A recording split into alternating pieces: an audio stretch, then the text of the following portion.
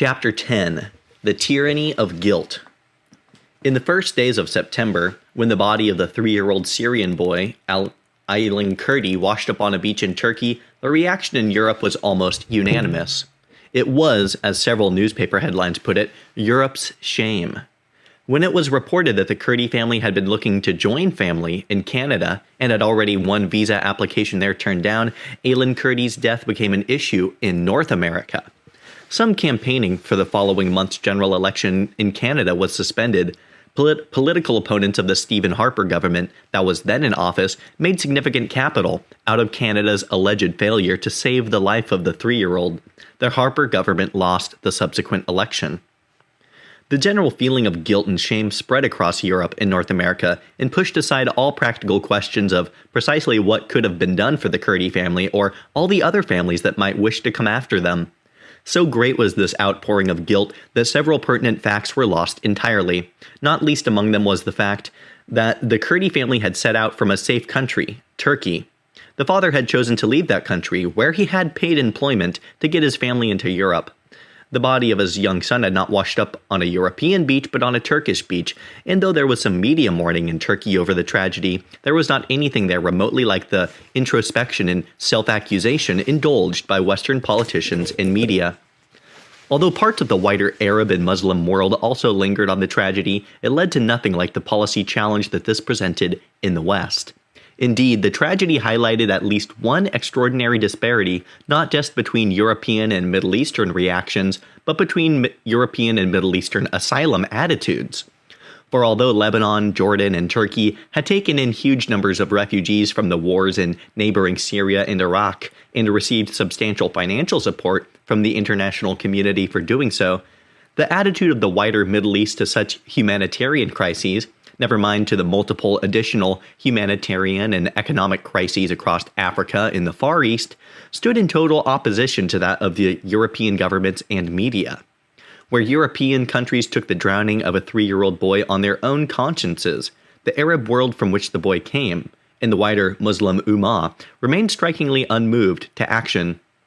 For instance, the 6 Gulf cooperation countries comprising Kuwait, Bahrain, Qatar, the UAE, Saudi Arabia, and Oman had granted asylum to a grand total of 0 Syrian refugees by 2016. Their attitude towards refugees from Eritrea, Nigeria, Bangladesh, and Pakistan was not even as generous as that. Only a few months before Aylan Kurdi's death, one Kuwaiti official, Fahad al-Shalami, explained in an interview on France 24 why Gulf countries like his were refusing asylum to Syrian refugees. Quote, "Kuwait and the Gulf countries are expensive and are not suitable for refugees," he explained. "They are suitable for workers. The transportation is expensive. The cost of living in Kuwait is high, whereas the cost of living in Lebanon or Turkey is perhaps cheaper. Therefore, it is much easier to pay the refugees to stay there.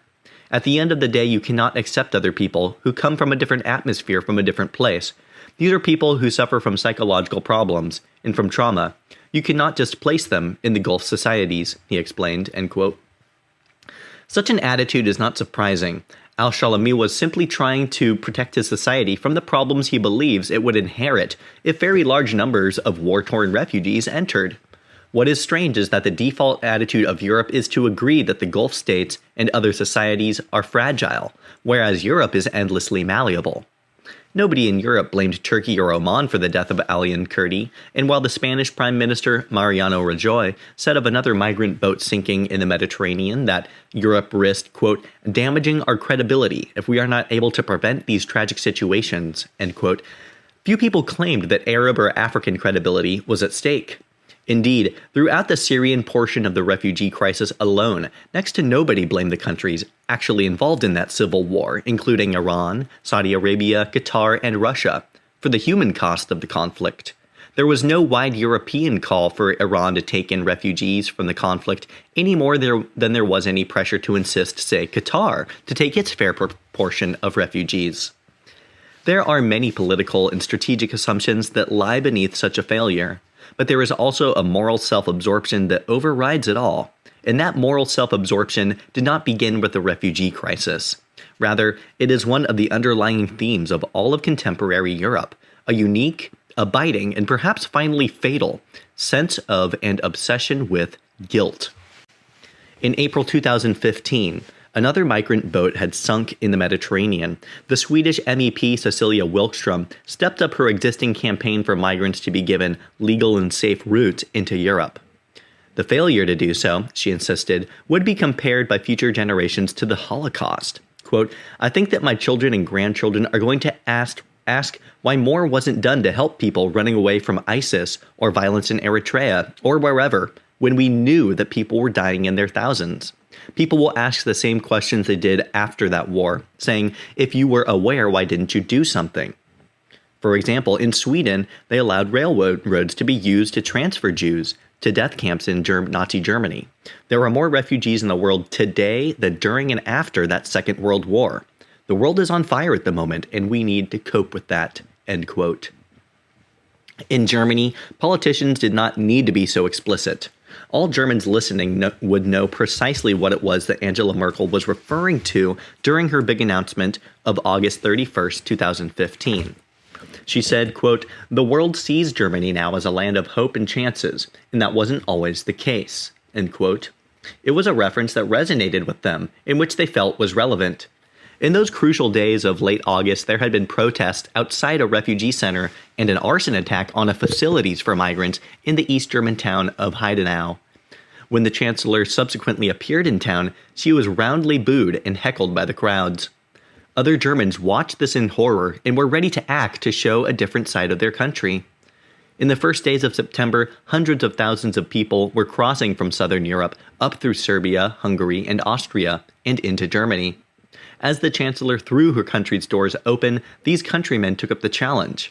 At the borders and at train stations in Munich and Frankfurt, crowds of hundreds of people gathered to welcome the arriving migrants. This footage went around the world. Here were crowds of Germans not merely offering assistance to the migrants as they arrived, but giving them what they often looked like, a welcome party. Migrants who had traveled across at least one continent looked dazed and often jubilant as they walked into crowds of Germans applauding and cheering on all sides. The welcoming committees waved balloons and banners with slogans like "Welcome" and "We love refugees" on them. As the trains came into the stations and the migrants got off and went through the crowds, some locals wolf whistled and gave them high fives. Human chains of volunteers handed out food and gifts, including sweets and teddy bears, to the children. It was not just an expression of the Willkommenskultur, or welcoming culture, that Germany says it likes to practice. These migrants were not merely being welcomed, they were being celebrated, as though they were the local football team returning triumphant, or heroes returning from war. Among the recipients of this greeting, some got into the spirit, raising their hands or punching the air as they passed through this guard of honor. This spirit did not only affect the Germans. People came from across Europe to take part in this effort, and the historical parallels were explicit everywhere. 2 students from Britain went to the Austrian-Hungarian border with a car to ferry migrants into Munich. Interviewed by the media, one said, "We're here because seeing scenes on television, the thought belongs to the 1940s, and because the historical parallels here are so reminiscent of things like the Underground Railway. And you just like to ask yourself, what would you have done then? And I would like to say I would have helped, which is why we're here today." This parallel was not confined to those around Germany. Second World War parallels were breaking out across Europe. In Denmark, migrants were already pouring across the Øresund Bridge to Sweden by train. They did not need passports because there was no border. But not everyone found this to be a powerful enough image. During the war, when the Nazis ordered the deportation of Jews from Denmark, local Danish resistance famously and heroically spirited nearly all of Denmark's 8,000-strong Jewish community across the water to neutral Sweden in the dead of night. And so it was that in September 2015, a 24-year-old Danish politician by the name of Annika Holm Nielsen began transporting migrants in her yacht across the 5-mile stretch of water between Copenhagen and the Swedish city of Malmö. A man called Abdul, who had come up from Germany and whom she met in Copenhagen's central station, was ferried by her across the choppy waters in a trip that was inevitably compared in the media to the actions of the resistance in 1943. Nielsen herself denied that this was something symbolic and insisted that it simply seemed the safest thing to do. Never mind that Abdul's onward journey to Sweden would have been safer, swifter, and more comfortable if Miss Nielsen had simply allowed him to get on the train to Malmo like everybody else. During September 2015, gestures like this fitted the narrative. It was a narrative that many people forming the welcoming parties at the train stations of Germany stated explicitly that this was in some way a remedy for what had happened in the 30s and 40s. The almost hysterical behavior of the crowds radiated a sense of not just relief but ecstasy, that here were people migrating into Germany rather than migrating out of it. Instead of being a country fled from because their lives were in danger, Germany had become a place where people escaping war and persecution were finally fleeing to. But of course, there were several serious problems with this. The comparison between the migrants of 2015 and the Jews of the Nazi era really breaks down in several places. Firstly, the Jews who fled Hitler were desperate for any other country to live in. Germany's 2015 arrivals had walked through numerous countries, including European ones, before arriving in Germany. Secondly, although large numbers of Syrians, among other migrants, certainly were fleeing for their lives, to compare all of these migrants, including the economic migrants, with the Jews of the 1930s was not just to diminish the suffering of the exiles from Hitler's Germany, it was to insist that Europe had absolutely no choice other than to take in everybody who wanted to come, because to do so would be branded as a Nazi. Whether they knew it or not, the Germans and others who crowded onto the streets and platforms of their country to celebrate these new arrivals were taking part in a historical process, far beyond them. Even this emotional act came, when needed, with the same intellectual ballast as every other argument in post-war immigration. Among those interviewed on the television news, a number explained that because of Germany's demographics and labor shortages, it made sense for the country to bring in these hundreds of thousands of new people. But these rationales appeared to be secondary. They were explanations to back up a decision that had already been taken. The original instinct of a section of the population and their political representatives was the more significant one, and just the latest and most visible expression of a historical burden that many Europeans felt themselves to be carrying. The stain of Europe. Contemporary Europeans may not be the only people in the world to feel they have been born into original sin, but they certainly appear to suffer from the worst case of it. Today's Europeans expect themselves, long before anybody else raises it, to bear specific historical guilt that comprises not only war guilt and Holocaust guilt, but a whole gamut of preceding guilts. These include, and they are by no means limited to, the abiding guilt for colonialism and historic racism. And although all of this adds up to a hefty burden, it is no longer one we are expected to bear alone. In recent decades, the same blackmail from history that has afflicted modern Europe has also been assumed by a group of noticeably homogenous states. What is striking is that all of the other countries expected to suffer for the same sins are countries for whose creation Europe is blamed, so that the impression appears to be that the stain of the Europeans crisscrosses the whole world. Whereas for contemporary Europeans, colonialism is just one of our middle-ranking midway sins. For Australians, colonialism has become the nation's founding original sin. But not because like European nations, it stands accused of having plundered other countries in search for wealth, but because it stands accused of plundering itself, of being a colonialist project still sitting on its colony. For Australia, colonialism is said to have started at home. Today's Australian schoolchildren are taught that whatever is present virtues, their nation was founded on genocide and theft. The fact that those original colonial forces were also white and European makes the act unsurpassably worse than it would be were the story the equally familiar one of dark-skinned peoples taking land from other dark-skinned peoples. The conquering of one group by another and the ill treatment of the losers by the victors is the story of most nations on Earth. But for Australians, the historic treatment of the Aborigines and other First Peoples is a subject that has in recent decades moved from the margins of public debate to the core, to the country's deepest founding sin. Strangely, this narrative of guilt seems actually desired and welcomed by the Australian society. As with anything that people truly desire, some inflation of the truth is bound to occur along the way, and so, in Australia, the policies of missionaries and officials in removing some Aboriginal children from their generations, or from their parents, or the stolen generation, has even been promoted to a genocide. It has been the focus of numerous popular books, films, government inquiries, and repeated apologies from politicians including prime ministers. Rebuttals are hard to introduce, because even the most extreme claims are welcomed, whereas the contradiction is only taken as evidence of the culprit's ongoing denial and racism. As a consequence, all that appears left open for discussion in Australia today is what degree of compensation ought to be distributed to Aboriginal communities for this historic hurt. The cumulative effect of this ingrained guilt has caused a palpable change in the world's impression of Australia and in the country's image of itself, from a generally sunny and optimistic place to one that has become palpably darker, not to mention mawkish about its past. In recent years, this has expressed itself in such popular acts such as the Sea of Hands display, in which hundreds of thousands of citizens have sponsored and signed a large plastic hand in Aboriginal colors to be placed on the lawn in front of public buildings, including the Parliament in Canberra.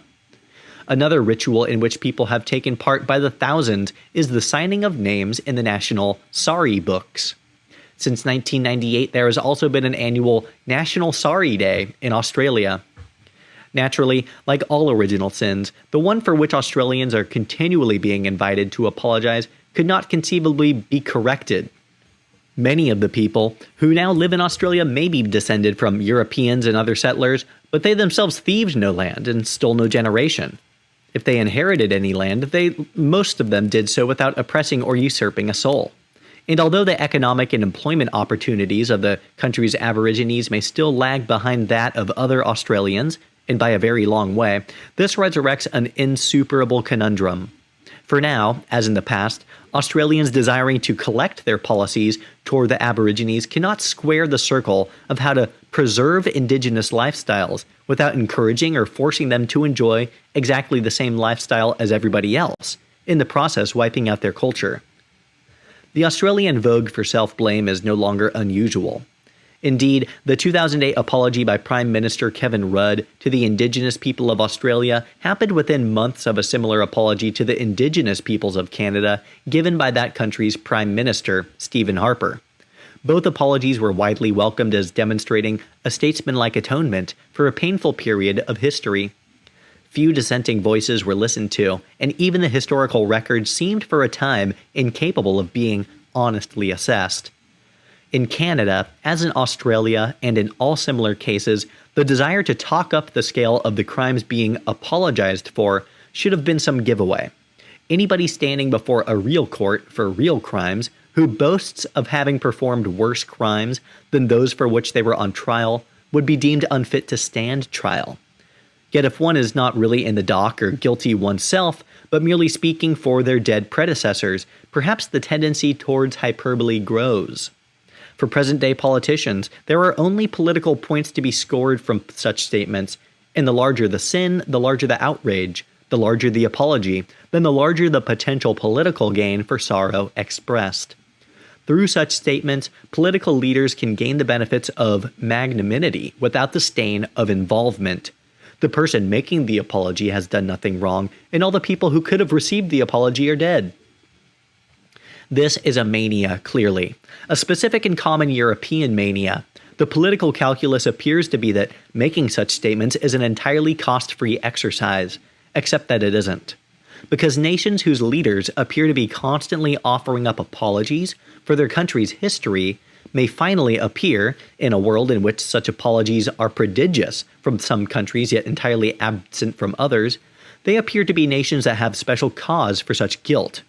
If Australia is forever opening up and apologizing for its own past, while China remains silent, the impression may eventually be instilled in children in Australia, in as much as anywhere else, that Australia is the country with more to apologize for. And while upgrading big historical mistakes into genocides may be cost-free for polemical scholars and ambitious politicians, they focus an impression of wrongdoing that may eventually burrow not only into the world's view of a particular nation, but deep into that nation's view of itself. Beyond an appropriate level of historical humility, what can actually be achieved by the extremes of such a tendency? Even if Australia had been born in sin, there is nothing that can be done to rectify it. Other than, centuries after its founding, for everyone in Australia to be divided out by race, and those believed to have been descended from earliest settlers ordered to hand over their wealth to anyone believed, after appropriate genetic testing, to be descended from the others, the indigenous. The genetic codes of those mixed race would perhaps be adjudicated by a genetics court, which, depending on the findings, might then order people to give up some wealth, get a cash windfall, or keep a precise amount, depending on their DNA tests. If theft is the crime, then restitution is the only possible punishment. I'm taking a time out from the book for a second. That sounds really dystopian. Anyways, back to the book. Absenting such an unlikely conclusion, the interim agreement appears to be that Australians can continue to reside in Australia so long as they live in a state of perpetual remorse, an attitude supplemented by regular tribute to Aboriginal culture, including Aboriginal art, and the generalized depiction of Indigenous cultures as possessing some especial parity or truth that can then be compared unfavorably with contemporary Australia. In recent years, this trope has developed into Australia's version of the noble savage myth. This portrays what went before the present as better or purer, even where it was demonstrably worse. It depicts as sympathetic those behaviors that would ordinarily cause people to abandon sympathy. It is a fashion of romantic primitivism that may have come to fruition in modern Australia, but does not only exist there. Another country that can now be blamed as an export of the Europeans is the one that, by economic standards, is also the most successful country on Earth. For several centuries after he landed somewhere in the Bahamas, Christopher Columbus's quote-unquote discovery of America was thought to be a good thing, and Columbus himself celebrated for his heroic deeds. 4 centuries after his arrival, immigrants to America were still putting up statues to him raised by public subscription. By the 5th century anniversary of the event in 1992, the calculus had changed. Columbus was no longer the discoverer of America. He was in fact the destroyer of America. America was now increasingly filled with people who seemed to wish he had never discovered the country in the first place. Columbus himself had been turned from a successful explorer and adventurer into a colonialist and a genocidist. A rash of books published to coincide with the quincentenary made the obligatory claim that the actions of Columbus were in fact the progenitors for the actions of the Nazi Germans, saying, quote, "On the way to Auschwitz, the road's pathway led straight through the heart of the Indies and of North and South America," end quote, is how one author put it. Another popular author wrote a book called The Conquest of Paradise, which presented pre-Columbus America as literally and metaphorically a Garden of Eden, a place in which man and nature were claimed to have lived in perfect harmony. The country that Columbus had brought into being, by contrast, was so appalling that it now looked set to be responsible for the likely destruction of the earth. In the years that followed in America, everything to do with Columbus came up for review. Even the National Columbus Day came under attack. Today, numerous cities, starting with Seattle and Minneapolis, have legislated to rename Columbus Day as Indigenous Peoples Day, representing an opportunity to focus on the people who were in America before Columbus's discovery, quote-unquote discovery. As one descendant of the indigenous peoples told the local radio in Oklahoma City when they were going through this debate, quote, "This is something that I've struggled with for a long time. The fact that our country, our state, and our city celebrate this holiday around this man who murdered and enslaved and raped indigenous people and decimated an entire population," end quote. Of course, none of this had happened in her lifetime, nor the lifetime of anybody who she had ever known. Once again, both perpetrators and victims are dead, and there are few, if any, ways to alleviate such sentiments.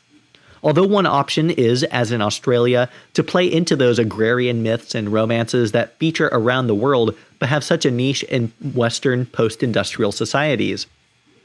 These see the establishment of modern civilization as having not merely wrecked once beautiful landscapes, but as having filled hitherto unsullied human beings with the deadliest sins of human greed.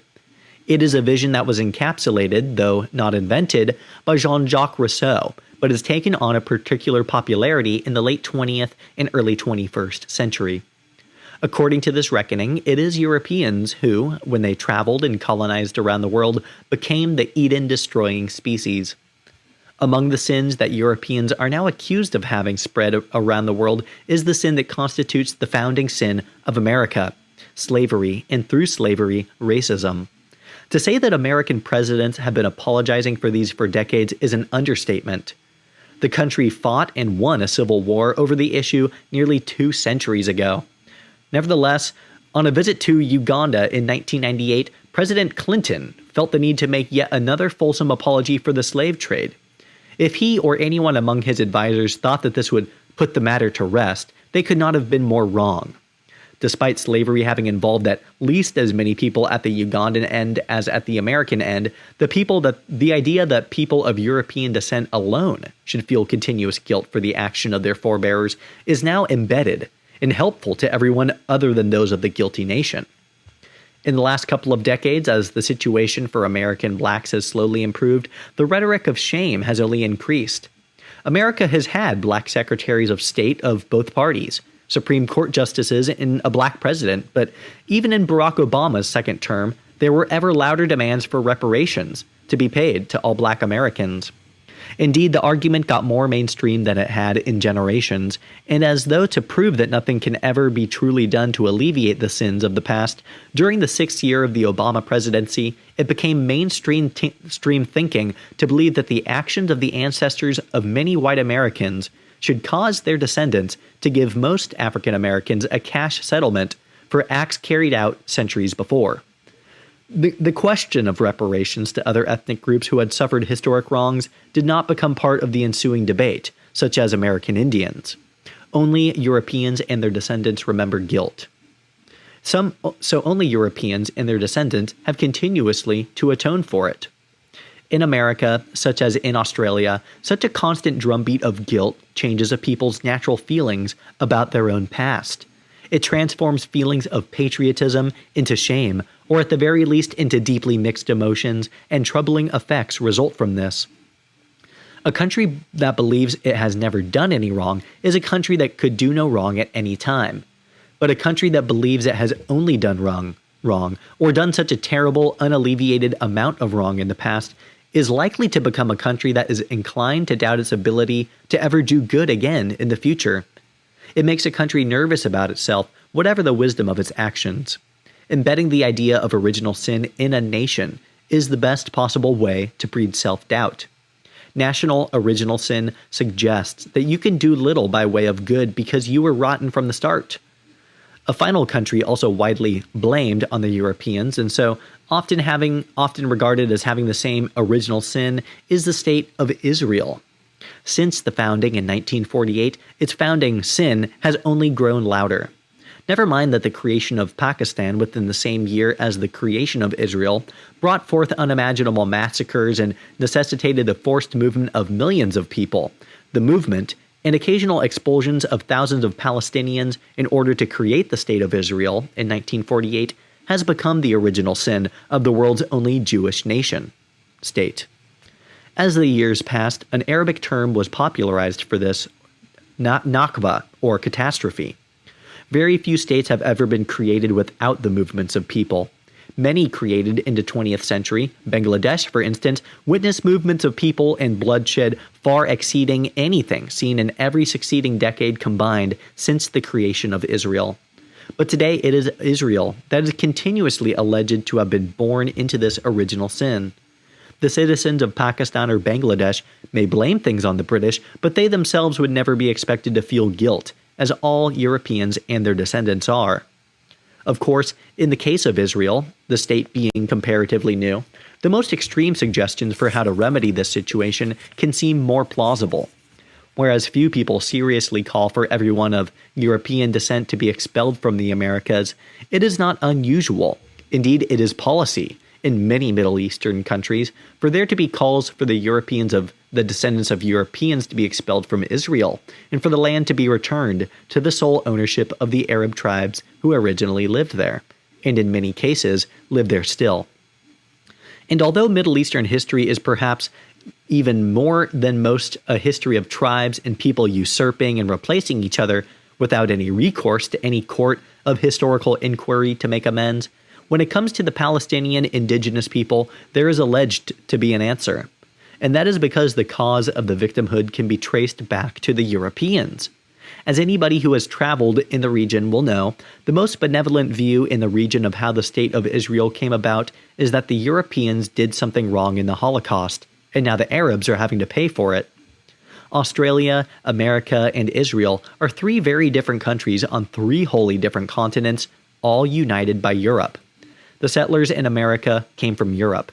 The settlers in Australia came from Europe. And although half the population of Israel are Jews who had to flee Arab lands, the Jews of Israel are widely believed to come solely from Europe. So it is not persecution mania, but simple observation for Europeans to fear that the uniting evil in all of these cases, among many others, is not just people in history who did bad things, but Europeans who did and might do bad things. And who, considering a people who did so many bad things and on such a scale, could not suspect that they were in fact simply bad people. It is understandable if modern Europeans feel themselves to have a certain toxicity. Almost alone among all the peoples of the world, Europeans seem capable not only of doing terrible things in their own continent, but of spreading their evils around the world. And as the evil metastasizes, it is also generalized. There are few worse intellectual crimes in Europe than generalizing or essentializing another group of people in the world. Yet generalizing and essentializing are allowed to become rife when the world speaks about Europeans. A European would be scolded for blaming every African for the crimes of every other African, or any Asian for the crimes of any Asian.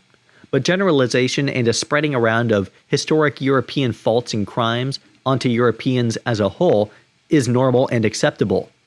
So in a debate over Western culture, even in London, it is not at all surprising to hear speakers telling their audiences that we, not only in Europe but across the West, bear responsibility for Nazism and the Holocaust. The fact that a London audience is more likely to be descended from, and may well include, people who fought against Nazi Germany, rather than bearing any complicity or responsibility, becomes background detail, if not overlooked altogether. The world can generalize away about the West, and Europeans in particular, so long as the generalization relates to the lowest points of the West's history. And while any honest student of history must conclude that every community, race, and group of humans is not only capable of doing terrible things, but has managed to do such things, what a particular entity or era decides to focus on tells you a great deal. Just as telling is what is not focused on and what does not get as much or any meaningful attention. Double standards in the triumph of the masochists. The Ottoman Empire was one of the largest and longest sustained empires in world history. For more than 600 years it ruled a vast swath of land, imposed Islamic religious and cultural ideas on those whom it governed, and by its own system of laws punished those who stood against it. It pushed into Southeast Europe, the Middle East, and North Africa by military force, and only because of the strength of a coalition of European armies at the Battle of Vienna in 1683 did Europe avoid Ottoman rule. In the wake of the First World War, of course, the empire fell apart. But while it did so, it committed one of the worst atrocities in history in the first actual genocide of the 20th century. The destruction of the Armenian population of Anatolian Turkey saw the massacre of more than 1 million people in a couple years, and hundreds of thousands more made stateless. In 1973, 5 decades after Turkey's empire fell apart, Turkey invaded a European nation-state, Cyprus. Occupying half of the island, its armies slaughtered Greek Cypriots and drove others from their homes. The occupation continues to this day, despite Turkey being a member of NATO and the southern Greek portion of Cyprus being a member of the European Union. One might concede that Turkey, as a historical force, has been no worse, if certainly no better, than any other country in the world. Who has not carried out an actual genocide, run an empire for twice as long as the British, and invaded a sovereign nation in recent decades? This is not what is striking. What is striking is that so little of this is ever raised, and Turkish people are rarely, if ever, made to feel guilt for Turkey's historical role in the world. One part of that is because Turkey's government ensures that this is the case. One of the reasons why modern Turkey is a world leader in imprisoning journalists is because under Article 301 of the country's penal code, it is a crime to insult the Turkish nation. Any mention of the Armenian genocide breaks that law and sees the violator sent to prison. And although a contingent of Greek Cypriots continue to complain about the ongoing occupation of the northern half of their country, this has never precluded the British government, among others, from continuing to call for Turkey to become a full member of the European Union. Perhaps it is unsurprising that the Turkish government has never apologized for the excesses of the Ottoman Empire, and perhaps it is unsurprising that the country still forbids by law any mention of its recent history of occupation and ethnic cleansing. What is more surprising is that so few people would use these things against the Turks as a people. If the kind of history now taught and internalized in so much of Europe is intended simply to prevent a replay of those worst aspects of that history, then why should we ask who else? Then we should ask who else should be treated this way. Which other nations ought to be encouraged to feel shame for their past? And if no others do, relying not only on natural pride but also outlawing historical inquiry, does Europe not find itself in the strange situation of feeling unusually guilty for being only ordinarily so? The problem is worse. For if historical wrongs must lead to atonement in the present day, then what is the statute of limitations, and to whom else may it apply? As with the Empire Strikes Back theory, it is often stated or implied that Europe must suffer any and all consequences of mass migration because it is part of a process of atonement for historical wrongs. Yet if mass migration is in part an atonement for historical wrongs, such as imperialism, why do we not treat modern Turkey in such the same way? Should Turkey be a country that also deserves to be altered completely? If so, where should we encourage the waves of immigration to come from? Should all Turks not happy with this process be shut down with cries of racism, as in Germany or Britain? And when, if ever, should we call a halt to the process? Indeed, if we were at a stage of imposing diversity on people for historical wrongs, why should such diversity not be imposed on places like Iran or Saudi Arabia? Should they not be forced to atone for its history by having minorities from around the world encouraged to head toward it? Since all countries, peoples, religions, and races in truth have done something terrible in their time, and since most races and cultures are not punished in this way, why should one not see a specific anti-Western, and in particular, an anti-European motive behind these recent movements? A curious and disturbing idea lies behind it. For if the concept of historical guilt means anything, it means that a hereditary stain of complicity can be said to pass down from one generation to another. It is true that for many centuries, because of a single verse in the Gospels, some Christians held the Jewish people accountable in such a way. And it took until 1965 for a Catholic pope to formally lift this historical burden. But in this and almost every other case, the modern age views this descendant blaming as morally repugnant. The case of the Jews is especially disturbing because it suggests how long such a vendetta can last. The guilt with which modern Europeans now find themselves burdened, by contrast, only began in recent decades. It is a pathology of the late 20th century onwards. So perhaps it could, like the Christian idea of the hereditary guilt of the Jewish people, it could continue for another couple of millennia. Yet even then it is hard to see how it could be lifted.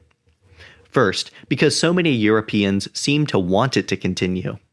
Guilt, as the French philosopher Pascal Bruckner has diagnosed it in his book La Tyrannie de la Pénitence, has become a moral intoxicant in Western Europe. People imbibe it because they like it. They get high on it. It lifts them up and exalts them.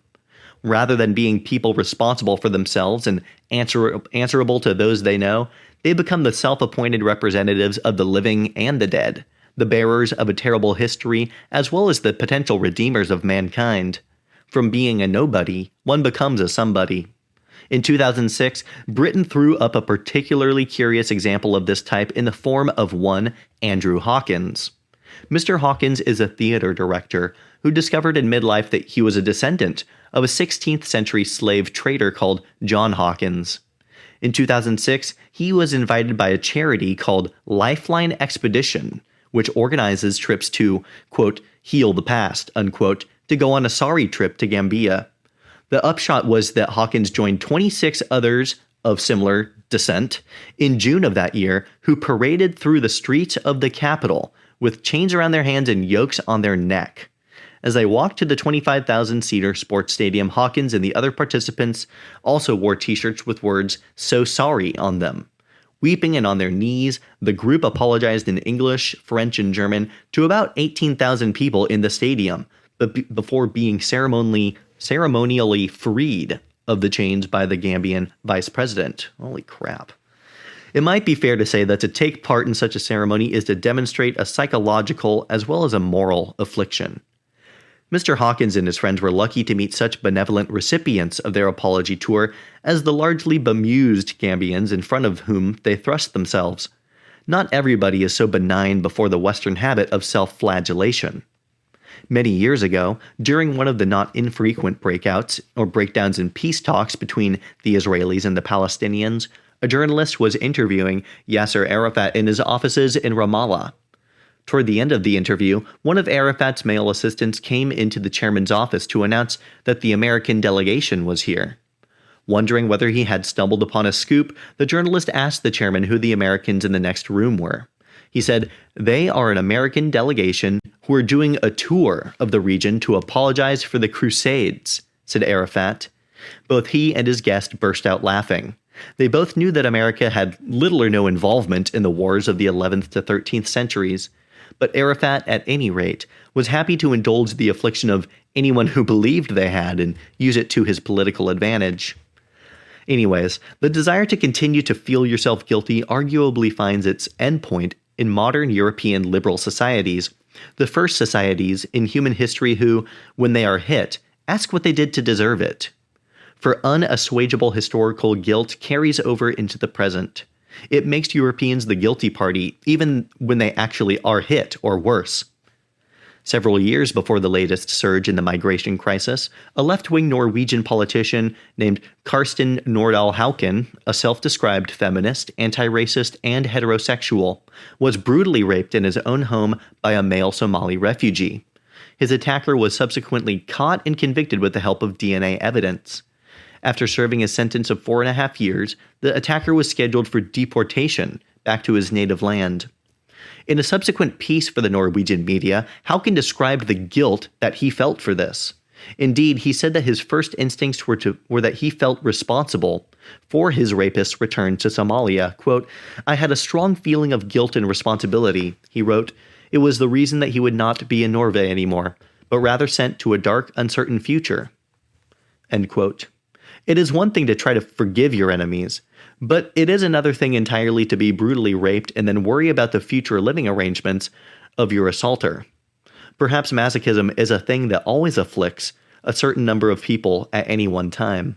Perhaps the masochists, like the poor, will always be with us, but a society that rewards those with such tendencies, and indeed tells people with such tendencies that their tendencies are not just natural, but a demonstration of virtue, is a society likely to produce a higher concentration of masochists than most. Of course, all masochists, however large or small in number, have one unique problem they must always confront, which is what happens when they meet an actual sadist.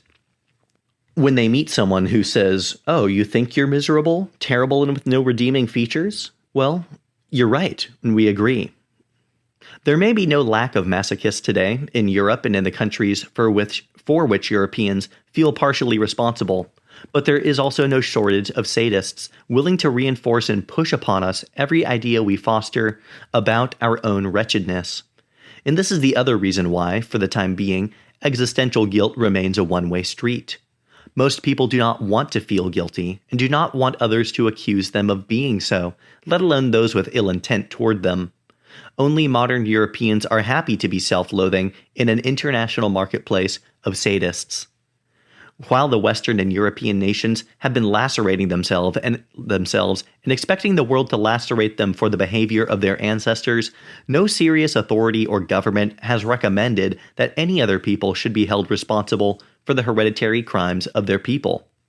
not even for crimes committed in living memory. It might be because there are few sadists in the West, or more likely it is because there are not enough masochists in other countries for such a mission to have any chance of success. The Mongol invasions of the Middle East in the 13th century remain among the worst brutalities in recorded history. The massacres at Nishapur in 1221, in Aleppo and Haram, and the sacking of Baghdad in 1258 not only saw the slaughter of hundreds of thousands of men, women, children, but the despoliation of unimaginable quantities of knowledge and learning. If we hear much of the Crusades and little of these brutalities today, it is not only because the idea of tracing Mongol descendants and blaming them would be difficult, but because no Mongol descendant would be receptive to the idea of being blamed for the atrocities of their forebears.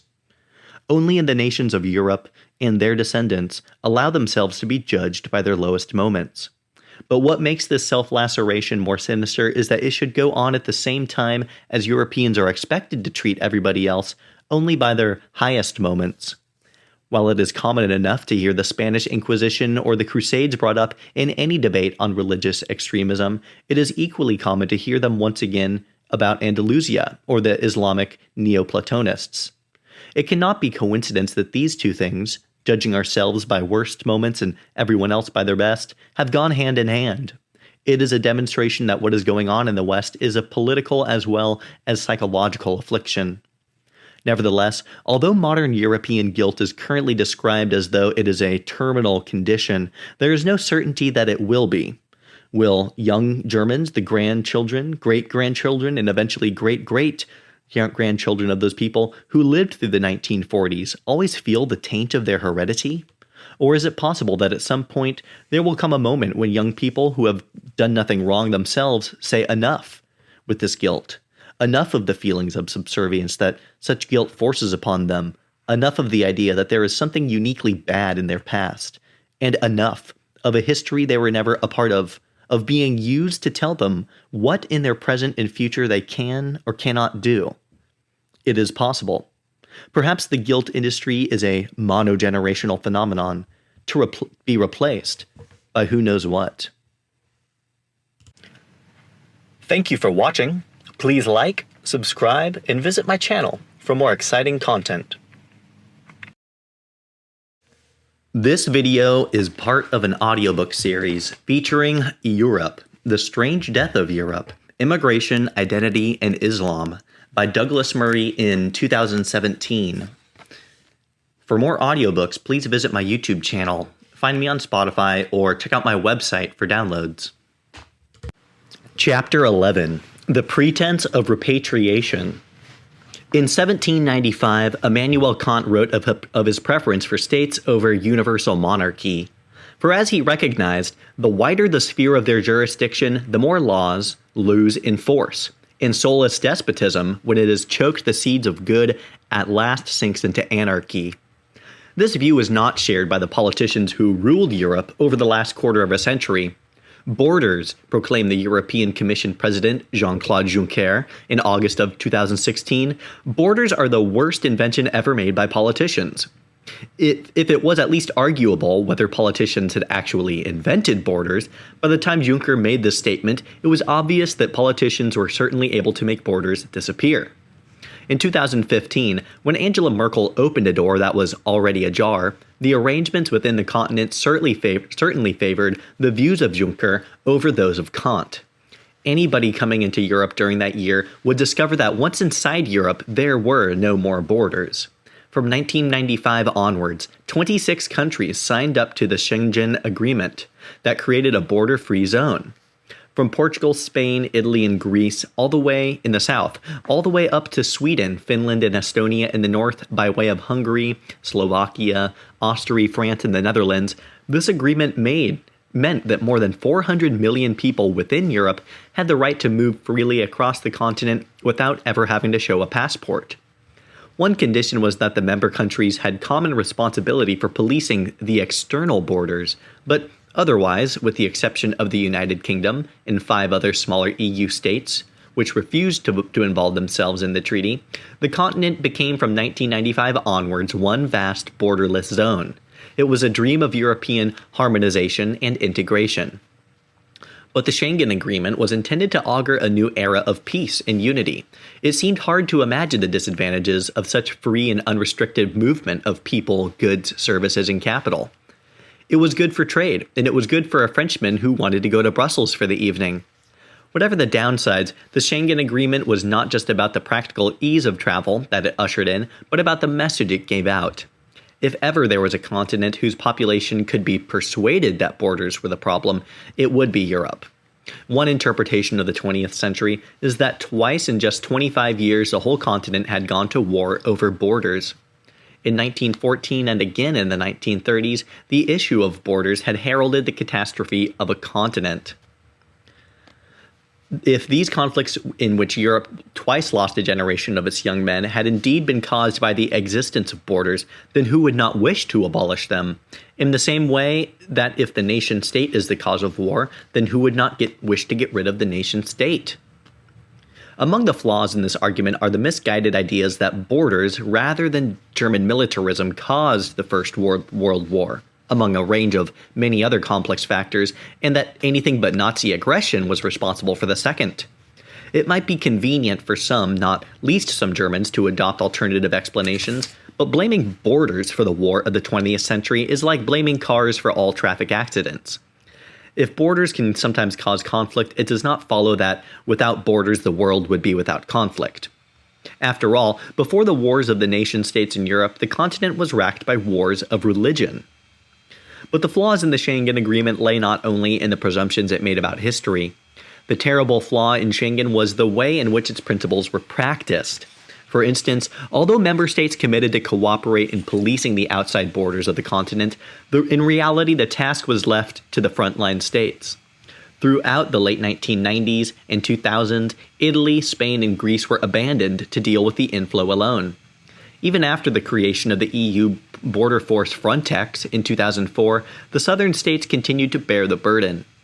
As an exasperated Italian interior minister, Angelino Alfano, had to remind his counterparts during the Lampedusa crisis in 2014, quote, said the Mediterranean border is a European border, end quote.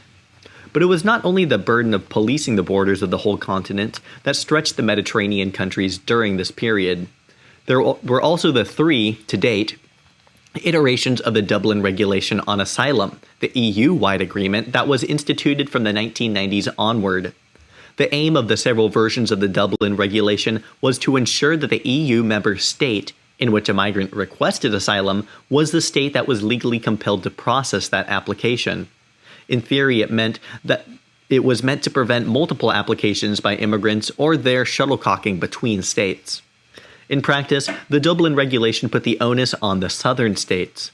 Given that the boatloads of people with or without documentation were arriving to claim asylum in Italy or Greece rather than Holland or Germany, the Dublin Regulation gave countries like Italy or Greece only a few potential options.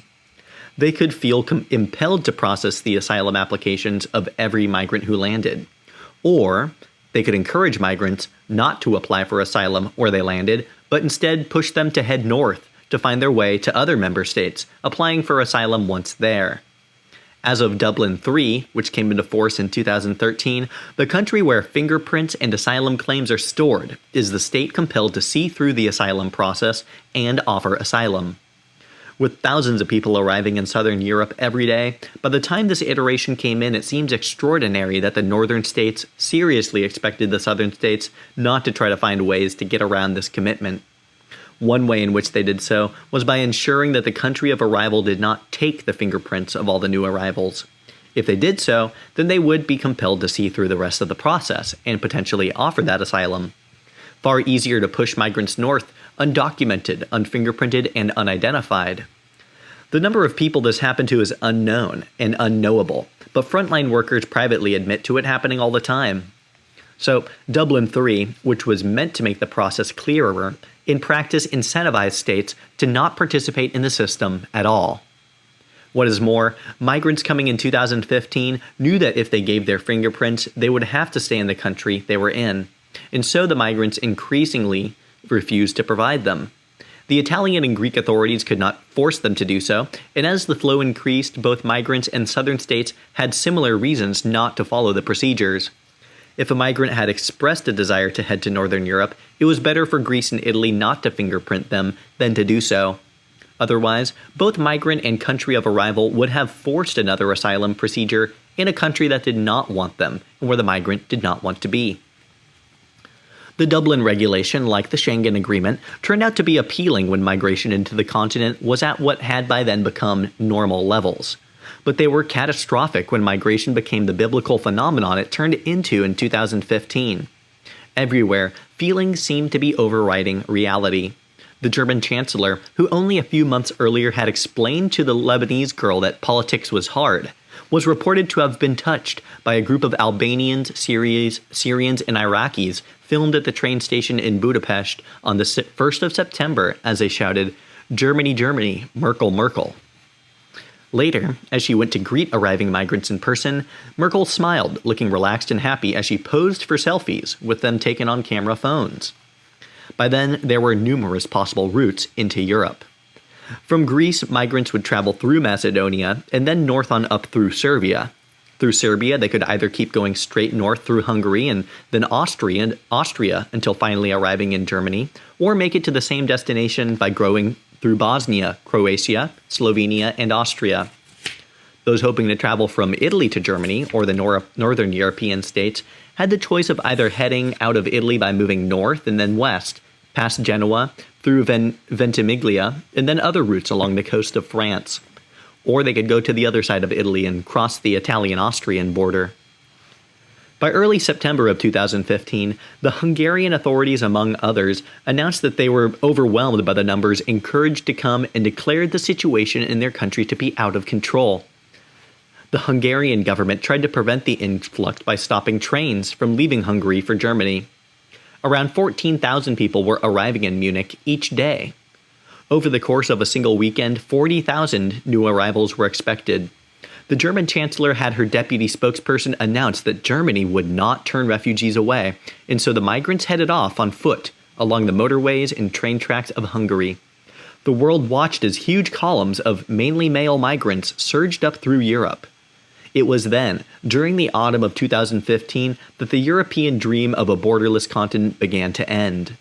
Having spent decades bringing the borders of Europe down for Europeans, the influx of this unknown number of non-Europeans meant that the borders of Europe began to go back up again. Hungary, among other states, was singled out for criticism by the German chancellor and the heads of the EU for appearing to revert back to national boundaries. But the country had been under a considerable strain not of its own making. In 2013, it had registered around 20,000 asylum seekers. In 2014, that number doubled to 40,000. During the first 3 months of 2015, Hungary had more people arrive in the country than in the whole of the previous year. By the end of the year, the police had registered around 400,000 people. These migrants, almost all heading to Germany or Scandinavia, were entering Hungary from Serbia or Croatia at the rate of up to 10,000 a day. Most of them were people who had come through Greece and who should have been registered there. Hungarian authorities believed that perhaps 1 in 10 of the total number of people moving into their territory had been registered in the correct way in Greece. As the Hungarians saw it, the Greeks had simply failed to comply with the Schengen Agreement and EU law.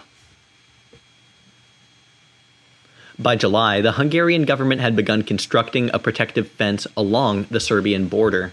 This meant that the flow along the Croatian border increased, and so they constructed another fence along that one.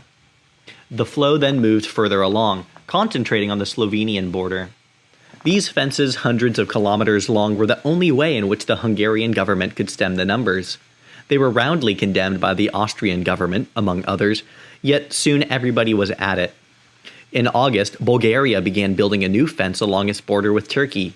In September, Austria imposed controls on its border with Hungary, while Germany temporarily introduced controls at its border with Austria. When the German Interior Minister, Thomas de Maizière, announced on September 13th that his country would reintroduce border controls, nobody seemed to know who he was speaking for. Even people within the German government seemed to be aghast at what their chancellor had set in motion. In the middle of September, Hungary declared a state of emergency and closed its border with Austria. Then Croatia closed its border with Serbia. Soon, Austria began the construction of a barrier along its border with Slovenia. How was this Austrian fence different from what the Hungarians had put up? According to a shamefaced Austrian government, the difference was that their border fence was a door with sides. Soon Slovenia was constructing a fence along its border with Croatia, while Macedonia began constructing a barrier along its border with Greece. By this point, the European Commission itself was urging the Macedonian authorities to seal their border with Greece on behalf of the entire European Union, effectively forcing Greece unilaterally out of the Schengen area.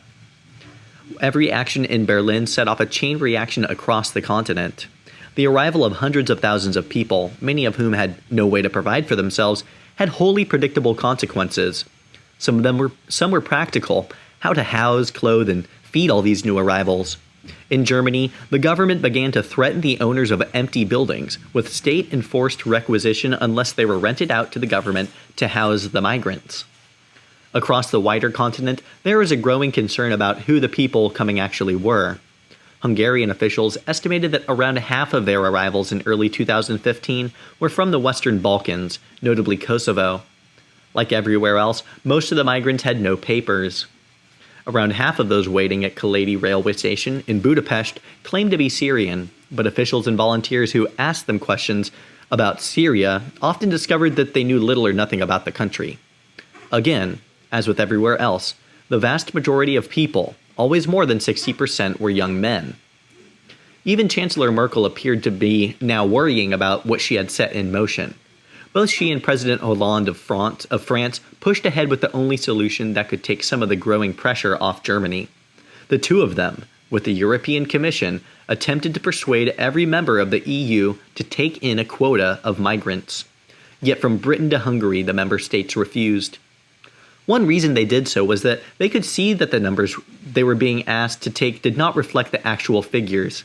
The European Commission and Merkel were trying to persuade countries to sign up to a quota system that was already inadequate for dealing with the numbers which had arrived. Governments that were refusing to do the bidding of Merkel and the European Commission were also reflecting the will of their people. A solid 2/3 of Hungarians polled during this period felt that their government was doing the right thing in refusing to agree to quota numbers issued from Brussels or Berlin. And yet one of Hungary's most famous sons disagreed. The billionaire financier George Soros spent considerable sums of money during 2015 on pressure groups and institutions making the case for open borders and free movement of migrants into and around Europe. As well as a website called Welcome to EU, his Open Society Foundation published millions of leaflets informing migrants of what to do. These informed them of how to get into Europe, what their rights were once there, and what the authorities could and could not do. The group openly advocated resistance against the European border regime. In October 2015, the Hungarian Prime Minister Viktor Orbán criticized Soros publicly as one of a circle of activists who supports anything that weakens nation-states. Soros responded publicly to confirm that the numerous groups he was funding were indeed working for the ends described by Orbán. In an email to Bloomberg, Soros said that it was his foundation which was seeking to uphold European values, while he accused Orbán of trying to undermine those values. Soros went on to say of Orbán, quote, "His plan treats the protection of national borders as the objective and the refugees as an obstacle. Our plan treats the protection of refugees as the objective and national borders as the obstacle," end quote. The dialogue ceased before anyone could ask Soros how long those European values might last once Europe could be walked into by people from all over the world. But then the argument changed. The media across the globe were already describing Europe as buckling under the strain of the new arrivals when, on the evening of Friday the 13th November, Paris was rocked by 3 hours of coordinated terrorist attacks. Gunmen in a car using assault rifles drove by and shot at Parisians as they were eating and drinking in bars and restaurants. At the same time, a suicide bomber struck at the Stade de France stadium in Saint-Denis, where President Hollande was among the crowd watching a football game. As well as further shootings and suicide bombings at more restaurants, 3 gunmen entered the Bataclan Theatre concert hall on the Boulevard Voltaire. While more than 1,000 people were listening to a heavy metal concert, the attackers started firing assault rifles and gunned down as many as they could. They lined up the wheelchair users in the disabled section of the theater and shot... Oh my god. Okay, this is just eyewitness report. By the end of the evening in Paris, 129 people had been killed and many hundreds more were wounded. My god. The Islamic State in Syria claimed responsibility for the attacks. As with every previous terrorist attack in Europe, the continent held its breath and pondered the worst-case scenario. In time, it transpired that the culprits were from France and Belgium, but after the attack, one of the ringleaders had been able to safely return to Belgium. Of equal significance was that one of the Stade de France suicide bombers had a fake Syrian passport in the name Ahmad al-Muhammad.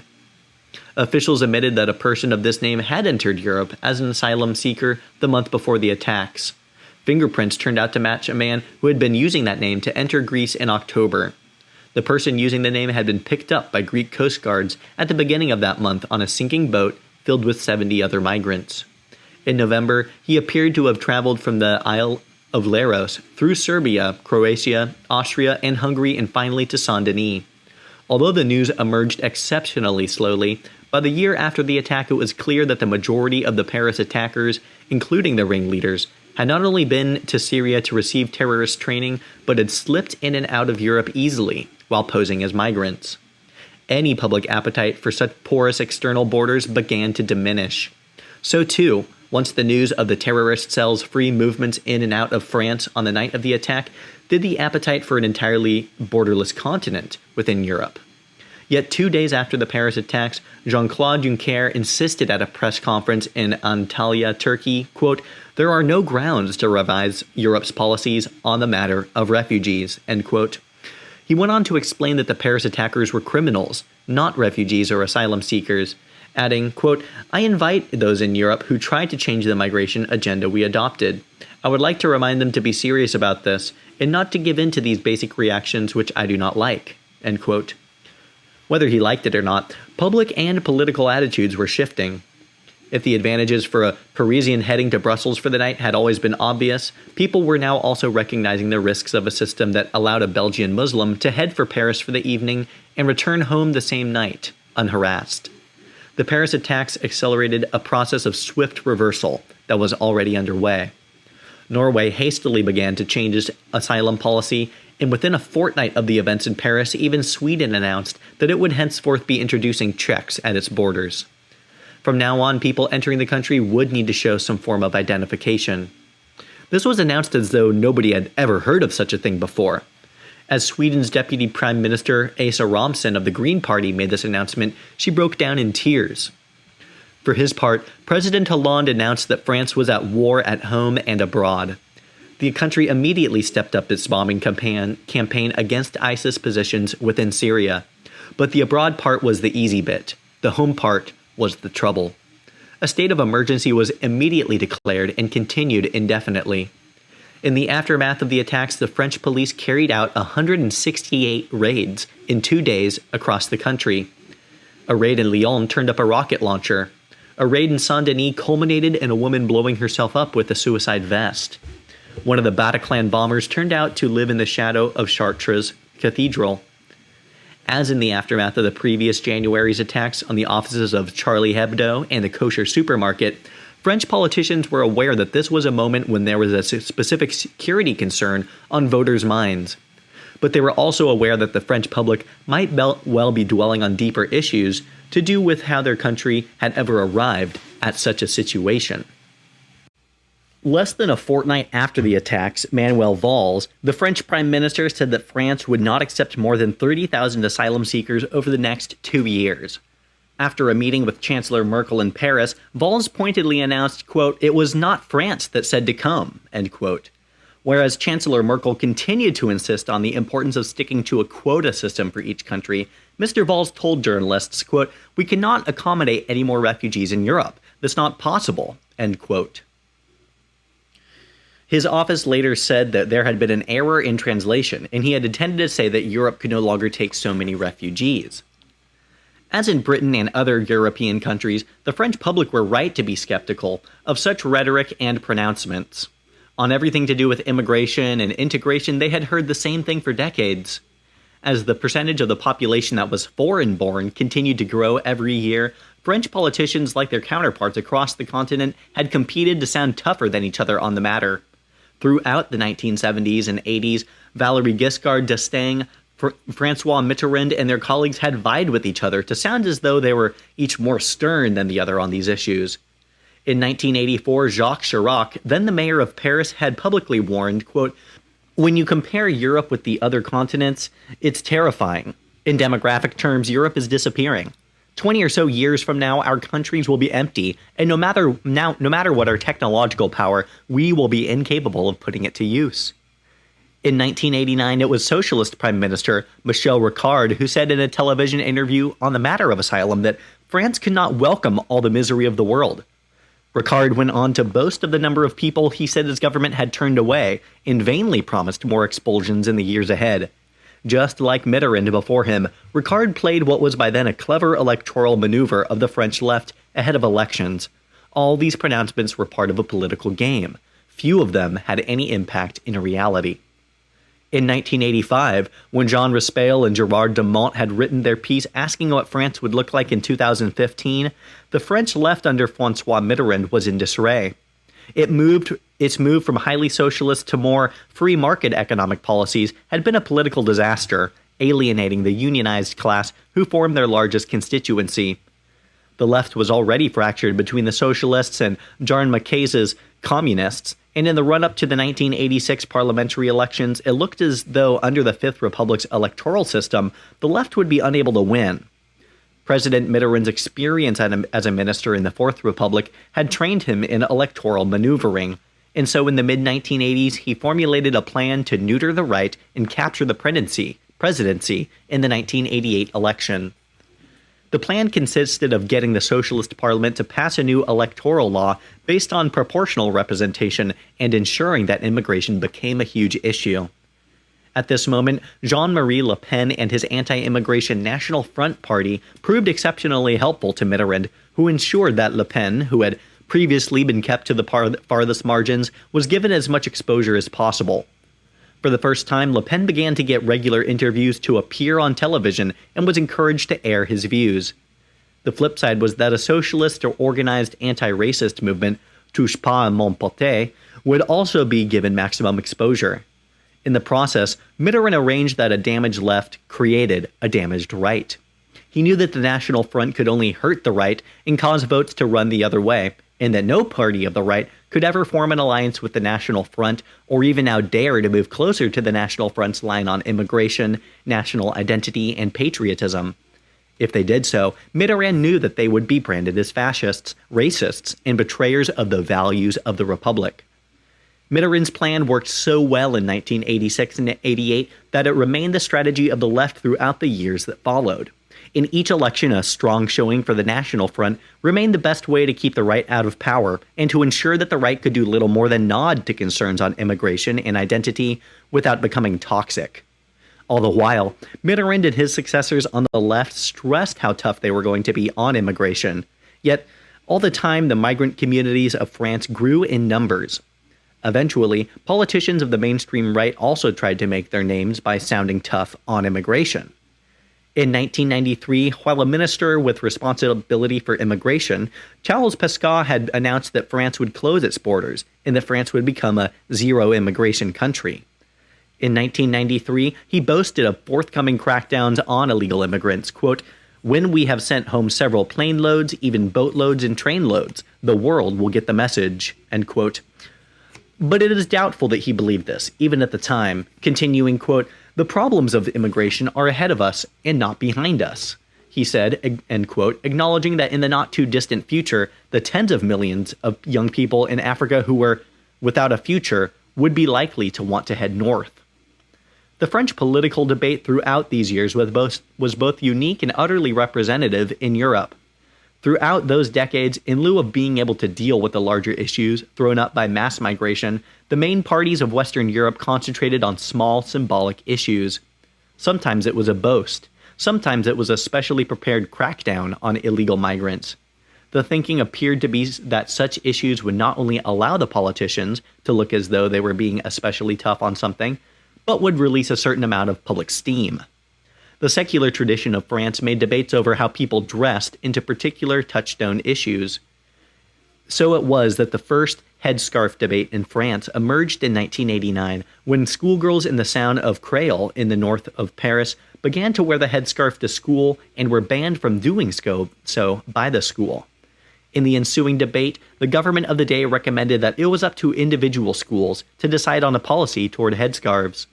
The matter returned in the 2000s when the growing visibility of the headscarf in French society and the need for government to be seen to be doing something led President Chirac in 2004 to pass a law forbidding the wearing of conspicuous religious symbols in public buildings. The French state had not reached the decision to ban such symbols in public schools or courts because of greater numbers of French Jews wearing kippas and Christians wearing small crosses on their necklaces. Rather, they reached this decision based on the increase in veiled women appearing in public.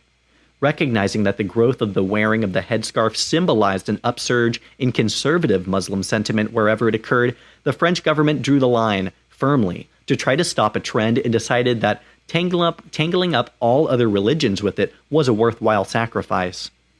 Several years later, in 2009, the people of Switzerland put down what they regarded as a worthwhile marker in a similar vein.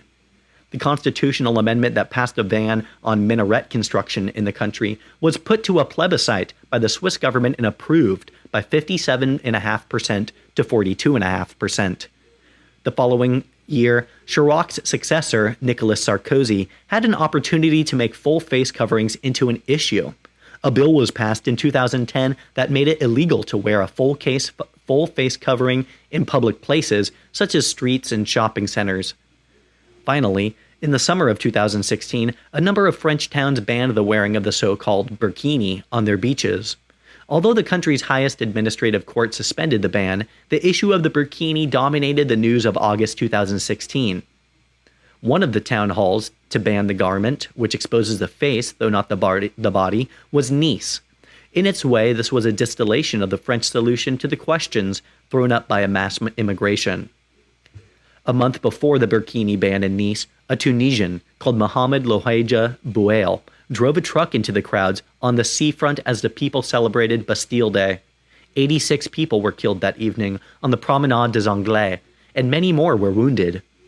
ISIS subsequently claimed that the terrorist had carried out the attack in a response to their call to carry out such attacks anywhere in Europe.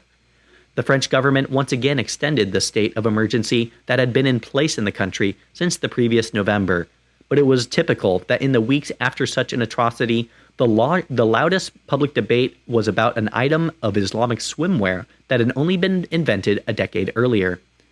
It was tempting to get hooked on such comparative minutiae because all the bigger questions had become unanswerable. You may be able to stop people getting hold of Kalashnikovs, but how do you stop them getting a hold of trucks? And you may stop more extremists coming into your country, but what do you do with extremists who are already your citizens? Thank you for watching. Please like, subscribe, and visit my channel for more exciting content. This video is part of an audiobook series featuring Europe, The Strange Death of Europe, Immigration, Identity, and Islam by Douglas Murray in 2017. For more audiobooks, please visit my YouTube channel, find me on Spotify, or check out my website for downloads. Chapter 12, Learning to Live with It. The carnage in Nice was just the first of a set of attacks that occurred almost daily in the summer of 2016. The Monday after the Nice attack, a 17-year-old asylum seeker named Mohammed Riyad pulled out an axe and a knife on a train in Bavaria, shouting Allahu Akbar and started hacking at fellow passengers. After seriously injuring 5 people, he was shot dead by the police. It transpired that the attacker had sworn allegiance to ISIS, and it also transpired that although he claimed to be from Afghanistan when he applied for asylum in Germany, records of him speaking suggested that he was in fact from Pakistan. If France was bad at discussing these matters, Germany proved far worse than anywhere. In the public discussion that followed the train attack, Germany's Green Party MP Renat Künast questioned why police on the train had killed the attacker rather than shooting to injure him. The following day, one Mohammed Bufarchuk shouted Allahu Akbar and stabbed a French woman and her 3 daughters near Montpellier in France, apparently for dressing immodestly. The perpetrator had been born in Morocco. And a few days later, the child of Iranian immigrants in Munich killed 9 people in a shooting spree, beginning with 7 teenagers at McDonald's. His motives remain obscure. And then we have a couple more grisly examples, which we'll skip forward through. Some of these attacks were carried out by people who had arrived in Europe during a migrant wave of recent years. Other attacks were carried out by individuals who had been born in Europe. The search for easy answers was as elusive as ever. These people wishing to blame terrorism on the lack of integration strategies in Europe were at a loss to explain the sense in importing so many new arrivals to a continent so bad at integrating its earlier ones. Those who wanted to talk about the recent migrant wave were at a loss to explain why even people born and brought up in Europe could carry out such attacks. Those who looked to explain the motives away found themselves struck by the sheer range of the targets. Those who believed that the staff of the rambunctiously secularist and anti-theist magazine Charlie Hebdo had in some sense had it coming to them in January 2015, could not explain what a priest saying Mass had done to deserve to be slain at his own altar 18 months later. A 46-year-old Parisian interviewed after the November 2015 Paris attacks inadvertently summed up the learning curve her society was on. In an unfortunate word of the use of the word just, she said, quote, "Every Parisian has been touched by these attacks. Before it was just the Jews, the writers or the cartoonists," end quote. If this was all terrible for Europe's view of itself and its future, it still had worse to discover. The terrorist attacks may have presented the public with the clearest reason for growing concern. But other equally and in some ways even more basic worries emerged over something that was perhaps more unmentionable. Almost everybody could recognize a terrorist attack when it occurred, even though they might quibble over the causes. But alongside the growing security concerns that everyone began to agree needed addressing, another subject arose that nobody wanted to discuss, and everyone was terrified of addressing. And that was throughout the 2000s, the question of sex attacks on local women by gangs of immigrants had been an open secret. It was something that nobody wanted to speak or hear about. There was something so base and so rank, however, in even mentioning it. Even to imply that dark-skinned men had a penchant for abusing lighter-colored women seemed to be so clearly to originate from some odious racist text that it appeared impossibly, firstly, to even imagine that it might be happening, and secondly, that it might even be discussed. British officials were so terrified about even mentioning such crimes in the North that every single arm of the state failed to respond over the course of years. When the same phenomena occurred on the continent, precisely the same concerns and problems were encountered. Even to mention the fact that in 2015, most of the recent arrivals in Europe seemed to be young men was to court opprobrium. To question whether all these individuals might have brought modern views about women with them was unmentionable, precisely as in Britain, because it seemed to speak to some base or racist smear. The fear of falling into the racial cliché or suffering accusations prevented authorities and the European public from admitting to a problem that had spread across the continent, and even more refugees a country took in, the greater the problem became. And then we have a couple paragraphs of some quite in-depth stories of these perpetrations, which I'm going to skip through. Yeah. But the numbers are vast, unfortunately. Eventually, this unmentionable subject became so bad that in September of 2015, officials in Bavaria began to warn local parents to ensure that their daughters did not wear revealing clothing in public. Quote, "Revealing tops or blouses, short skirts or mini-shirts could lead to cultural misunderstandings," end quote, one letter to locals warned. In some Bavarian towns, including Maring, police warned parents not to allow their children to go outside alone, and local women were advised not to walk to the railway station unaccompanied. On a daily basis from 2015 onwards, there were reports of rapes on German streets, in communal buildings, public baths, and many other locations. Similar events were reported in Austria, Sweden, and elsewhere, but everywhere the subject of rape itself remained underground, covered up by the authorities and deemed by most of the European media not to be a respectable news story. Unusually, in December of 2015, the New York Times reported on the classes that Norway was offering migrants who volunteered to learn about how to treat women in a Western society. These lessons were aimed at countering Norway's increasing rape problem by explaining to refugees that, for instance, if a woman smiled at them or dressed in a way, that did not mean that she was inviting them. These lessons to people who, in the words of one of the organizers, had never before seen a miniskirt, but only a burqa, confused some of them. One 33-year-old asylum seeker explained, quote, "Men have weaknesses, and when they see someone smiling, it is difficult to control." He continues, speaking of his own country of Eritrea, "If someone wants a lady, he can just take her, and he will not be punished." End quote. And this clash of sexual cultures had been simmering across Europe for years, but it was an indelicate, noxious subject for the mainstream to discuss. Only on the last day of 2015 did it break out on such a large scale that it could no longer be ignored. But the events in Cologne on New Year's Eve 2015 leaked out slowly.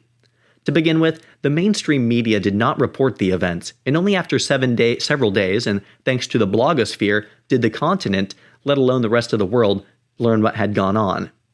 On one of the busiest nights of the year, as the city was celebrating, crowds of up to 2,000 men sexually assaulted and robbed, something in the region of 1,200 women in the main square outside the central railway station and cathedral of Cologne, and in the adjoining streets. It soon transpired that similar attacks had occurred in other German cities, from Hamburg in the north all the way to Stuttgart in the south. In the days after the attacks, as the scale and seriousness of the events sunk in, the police in Cologne and elsewhere strenuously attempted to conceal the identities of the culprits. Only when photo and videographic evidence from the scenes were shared on social media and confirmed in the mass media did the police admit that all the suspects were of North African or Middle Eastern appearance. In Germany in 2016, as in Britain in the early 2000s, a fear of the consequences of identifying the racial origins of the assailants took priority over the police force's commitment to doing their job. It was all part of a pattern that would be ongoing and seemingly interminable. Throughout 2016, the spate of rapes and sexual assaults spread to every one of Germany's 16 federal states. There were attacks literally every day, with most of the perpetrators never found. According to the German Minister of Justice, Heiko Maas, just a tenth of rapes in Germany are reported, and of those that reach trial, only 8% result in a conviction. Moreover, several additional problems emerged from these cases, not least that there appeared to be a concerted official effort to suppress data about crimes, where the suspects might have been migrants. It was, as De Welt finally admitted, a Germany-wide phenomenon. Just as in Britain a decade earlier, it transpired that German anti-racism groups had been involved. In this case, they had pressured the German police to remove identifiers from all suspect appeals for risk of stigmatizing whole groups of people. There was also the curious problem, not confined to Germany, of some women and even girls who had been assaulted trying to conceal the identities of their attackers. One of the most striking cases involved a 24-year-old woman who was assaulted by 3 migrants in Mannheim in January 2016. She herself was half Turkish and had claimed at the time of her attack that her assailants were German nationals.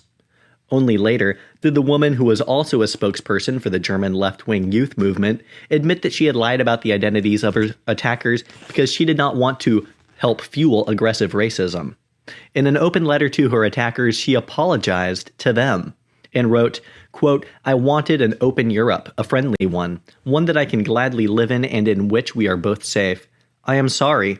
For us both, I am incredibly sorry. You aren't safe here because we live in a racist society. I am not safe here because we live in a sexist society. But what truly makes me feel sorry are the circumstances by which the sexist and boundary-crossing acts that were inflicted upon me make it so that you are beset by increasing and more aggressive racist remarks. I promise you I will scream. I will not allow it that this continues happening. I will not stand idly by and watch as the racists and concerned citizens call you a problem. You are not a problem. You are not a problem at all. You most often are a wonderful human being who deserves to be free and safe like everyone else." End quote. Germany was not the only country where such things occurred. In the summer of 2015, a young female activist working with the No Borders movement at the Ventimiglia crossing point between Italy and France was again assaulted by a group of Sudanese migrants. Her fellow No Borders activists persuaded her to keep the attack quiet in order not to damage their cause. When the woman finally did admit to the attack, they accused her of reporting her own rape out of spite. Through all of this, in Germany, as in the rest of Europe, it was often left to local authorities to try to find answers to the challenges which had come their way. They not only had to find available facilities, but also to come up with suitable policies. A mayor in Tübingen addressed the problem of an upsurge of assaults of women and children in local swimming pools by appealing for more migrants to become swimming pool attendants. As he wrote on Facebook, quote, "Our municipality has embraced a great prevention and integration measure. We have a Syrian lifeguard who can make it known in Arabic and with authority what behavior is allowed and what is not," end quote. The public also had to find answers to the problem that their politicians were presented with, and in the certain knowledge that even were the policy to suddenly change, the effect on society was irreversible. What, after all, can any government do once it realizes that its policies have effects such as these? The German answer, as with the answers of governments across the continent for years, was to get on top of a specific part of the problem. Just as French governments had introduced the ban on headscarves, burqas, or bikinis, the German authorities focused on the narrow issue of counterterrorism. During the period before and after the migrant crisis, their intelligence agencies maintained an impressive surveillance capability against people believed to be involved in the most radical movements. Compared to the French or the Belgians, the ability of the Germans in this area was admired throughout Europe. But such success also kept the debate necessarily narrow. German politicians, as with counterterrorism practitioners, focused on exceptionally limited questions, such as so-called paths to radicalization that every country had discussed, but which became central to the German discussion. A bogus science grew up, while all the time policymakers missed the bigger question beneath, questions that the general public had long been asking themselves. For the public seemed to know what the officials could not admit, which was that radicalization originated with a particular community, and as long as that community grew, the radicalization would grow. There was, after all, a reason why the European country with the highest per capita Muslim community, France, had suffered the largest number of attacks by radicals, whereas a country like Slovakia, for example, had suffered no such problems. At such times, the gap between what the public can see and what the politicians can conceivably say, let alone do about it, became dangerously large. That was a powerful sentence. I'm going to read you again. At such times, the gap between what the public can see and what the politicians could conceivably say, let alone do about it, became dangerously large. An Ipsos poll published in July of 2016 surveyed public attitudes towards immigration. It revealed just how few people think that immigration has a good impact on their societies. To the question, would you say that immigration has generally had a positive or negative impact on your country? Extraordinarily low percentages of people in each country thought by then that immigration had had a positive effect. Britain had a comparatively positive attitude, with 36% of people saying they thought immigration had a very or fairly positive impact. Meanwhile, only 24% of Swedes felt the same way, and just about 18% of Germans. In Italy, France, and Belgium, only 10 to 11% of the population thought that immigration had made even a fairly positive impact on their societies, these countries in which the surge had occurred the most powerfully. Following such a migration surge, coming after decades of variations on the same theme, how could European governments expect to be listened to, even as they spoke with great force and determinations previously on those issues of immigration and integration? Aside from the fact that, for a government like Germany's, this would entail the repudiation of policies decided upon just months earlier, there is the problem that the rhetoric had long ago worn thin. It had been worn thin by politicians across Europe, from both the left and the right, by Michael Howard and Gordon Brown, by Michael Ricard and Nicolas Sarkozy. Europeans had spent decades witnessing the gap between rhetoric and reality, the inflated claims and the simultaneous implausibility of those claims. They had even heard some send them back rhetoric, ugly as it was, and realized it was no more true than any of the other claims. Back in 1992, there had been an upsurge of illegal migrant boat landings on the southern shores of Spain. It was government policy to return Moroccans who had entered Spain illegally, and deals with the comparatively friendly and helpful government of Morocco still held. But the government of Rabat refused to take back any non-Moroccans who had sailed from their shores, and although such illegals could be held in Spain for up to 40 days, they were then given their expulsion papers and expected to leave the country within a further 30 days. As in the years before and after, the vast majority stayed, expulsion papers or no. One reporter covering this in 1992 interviewed a 19-year-old from Algeria. Where would he be heading? He says, "I have lots of family in France." And how would he get there? Across the mountains, of course. He had mailed his passport on ahead so that to his relatives, so it could not be confiscated on the way. Almost all the other people, also being temporarily detained by the Spanish authorities, were sub-Saharan Africans, and all said that once they were released from detention would head north into Europe. Then as now, the Spanish and Moroccan authorities announced new deals, frameworks, and solutions. Then as now, the ability of many officials on all sides to turn a blind eye to the trafficking, and a decision, once the migrants were in Europe, that it was easier to let them drift on up into the continent, made all such deals and solutions little better than meaningless. The same story had played out itself across Europe. Even while he took immigration to country-changing levels, Tony Blair had sometimes wanted to look tough on immigration. In 2000, there were 30,000 failed applicants for asylum in the UK, a third of the 90,000 who had applied for asylum in 1999. In that year, only about 7,500 failed asylum seekers had been removed from the country. The target was decided to be impossible to achieve and too divisive, politically difficult, and financially costly to achieve. For parties of the right, fearful as they were of the attribution of base motives, it remained even harder for them to get a grip on the problem. As a stunt in 2013, under a conservative majority government, the Home Office organized a number of vans with advertising posters along the sides to drive around 6 London boroughs where many illegal immigrants lived. The posters read, quote, "In the UK illegally, go home or face arrest," followed by a government helpline number, end quote. The posters immediately, obviously, became politically toxic. The Labour Shadow Home Secretary, Yvette Cooper, described them as divisive and disgraceful. The campaign group Liberty not only branded the van's messages as racist, but also illegal. After some months, it was revealed that the pilot scheme had successfully persuaded only 11 people to leave the country voluntarily. The then Home Secretary, Theresa May, admitted the scheme had been a mistake and too blunt, and it was not repeated. Of course, the scheme had not been intended to genuinely persuade the up to 1 million illegal migrants in Britain to return home, but to reassure the rest of the population that their government was trying to be tough. Subsequent efforts to arrest illegal migrant workers were met with fierce and forceful opposition on the streets by left-wing campaigners.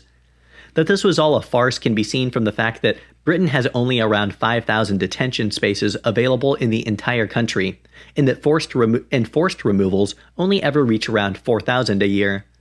These comprise roughly equal thirds of prisoners, failed asylum seekers, and immigration offenders.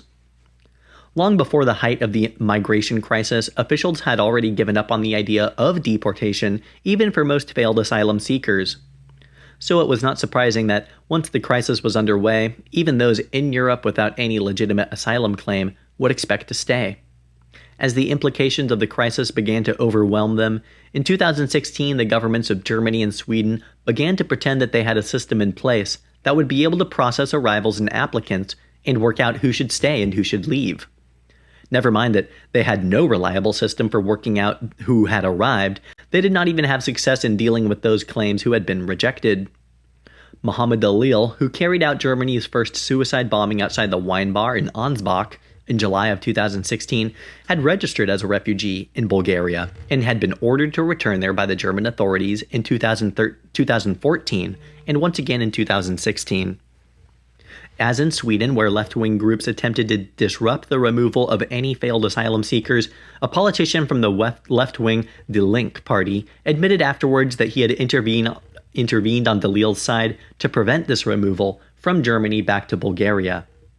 In August of 2016, two Belgian policewomen in Charleroi were attacked on the street by a machete-wielding man, shouting Allahu Akbar.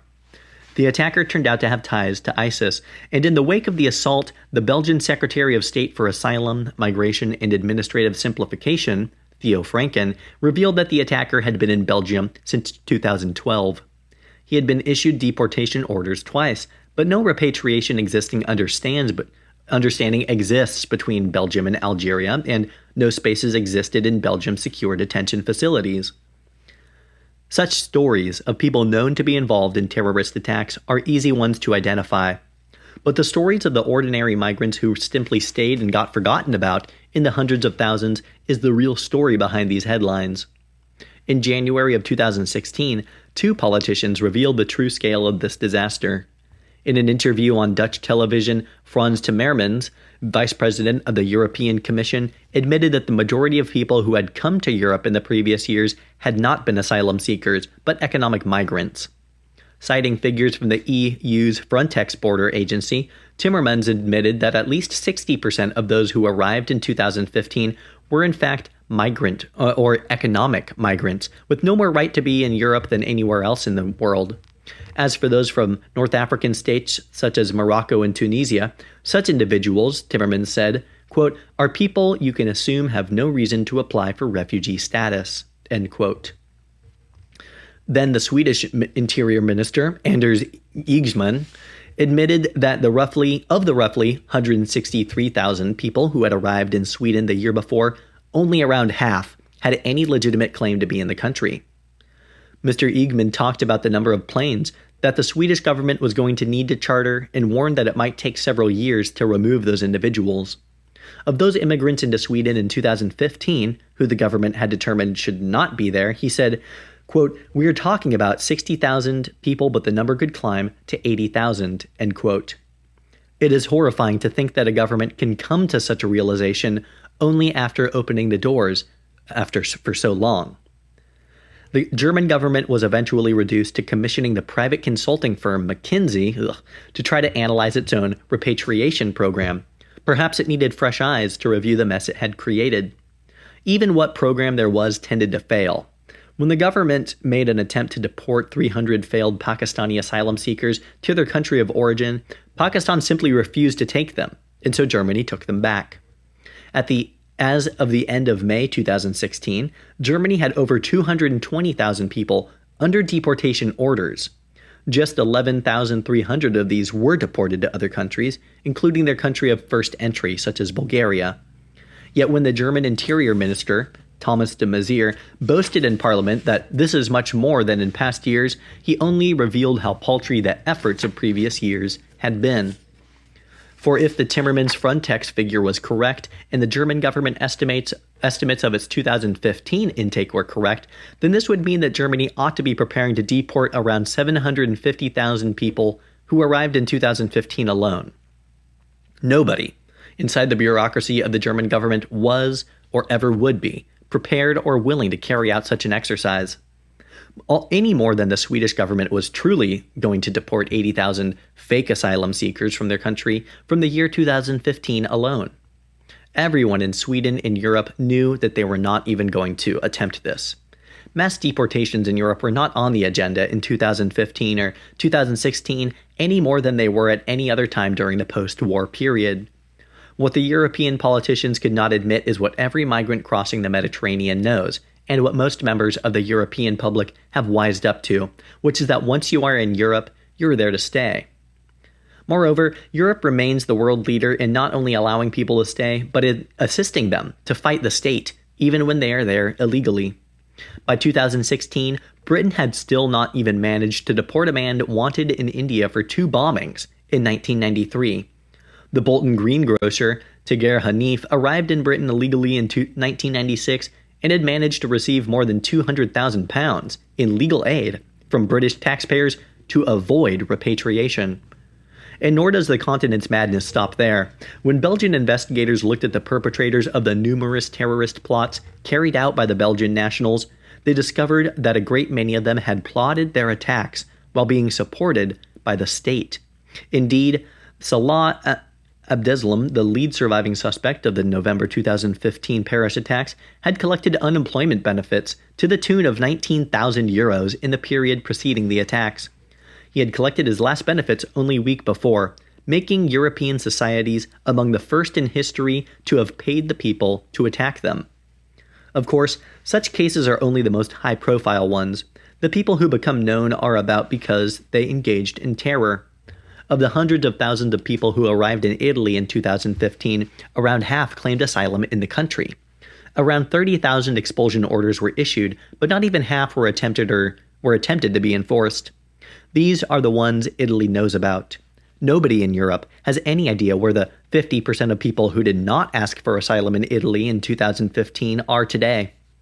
Once the borders began to close, the pressure began to build at all of them. At the Italian-Austrian border, people who were clearly not Italian were being kept out of Austria, against protocols, but as a standard of the new Europe. Others continued to try to evade French forces and get into France. As these two routes were blocked, the option of crossing the mountains over into Switzerland re-emerged. But otherwise, these bottlenecks continued, and continued to be Italy's problem. Greece, too, had become bunged up with arriving immigrants, where once the flow had landed and gone up unhindered, now from Bulgaria to all points north, governments were trying to reverse their policy. Yet, Greece and the other reception countries were the ones most stuck with the effects of those reversals. It was Greece that could not move the migrants northwards, and yet could not send them back home. And what did the woman who had the most culpability for this mess have to say about it? In September of 2015, German Chancellor Angela Merkel was receiving an honorary doctorate from the University of Bern in Switzerland. After a short speech, those present were invited to ask questions. A woman of about the Chancellor's own age politely asked about something Angela had said. A minute ago, the Chancellor had been talking about the responsibility that Europeans had towards the refugees. But what of the responsibility of Europeans to protect the well-being of other Europeans? The increase of the number of people from Islamic countries now coming into Europe was clearly a concern to many Europeans, the woman said. How would the Chancellor protect Europeans and European culture from this influx? Merkel cleared her throat by saying that because of the number of fighters from Europe who had gone to join groups like ISIS, Europeans could not say that all this had nothing to do with them. But this was not what her questioner had asked. But the Chancellor went on. Fear is a bad advisor in personal and social life. Then referring to her own earlier remarks about Islam being a part of Germany, she said, "We had the debate if Islam is part of Germany. When you have 4 million Muslims in your country, I find one doesn't have to argue over whether the Muslims are now a part of Germany and Islam isn't, or if Islam is also a part of Germany." End quote. It was what came next that was the most extraordinarily. The Chancellor continues, quote, "Of course, we all have the responsibilities and freedoms to worship our own religions. And if I am missing something in all this, then it isn't that I am somehow reprimanding anyone for being faithful in their Muslim faith, but rather that we ought to be brave enough to say that we are Christians, be brave enough to say that we are entering a dialogue. But then please, on the basis of also having the traditions, occasionally go to a prayer service, be versed in the Bible a little, and perhaps also know how to explain a painting in the church. And if you were to ask for essays in Germany about what the Pentecost means, I'd say that the knowledge about the Christian Occident is not as great. And to then subsequently complain that Muslims know the Quran better, I find somewhat strange. Perhaps this debate can lead on occasion to us considering our own roots and gaining a little bit more knowledge about this. European history is so rich in dramatic and gruesome conflicts that we should be very careful to immediately complain if something bad happens somewhere else. We have to go against this, try and fight against this, but we have absolutely no grounds for arrogance, I must say. And I say this now as the German Chancellor." End quote. In the German media, Merkel was much praised for the courage and wisdom of this response. Thank you for watching. Please like, subscribe, and visit my channel for more exciting content. This video is part of an audiobook series featuring Europe, The Strange Death of Europe, Immigration, Identity, and Islam by Douglas Murray in 2017. For more audiobooks, please visit my YouTube channel, find me on Spotify, or check out my website for downloads. Chapter 13, Tiredness. As so often, the Germans have a word for it, Geschichtsmüde, meaning weary of history. It is something that modern Europeans can feel at almost any time. Some may feel it continuously, whereas others get it in waves, often at surprising moments. On a recent flight to Budapest, I got hit by a sudden wave of it after turning on the in-flight navigation map on the screen in front of me. We were flying over Germany, and the moving map placed us over the center of a triangle of these cities, Nuremberg, Regensburg, and Bayreuth. On that occasion, it was easy to identify the layers. Nuremberg, obviously, for the post-war trials, but also the Meistersinger. Regensburg most carefully for that careful and fateful address by Pope Benedict. Bayreuth for the culture's heights and depths. But the surge of layered thoughts brought on two things more than anything else: the reminder of how old our continent is, and how many layers of history there are. Then close behind that thing that causes the tiredness, the fear that none of this can ever be escaped, and that these histories are always there, capable of not only breaking out, but of dragging us under. You don't have to be German to experience this, though it helps. It isn't an entirely new phenomenon either. For centuries, Europe has had terms, including pseudo-medical ones, to describe personal listlessness and fatigue, including varieties of nervous exhaustion. In the 19th century, there was a vogue for diagnosing neurasthenia. But even 19th century exhaustion was not only fearful about frayed nerves, but existential tiredness. It was a subject in German thought and literature long before the catastrophes of the 20th century. In the late 19th and early 20th centuries, Friedrich Nietzsche, Sigmund Freud, Thomas Mann, and Rainer Maria Rilke all wrote about it. At that time, a consensus emerged that the speed and variety of the pressures involved meant, among other things, that there was a draining of the spirit, which was particular to modern life.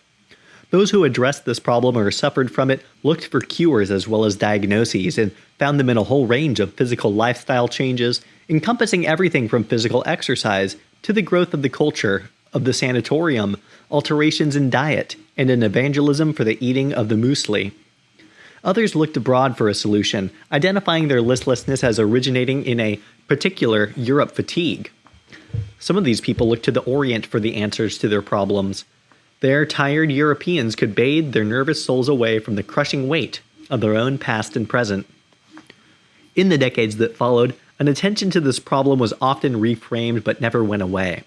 Today, in the modern technological global workplace, one modern depiction of existential tiredness has been reframed in Germany as burnout. Perhaps the term is caught on because it is more flattering than tiredness, absolving the sufferer from the implications of indulgence that accompanies those who are to suffer from fatigue or ennui. After all, among other things, burnout suggests that the sufferer may have selflessly just given too much of themselves, with the implication that they have done so much for the greater good. Yet, although the term may have changed, the symptoms and causes of the old tiredness and the new burnout remain the same. They include a tiredness brought on by the peculiar speed and complexity of change in the modern world, and work habits that are a result of modern capitalism and information technology. But burnout has also been attributed to the dislocation caused by contemporary secularism. In recent years, so many books and articles on burnout have appeared in the German press that some people have even complained of burnout. If it is currently accepted that a person can suffer burnout, it seems less common today to accept that societies might suffer something similar. If the burden of working for little reward in an isolating society, stripped of any overriding purpose, can be recognized to have an effect on individuals, how could it not also be said to have an effect on society as a whole? Or, to put it the other way around, if enough people in a society are suffering from a form of exhaustion, might it not be that the society they are living in has become exhausted itself? Writers and thinkers were not always as reluctant as they are today to accept such a possibility. One of the most bracingly pessimistic works of the early 20th century German thought, Oswald Spengler's Decline of the West, argued precisely that. Spengler claimed that civilizations, like people, are born, flourish, decay, and die, and that the West was somewhere in the latter stages of this process. even if the standard rejection of Spanglerism, that one of the notable characteristics of Western culture is precisely that it permanently fears itself to be in decline, is true, it still does not mean that at some point the self-pitying West may not be onto something. A generation earlier, Nietzsche had considered the same possibility and saw some of the same warning signs. He wrote in his late notebooks, quote, "We are no longer accumulating. We are squandering the capital of our forebears, even in our way of knowing," end quote. With the help of such thinkers, it is easier to recognize that what was already affecting Germany in the late 19th century was not a tiredness caused by a lack of muesli or fresh air, but an exhaustion caused by a loss of meaning, an awareness that the civilization was no longer accumulating, but living off of a dwindling cultural capital. If that was the case in the late 19th century, then how much stronger is the case today, when we live on even smaller portions of that inheritance and breathe even further away from the sources that gave us cultural energy? For centuries in Europe, one of the great, if not the greatest, sources of such energy came from the spirit of the continent's religion. It drove people to war and stirred them to defense. It also drove Europe to the greatest heights of human creativity. It drove Europeans to build St. Peter's in Rome, the Cathedral at Chartres, and Duomo of Florence, and the Basilica of St. Mark in Venice. It inspired the works of Bach, Beethoven, and Messiaen, Grunwald's altarpiece at Eisenheim, and Leonardo's Madonna of the Rocks.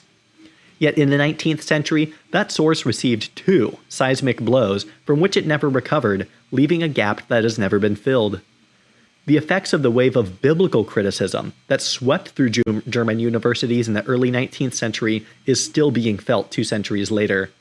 When Johann Gottfried Eichhorn at Göttingen began to treat the texts of the Old Testament with the same scrutiny as would be applied to any other historical text, it had an effect that is still rarely acknowledged. Europe had knowledge of the great myths, yet the Christian story was the continent's foundational myth, and as such, had been inviolable. In 1825, when a young Edward Pusey was sent from Oxford University to find out what these German critics were doing, the Englishman realized the import of the work at once. Late in his life, he recalled to his biographer the impact that his discoveries in Germany had on him. Quote, "I can remember the room in Göttingen in which I was sitting when the real condition of religious thought in Germany flashed upon me. I said to myself, this will all come upon us in England, and how utterly unprepared for it we are," end quote. Pusey was struck by Eichhorn's total insensibility to what Pusey saw as the real religious import of the narrative. In time, that wave of insensibility, or sensibility, extended to the New Testament as well, not least through David Friedrich Strauss and his The Life of Jesus Critically Examined from 1835. It finally did reach England just as it had reached everywhere else. As sure as the Islamic critics or clerics today fight to keep any element of criticism away from the foundations of their faith, in the knowledge of what it will do to the whole, so the Christian clergy across Europe tried to keep the results of such criticism away from their flock. But they could not. Just as surely as the clerics today could not wholly stem the tide of criticism approaching them, it washed over the continent as surely as it was predicted. It was not just that the investigations of the German scholars had discovered fresh roots of scholarship. Trying to keep the Bible watertight from criticism failed not because the question raised in the heads of the German higher critics were unique to them, but because they were questions that had occurred to many people.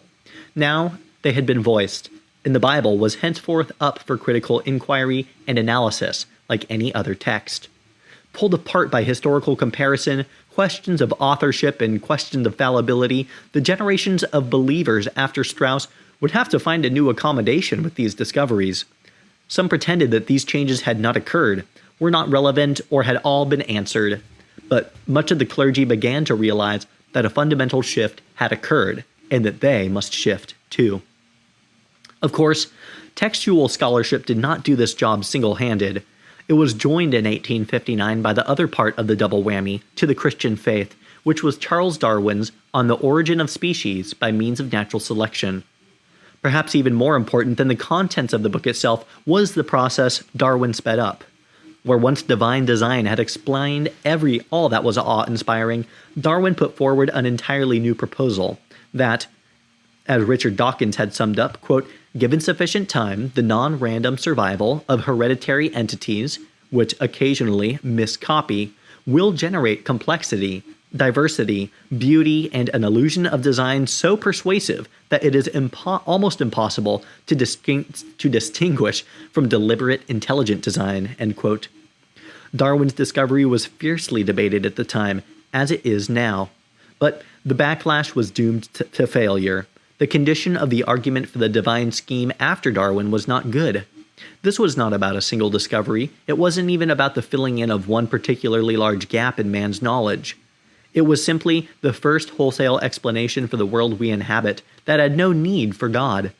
And though the origin of life remained a mystery, the idea that the entire mystery was solved by the claims of religion seemed less and less plausible. It was still possible to find wisdom and meaning in the scriptures, but the Bible had at best become like the work of Ovid or Homer, containing great truth, but not itself true. Although almost everybody in Europe now knows some version of these facts, we have still not found a way to live with them. The facts of the loss of belief and faith across a continent are frequently commented on, and indeed taken for granted. But the effects of this are often less considered. Rarely, if ever, is it recognized that the process described above meant one thing above all, that Europe had lost its foundational story. And the loss of religion to Europe did not just leave a hole in the moral or ethical outlooks of a continent, it even left a hole in its geography. Unlike, say, the United States, the geography of Europe is a collection of towns and villages. Leave a village and you will eventually stumble upon another. In any low-built area, the first thing you will see is the church, placed at the heart of the community. Today, where these hearts of the communities are not wholly dead and converted into houses, they are dying, and the people who still congregate in them sense that they are in a dying movement. Whereas faith still exists, it is either wholly uninformed, as in the evangelical communities, or it is wounded and weak. In very few places does it retain the confidence it had in former times, and none of the trends favor these outposts. The tide has flowed in only one direction, and there are no significant currents running the other way. Even Ireland, which in recent decades still had some of the most devout and religiously doctrinaire politics of anywhere in Europe, has become, partly because of one major scandal within the priesthood, in a little over a decade, a country in which opposition to faith has become the dominant national trend. The dreams we dream.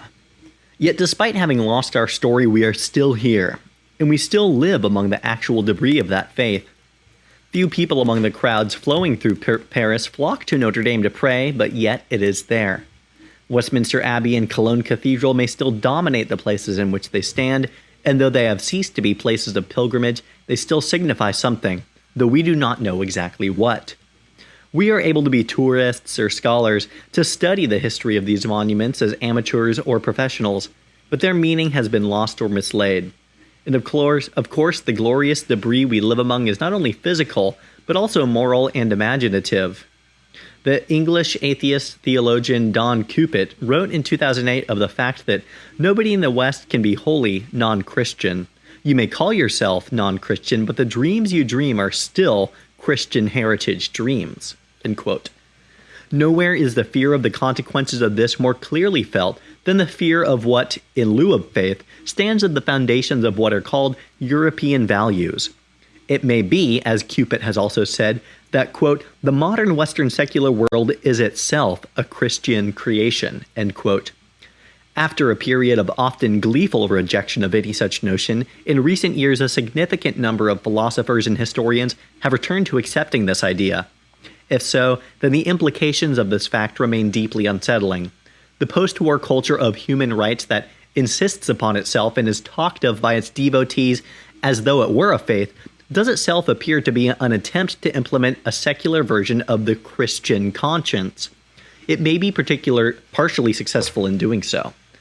But it is a religion that must necessarily be ill at ease with itself because it is uncertain of its moorings. The language is a giveaway. As the language of human rights becomes grander and grander, and its claims for itself become more and more insistent, so the system's inability to do so, or to do what it aspires to do, becomes plainer for all to see. Such visible failure, and a sense of lost moorings, can be, for the individual as for society, not only a cause for concern, but an exhausting emotional process.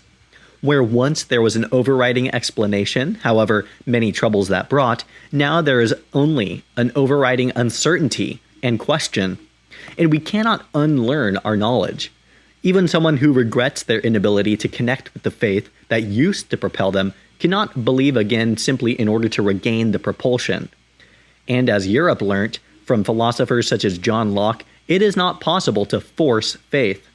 Nevertheless, our societies go on, largely avoiding addressing these and other gaping questions, or pretending that they do not matter.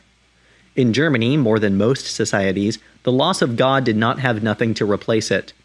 There, part of the purpose of religion, in particular, the pursuit of truth and the knowledge that it should be pursued, continued in some form through the nation's philosophy and culture. Yet, this too crashed, even more spectacularly than religion. For Ludwig Feuerbach and others, Richard Wagner took the notion of art, picking up from where religion had left off, in the belief that art could be more than a replacement for religion. It could be even better than religion.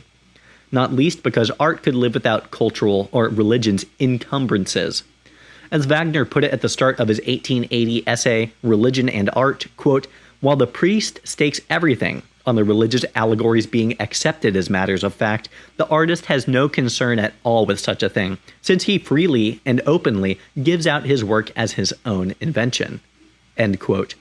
So Wagner professed to solve Arthur Schopenhauer's great conundrum in his Dialogue on Religion, of the tragedy of the priest who cannot admit that it is all a metaphor. For Wagner, the role of art was to save the spirit of religion.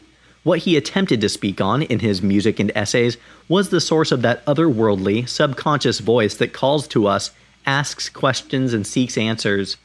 From Tannhauser all the way through to Parsifal, his ambition and achievement created a kind of religion that could stand on its own and sustain itself. Perhaps more than any other composer, he achieved that aim.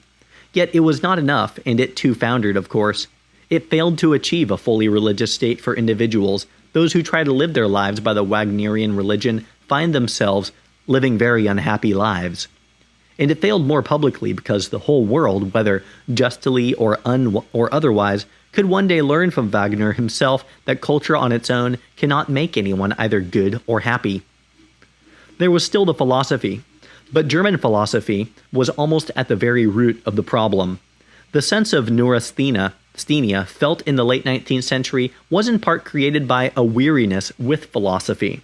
And not only because suddenly there was so much awareness of how much there was to think about, but because German thought was already characterized by a weightiness that too easily transferred into weariness and even fatalism. There are, of course, many reasons for this, but among them is a peculiarly German pursuit of continuously, relentlessly, pursuing ideas to their end point, wherever that might lead. This tendency also has an expression in German, Drang nach dem Absoluten, the drive towards the absolute. It is not a phrase that the English or English philosophy would use, but it aptly sums up that habit of pushing and pushing ideas until they reach what can then seem to be an unavoidable and even seemingly predetermined endpoint. Once that endpoint becomes clear, what can be done to avoid it?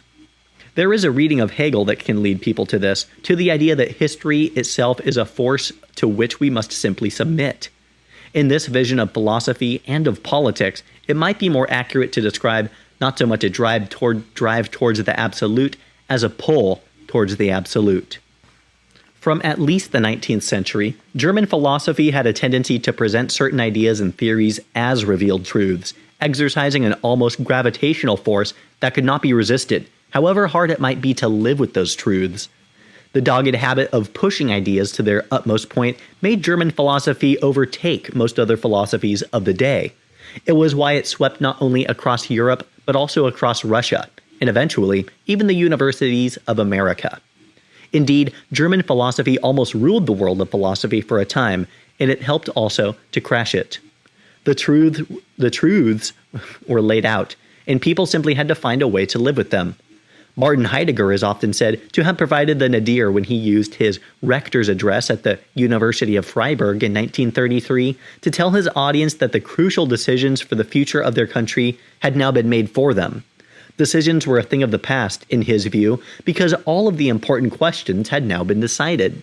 All that could now be done was submit to those decisions. Just one of the problems with absolutes and the pursuit of them is what happens when they crash.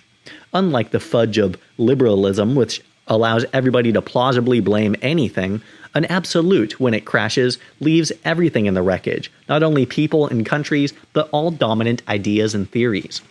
From the rubble of these constantly crashing ideas, a certain ennui is not just likely but inevitable. In the 19th and early 20th centuries, from Bismarck to the Great War, Germany went through such crashes repeatedly. Not least among the catastrophes of each crash was that each made the next more likely. The British writer Stephen Spender spent part of his 1930s living in Berlin and reflected on that time in his diary in 1939. Before the ultimate catastrophe had begun, he mulled on the Germans he had met while living there. As he wrote, quote, "The trouble with all the nice people I knew in Germany is that they were either tired or weak. Why were the nice people so tired?" End quote. Existential tiredness is not a problem only because it produces a listless type of life. It is a problem because it can allow almost anything to follow in its wake.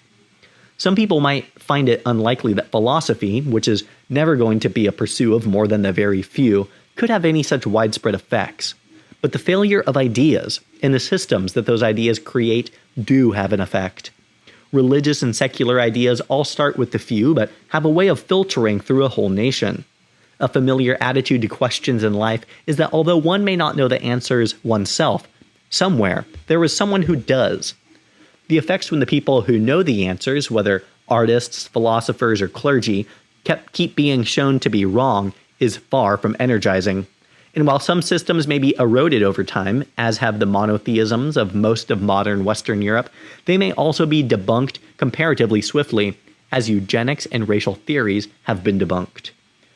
Philosophical and political ideas may be dreamed up by a few, but when their foundations fall away, the more popular they have been, the more desolation they leave in their wake. As was the case with the most popular philosophies of all time, philosophies that could be made into totalistic political visions. Much of Europe's 20th century political misery came from a contemporary secular effort to arrive at a political absolute.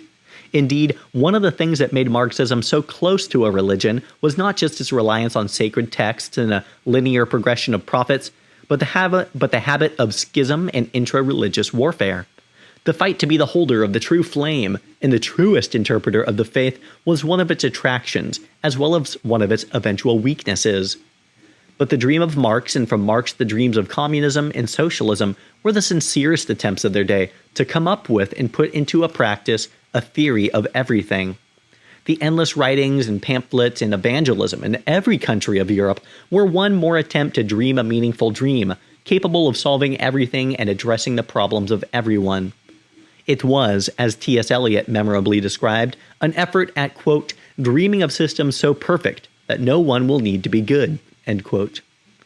As always, the process of the faith's dissolution came in stages. The heresy of Leon Trotsky, the famines in the Ukraine, and the gradual realization by many communists during the 1930s that not only were the model societies not models, they were barely societies.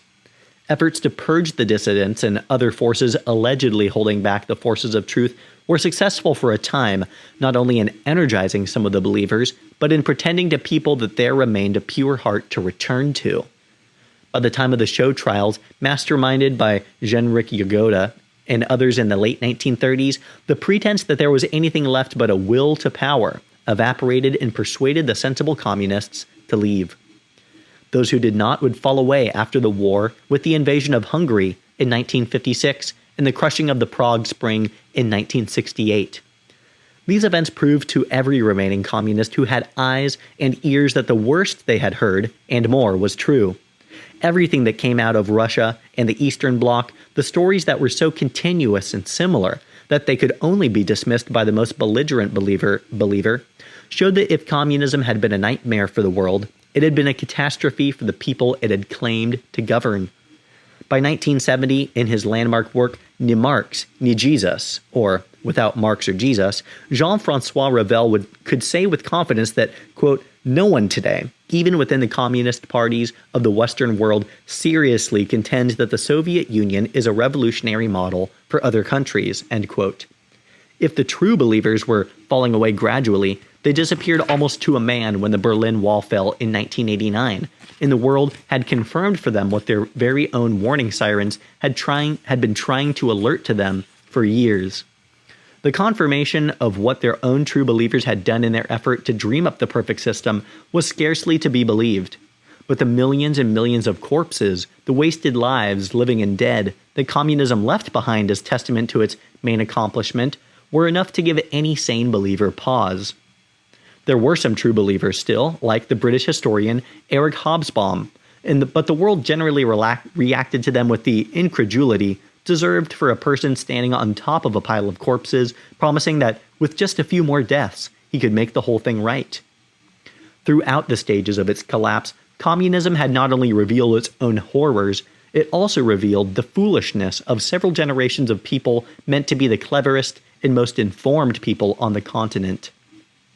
From the era of Marx right through to 1989, many of the cleverest people of the age contaminated themselves by their approval of the communist system. From George Bernard Shaw to Jean-Paul Sartre, almost all the secular prophets turned out to have been apologists for the worst systems of their time. If there was a half-decent explanation for why many of them stayed around and the whole experiment had been able to survive for so long, it was in part because of the political force against which it had seemed for a time to stand. The fascist dream, like its communist cousin, began as a sincere effort to answer the severe problems of the age, in particular to address unemployment and want in the devastation of Europe following the First World War. It never carried the intellectual class as communism did, but it was able to enrapture some romantics and sadists in a similar manner. And though it crashed sooner than its communist counterpart, largely with that counterpart's assistance, the devastation it left was as great. Italy was able to survive the catastrophe, partly because its fascism had been a slightly different beast from that of Germany, partly because the truest believers had never reached as great a depth in as great numbers as their allies to the north. It was also possible to downplay Italian fascism as a response to the country's pervasive chaos, a chaos that those who planned the post-war Italian state made sure would continue. But while the Italians had drawn deeply at the well of Italian and Roman history to justify their state and their role, the whole well of their history did not seem to have been contaminated or poisonous from the start as it seemed to much of Germany. The famous and most often asked question of Germany, namely how the most sophisticated artistic culture in the world could have become the most barbaric, was a question with a sting in its tail. For always afterwards would come the possibility that it was that very culture and sophistication that made the ensuing barbarism possible, that German culture and philosophy were not the things that had been contaminated by Nazism, but were the very things that had watered it. The well had always been contaminated. Countless stings remained, some of which became clear only with time. For example, now that decades have elapsed, it is easier to understand the 20th century struggle between two competing totalitarian visions for a disbelieving world. But it is also easier than it has ever been to feel a fear not only of these ideologies, but of any ideologies. If two apparent opposites, as they seemed at the time, could lead where they did, then perhaps anything can lead there. Perhaps all ideology and certainty are the problem. It is possible that the intellectual and political pollution of Europe's 20th century will never go away. Perhaps it is not a sin that can be washed out, but the number of forces that it polluted along the way are still being counted. Some cannot be missed. Most obvious among these are the racial theories that had fascinated some European writers and geneticists up to the 1940s but lost their appeal after Bergen-Belsen. Other forces caught in the slough included things that Europeans might have had need of in the years ahead. They include the very concept of the nation-state and the feeling of nationhood, as well as the ideologies of nationalism. As a form of hyper-nationalism, Nazism took all of these down with it. Somewhere downriver from there, it also swallowed up the possibility of patriotism. The catastrophe of the First World War had already made patriotism look unforgivable and senseless. The catastrophe of the Second World War made it clear that patriotism could be the source of wickedness itself. What else did these conflicts and the clash of ideologies destroy? If not the least vestiges of religion, then certainly the last refuge of the idea of a merciful God. If this had not been achieved in the mud of Flanders, then it was completed in the trial of God as described by Elie Wiesel at Auschwitz. The Jews could continue their traditions as a people and could believe in the people even if they had lost a faith in their God. But Christian Europe had lost faith not only in its God, but in its people as well. Any remaining faith that man had in man was destroyed in Europe. From the period of the European Enlightenment onward, as belief and trust in God had waned, so belief and trust in man had partially replaced this. The belief in autonomous man had accelerated after the Enlightenment that had stressed the potential wisdom of mankind alone. Yet those who let reason be their guide now looked as ridiculous as everyone else. Reason and rationalism had led men to do the most unreasonable and irrational things. It had been just another system used by men to control other men. Belief in the autonomy of man had been destroyed by men. Pause. I respect women enough to be annoyed by the fact that this is all... I understand why they're using the words like the way they say it. You get my point. Thanks, YouTube. Continuing. So it was that by the end of the 20th century, Europeans could be forgiven for possessing or inheriting a certain weariness. They had tried religion and anti-religion, belief and non-belief, the rationalism of man and a faith of reason. They had originated nearly every one of the great political and philosophical projects, and Europe had not just tried them all and suffered them all, but, perhaps most devastatingly, seen through them all. Between them, these ideas had left around hundreds of millions of people dead, not just in Europe, but around the world wherever versions of these ideas were tried. What could anyone do with such regrets or such knowledge? An individual responsible for such mistakes would have to either deny them or to die of shame. But what does a society do?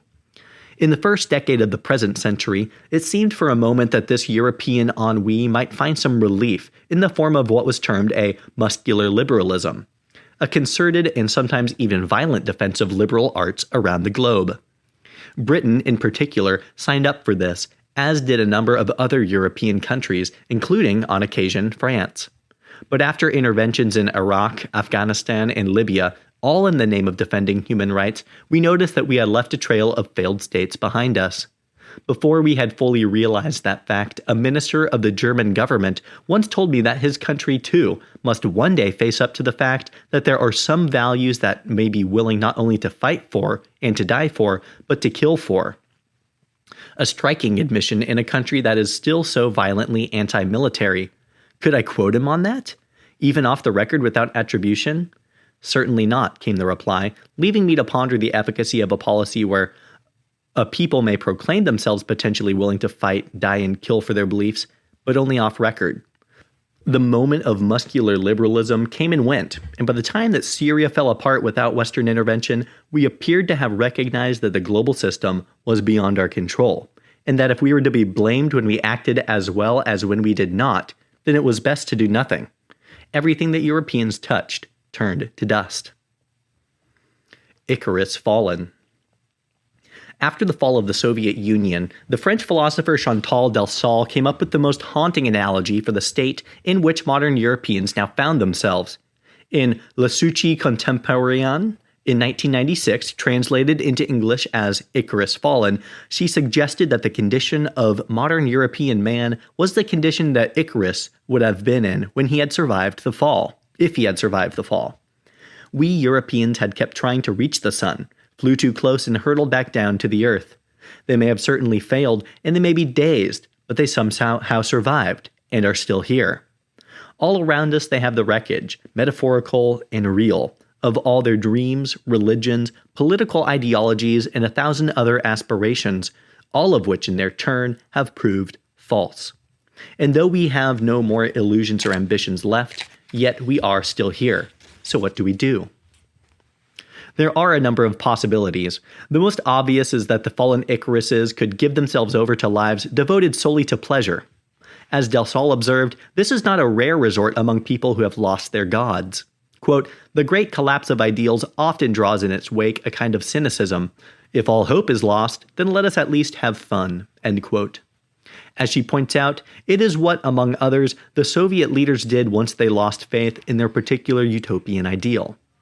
When they saw that the system they were meant to have absolute faith in and had devoted their lives to was not just unworkable, but a lie, an elite caste within the Soviet Empire coped, despite the unimaginable wretchedness outside, by enjoying an existence devoted to their own personal comfort and enjoyment. Yet, as Del Sol points out, our situation is beyond even that of the Soviet leaders, who chose to live only for pleasure once their god had failed. Quote, "For it is us not only the impossibility of achieving our various certainties that led us to abandon them," she stresses. "We have not become absolute cynics, but we have become deeply suspicious of all truths." End quote. The fact that all of their utopias failed so terribly did not only destroy their faith in them, it also destroyed the faith in any and all ideologies. It does seem, living in any Western European society today, that this particular worldview has caught on. Not only the entertainment industries, but also the information industries speak to populations intent only on a fairly shallow kind of personal pleasure. In the words of a famous atheist bust campaign slogan in Britain, quote, "There's probably no God. Now stop worrying and enjoy your life." End quote. The question of how we are to enjoy life is answered only with however you see fit. Who knows what will step into this void, but for the time being, the consensus appears to be that the answer lies in enjoying consumerist culture, frequently buying things that do not last, and then buying newer versions of the same to replace them. We can go on holiday, of course, and generally try to have as nice a time as possible. Whatever its advantages, such a lifestyle is reliant on a number of things. One is the maximum possible number of people in a society being fulfilled by that society, and seeking no other meaning. Another is that it must go on indefinitely, for it is almost certainly sustainable only so long as the economic tide is rising. If one of the prerequisites for avoiding political extremism is to ensure that the economics do not go wrong, then Europeans are going to have to work exceptionally hard to ensure that the economics go right. This is one explanation for why the argument of mass migration as a net economic gain is so popular. If migrants do keep us in the style to which we have become accustomed by providing us with a constant supply of young and cheap labor, then we may be willing to put up with a lot of potential downsides. And such was the mindset in Europe. If the economics do not go well and the standard of living for Europeans drops, then any wise political leader must know the number of depths that could be visited or revisited. However, for the time being, skating on top of these fears and trying to enjoy themselves is one answer, if not exactly the most interesting that the species has come up with. It may be a terrible generalization to say this, but beneath the surface existence, everything else in European thought and philosophy is a mess. So much so that even whilst seeing where some of those 19th and 20th centuries thinkers went wrong, it is possible to look back on their ideas with something like envy. How certain they were, how infinitely surer still seemed their predecessors. The vastness of the gap between them and us strikes at sudden moments. Consider Isaac Walton's Life of Jean Donne in 1640. At the end of this brief work, Walton speaks of his friend's last days and describes his body, quote, "which once was a temple of the Holy Ghost and has now become a small quantity of Christian dust." And then at the last line, "but I shall see it reanimated." End quote. We sometimes behave as though we had the certainties of our ancestors, yet we have none of them, and none of their consolations. Even the bleakest philosophers of 19th century Germany look plagued with certainty and consolation beside their descendants today. Today, German philosophy, like the philosophy of the rest of the continent, has been ravaged not just by doubt, as it should be, but by decades of deconstruction. It has pulled itself and everything apart without having any notion of how to put anything, let alone itself, back together again. Instead of being inspired by the spirit of truth in the search for the great questions, the continent's philosophers have instead become entranced by how to avoid questions.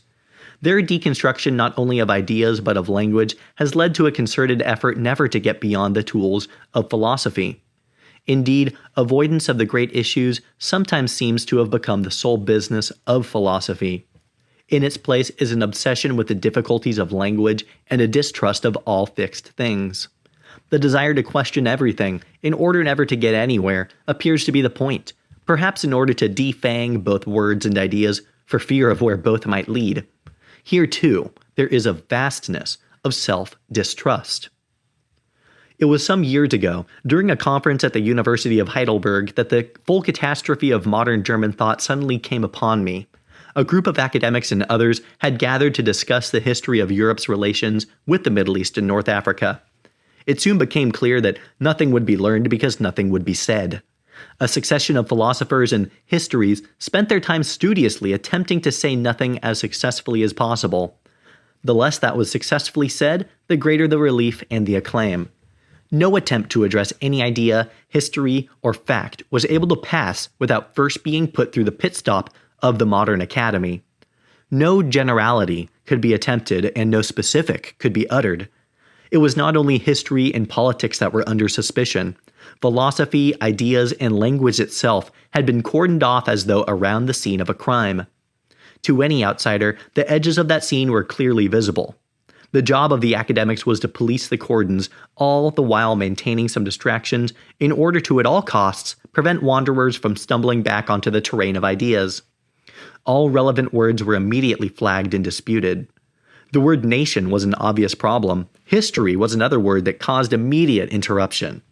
When someone was so unwise as to use the term culture, events ground to a halt.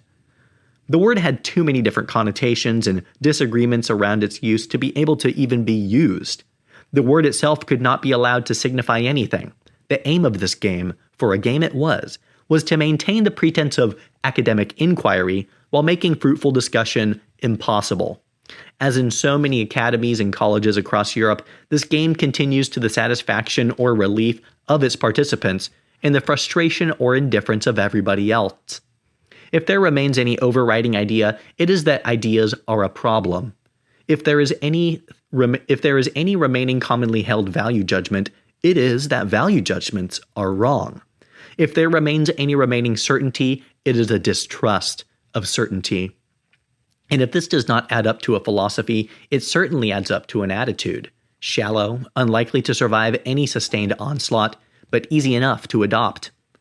Yet, most people in their lives seek some form of certainty.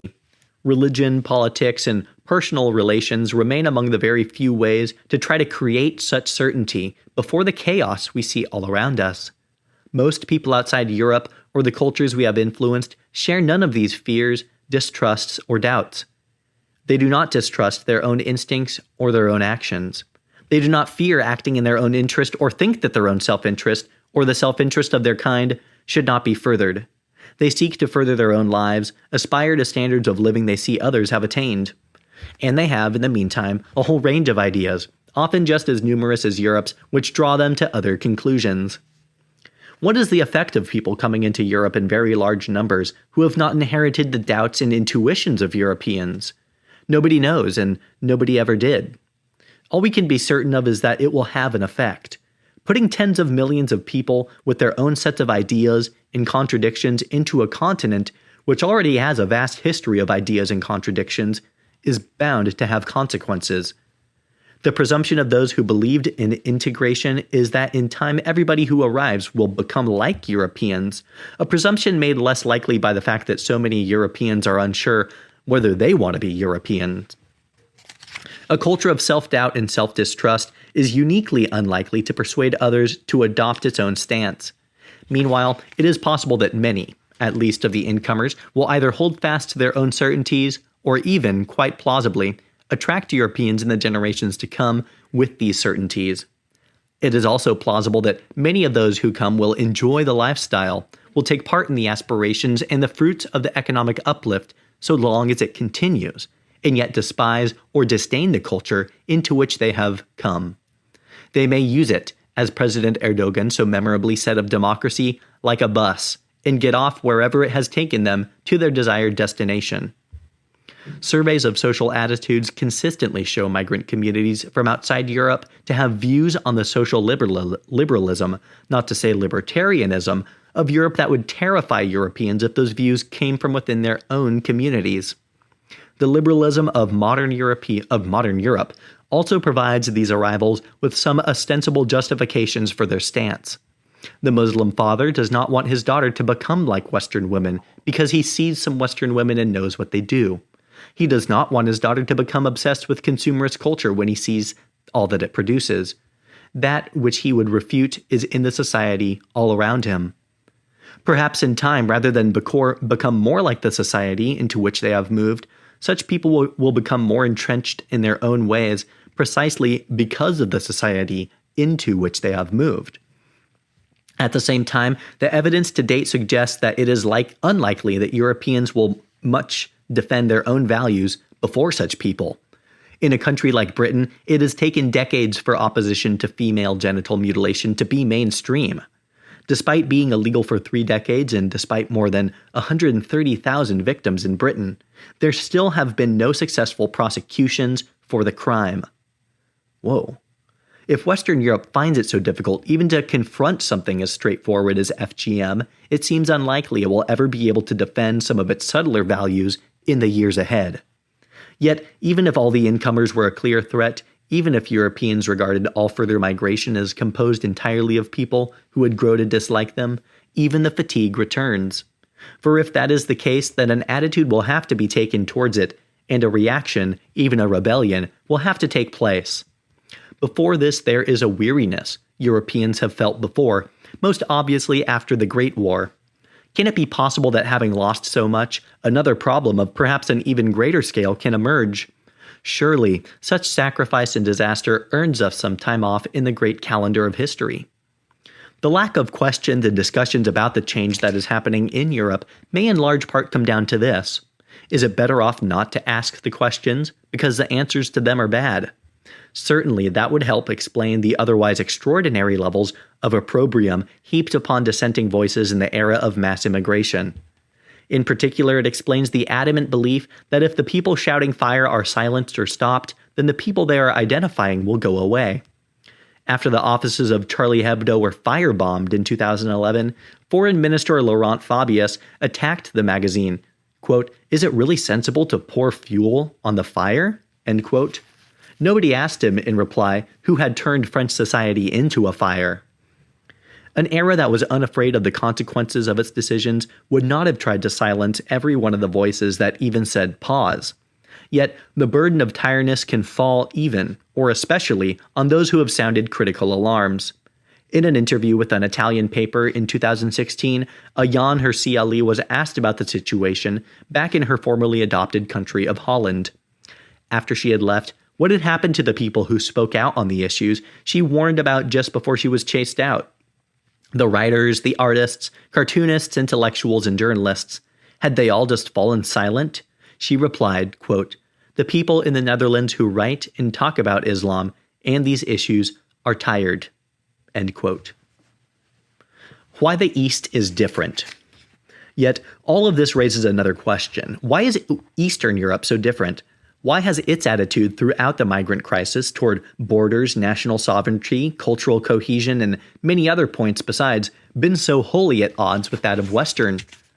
Throughout the crisis, as in the years before, it was unimaginable that a right-wing Western European leader would have said half of what a left-wing Eastern European leader would.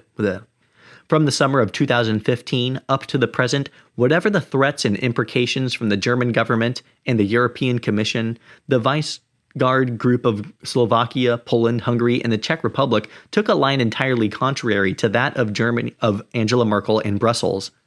They criticized the Chancellor's short-sightedness, and they held firm in their refusal to take in migrant quotas dictated from Berlin and Brussels. In January of 2016, when the Swedish authorities, European Commission, and others began publicly to acknowledge that the majority of the people they had taken in the previous year had no right to claim asylum in Europe, Jean-Claude Juncker continued to insist on the Commission's proposed quota system to share out the migrants between each country. Slovakia continued to refuse to have any part in what its government described as a nonsense and complete fiasco. While volunteering to add 300 guards to the Schengen area's external borders, they nevertheless continued to insist that they would not take in any quotas of migrants. The left-wing Slovakian Prime Minister, Robert Fico, said in despair, quote, "I feel that we in the EU are now committing ritual suicide, and we are just looking on," end quote. The other Visegrad countries held the same view as Fico. The difference from their Western European partners could not have been more stark. What was it that made the East and West of the same continent think so differently on such a central issue? Chantal de Salle noticed the seeds of this difference in the mid-1990s. Spending time in Eastern Europe after the fall of the Berlin Wall, she saw that Eastern Europeans increasingly considered us as creatures from another planet, even while at a different level they dreamed of becoming like us. I later became convinced that it was in these Eastern European societies that I should seek some answers to our questions. The divergences between us and them led me to the belief that the last 50 years of good fortune had entirely erased our sense of the tragic dimension of life, end quote. That tragic dimension of life had not been erased in the East, and nowhere have the consequences of this been more clearly displayed than in the attitudes of Eastern Europeans' leaders, with the support of their public, to the migration crisis. All these countries wished to join the European Union and all wanted the greatest possible integration of European countries, with free movement and all the economic benefits that membership entailed. But when Chancellor Merkel opened up the external borders of Europe, all of these countries rebelled, and not just rebelled but made a stand. On the 15th of March 2016, the Prime Minister of Hungary used his ceremonial speech for the national holiday to explain the East's wholly different approach to migration, borders, culture, and identity. Viktor Orban told the people of Hungary that the new enemies of freedom were different from the imperial and Soviet systems of the past, that today they did not get bombarded or imprisoned, but merely threatened and blackmailed. But, quote, "the peoples of Europe may have finally understood that their future is at stake." He continues, "At last, the peoples of Europe who have been slumbering in abundance and prosperity have understood that the principles of life that Europe has been built on are in mortal danger. Europe is the community of Christian, free, and independent nations, equality of men and women, fair competition and solidarity, pride and humility, justice and mercy. This time the danger is not attacking us the way wars and natural disasters do, suddenly pulling the rug from under our feet. Mass migration is a slow stream of water persistently eroding the shores. It is masquerading as a humanitarian cause, but its true nature is the occupation of territory." Keep in mind this is a quote from the President or PM of Hungary. "Flocks of obsessed human rights defenders feel the overwhelming urge to reprimand us and to make allegations against us. Allegedly, we're hostile xenophobes, but the truth is that the history of our nation is also one of inclusion in the history of intertwining of cultures." Melting pot. "Those who have sought to come here as new family members, as allies, or as displaced persons fearing for their lives have been let in to make homes for themselves. But those who have come here with the intention of changing our country, shaping our nation in their own image, those who have come with violence and against our will, have always been met with resistance." End the quote. For the most powerful country in Europe, this vision from Hungary could not be accepted. It stood not just in opposition to the policy of the German government of the day, but of each German government's immigration policies since the Second World War. The pressure from Berlin was unrelenting, yet the irreconcilably different outlooks between East and West remained. That May, just a month before his country took over the presidency of the European Union, Robert Fico defended Slovakia's refusal to take in quotas of migrants as dictated by Brussels and Berlin. Despite the threat of huge fines for every migrant not taken in, the Slovakian Prime Minister dug in, saying, quote, "Islam has no place in Slovakia." End quote. Okay. "Migrants change the character of our country." Oh, this is still quote. "Migrants change the character of our country. We do not want the character of this country to change." End quote. These countries had drunk from the same wells as the Western European countries for most of their histories, yet a different attitude had clearly settled here.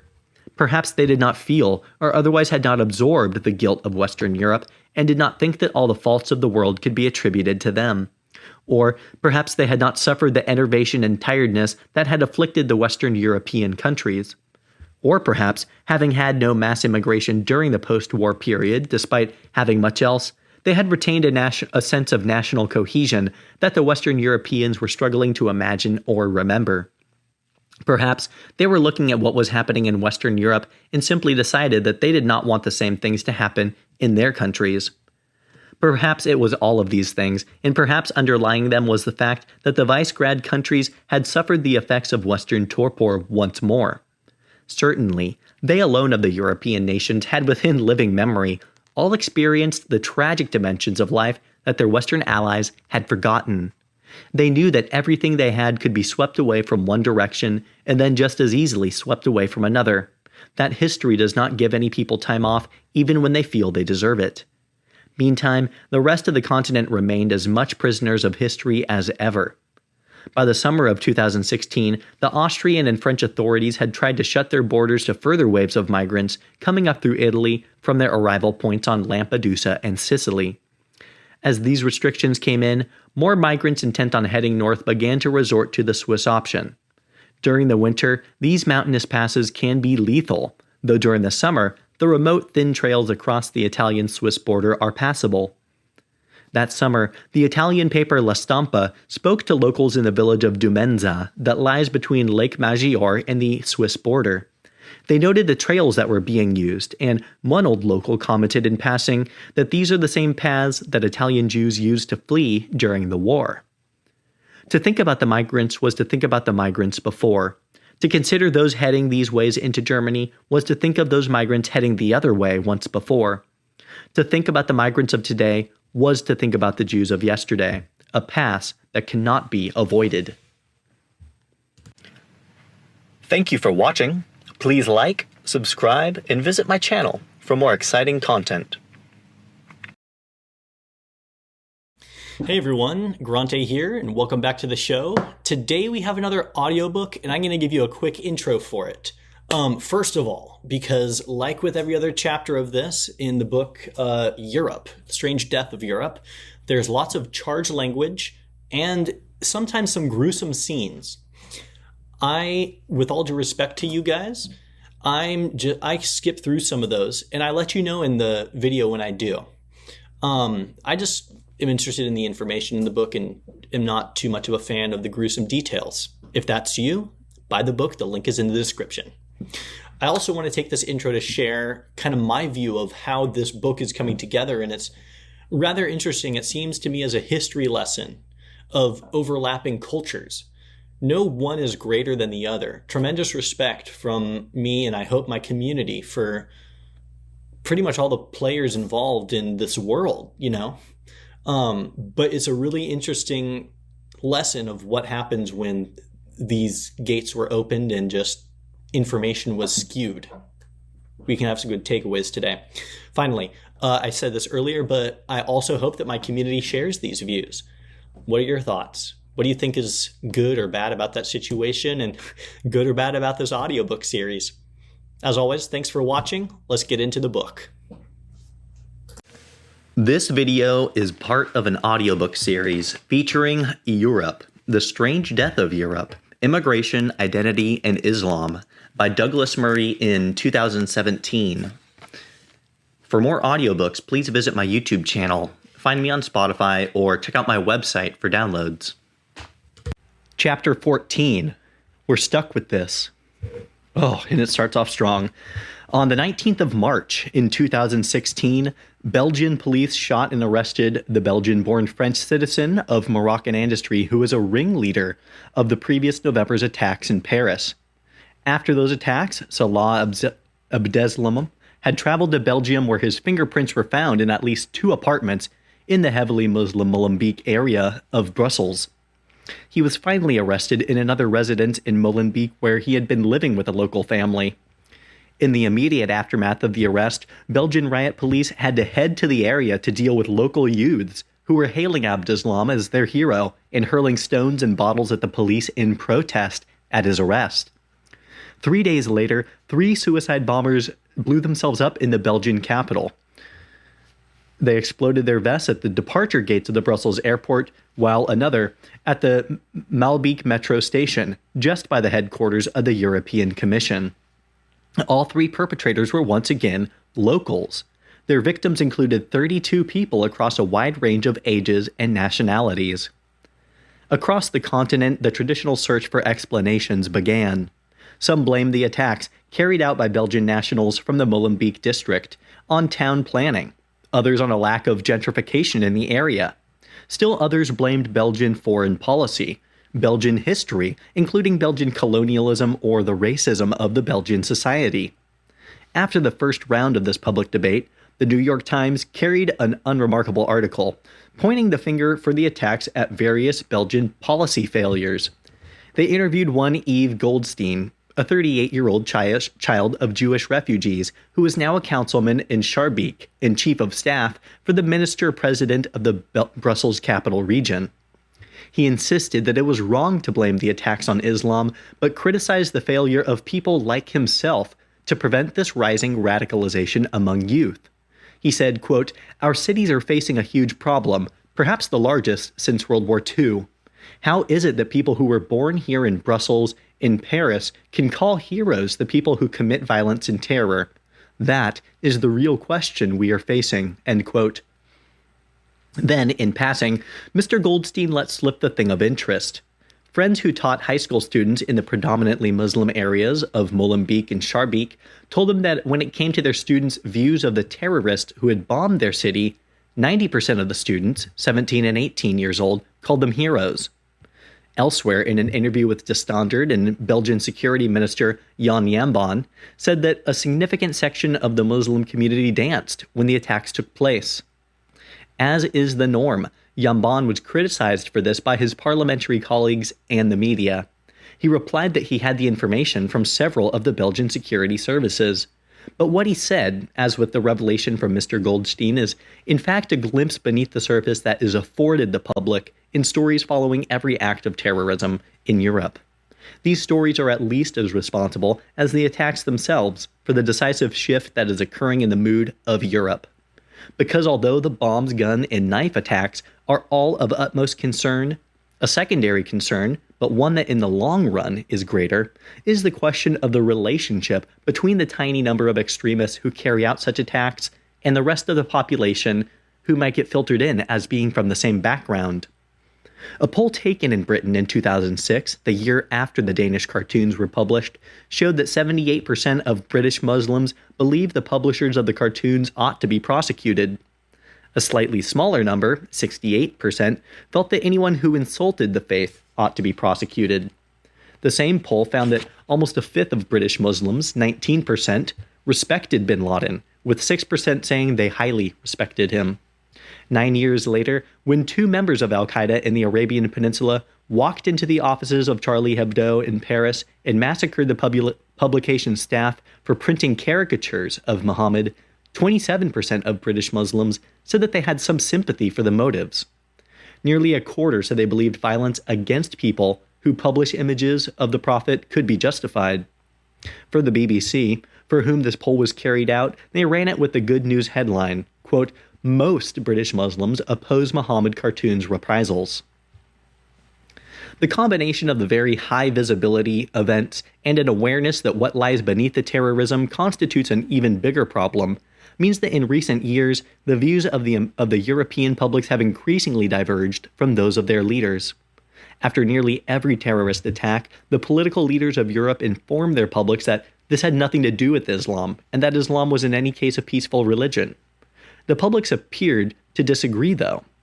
In June of 2013, the polling company Comres carried out a poll for BBC Radio 1, asking 1,000 young British people about their attitudes toward the world's major religions. When the results were released 3 months later, they caused a small furor. Of those polled, 27% said that they did not trust those of a Muslim background, and 44% said that they thought the others did not share the same views as the rest of the population.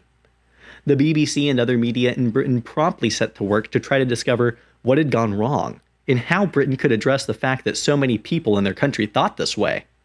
The overwhelming response to the poll was one of concern that young people should be thinking such thoughts and a debate over how to turn such perceptions around. There were more surprising things about the results, not least the fact that 15% of those polled said they did not trust Jews, 13% did not trust Buddhists, and 12% said they did not trust Christians. The question of precisely of what Buddhists had done in recent months to annoy so many young British people went completely unaddressed. But rather than run a re-education program on the nation's youth, one clue as to why young British people answered as they did may have lain with the timing of the poll. The fieldwork was carried out from June 7th to June 17th of 2013. It had been only a few weeks earlier that drummer Lee Rigby, a young soldier on leave from Afghanistan, had been hit by a car in broad daylight outside an army barracks in South London. Michael Adebolaho and Michael Adebolawe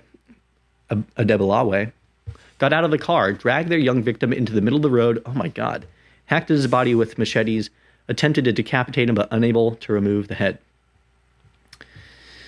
They talked about it to the camera. I'm going to skip through a bit here. This is pretty intense stuff. Very hateful. Perhaps it is possible that rather than being bigots who make assumptions about vast swaths of people without any evidence, the young people who answered the Radio 1 poll were simply guilty of reading the news of the story I just skipped through. After all, how much higher would the polling numbers have been regarding levels of distrust in another faith if two extremists or fundamentalists had slaughtered a British soldier in broad daylight only days earlier? Much though it might be lamented, the people who were asked their opinions in that poll and who connected Islam and Muslims with violence did so because on their streets, Islam had been very recently associated with extreme violence, so that poll was a bit of an outlier. A similar story emerged shortly afterwards when a school in Dundee in Scotland asked some of its pupils to list words they thought were associated with the Muslim faith, or with Islam. Among the words volunteered by the children were terrorists, scary, and 9/11. Oh my God. The shocked teachers responded by calling up a local Muslim center and asking someone to come and correct the pupils' answers. Soon a charity was up and running that sent Muslim women around Scottish schools to correct children's views on Islam and Muslims. A report of one such occasion noted that two headscarf-wearing Muslim women explained to the children that the 9/11 hijackers had nothing to do with the faith. Unfortunately, for those involved in re-educating the public, such efforts have been dwarfed by the growing public awareness of a problem.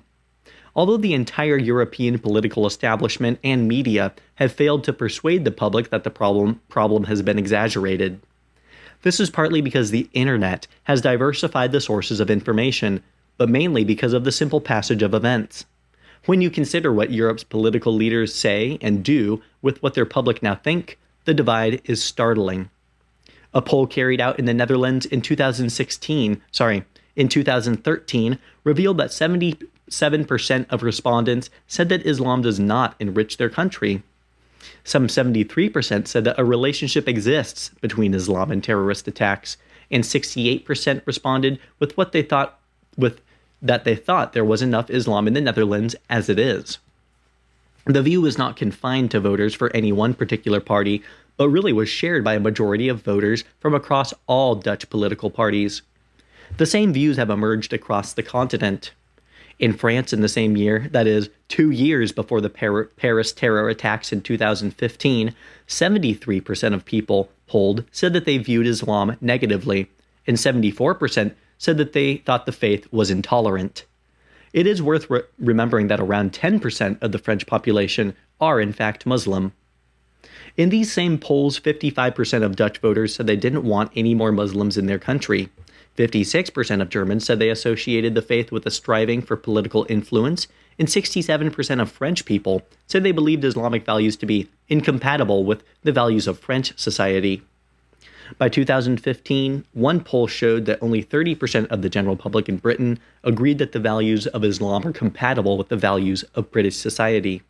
Another poll carried out around the same time found that only a fifth, 22% of the British public agreed with the statement that Islamic values and British values were generally compatible. It is the same everywhere. A poll carried out in Germany in 2012 showed that 64% of respondents associated Islam with violence, while 70% associated it with fanaticism and radicalism. Only 7% of Germans associated the religion with openness, tolerance, or respect for human rights. As the American scholar of contemporary Islam, Daniel Pipes has noted, opinion polls on these issues show a constant upward trajectory. Polling of the European public never reveals their concerns about these subjects is diminishing. It is a one-way street. So in 2010, not yet a half, 47% of Germans said that they agreed with the statement that Islam does not belong in Germany. By 2016, the number of Germans who agreed with the statement had risen to 60%. All of this has gone on despite the entire Western European governing class telling the people that they are wrong. In fact, to date, the most common response to Western Europe's governing leaders has been that people who think in such a way have clearly not experienced enough diversity, in particular, that they haven't experienced enough Islam, and that if they did, they would probably think differently. The polls, in fact, show the opposite. The more Islam there is in a society, the more the Westerners dislike and distrust there is in the society towards the faith. But the response of the political classes has had something else in common, which has been their insistence that in order to deal with this problem, they must deal with this expression of public opinion. Their priority has not been to clamp down on the thing to which the public are objecting to, but rather to clamp down on the objecting public. If anyone wanted a textbook case on how politics goes wrong, here is one. In 2009, the Royal Anglian Regiment, on their return from Afghanistan, was given a homecoming parade through the town of Luton. This is one of the towns in England in which white British are in a minority, and the town has an especially large Muslim community. Many locals turned out for the parade and were angered by the sight of extremists from the Islamist group Al-Muhajirun heckling and protesting the soldiers as they marched through the town center. Among other things, the group called the soldiers murderers and baby killers.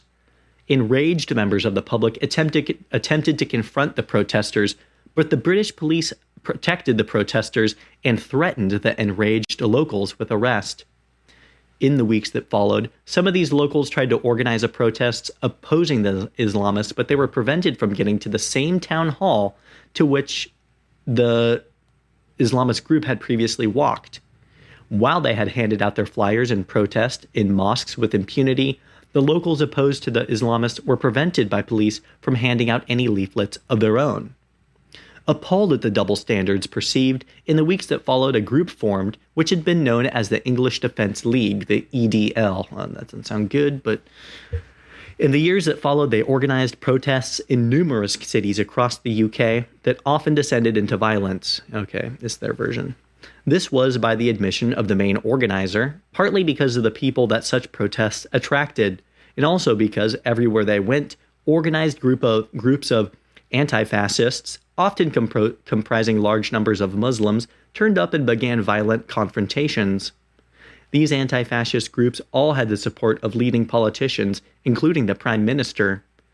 They had also previously held anti-fascist rallies where one of the killers of Lee Rigby had addressed the crowd on the anti-fascist side. But the most important thing about the EDL was not so much its activities as the attitude of the authorities toward them.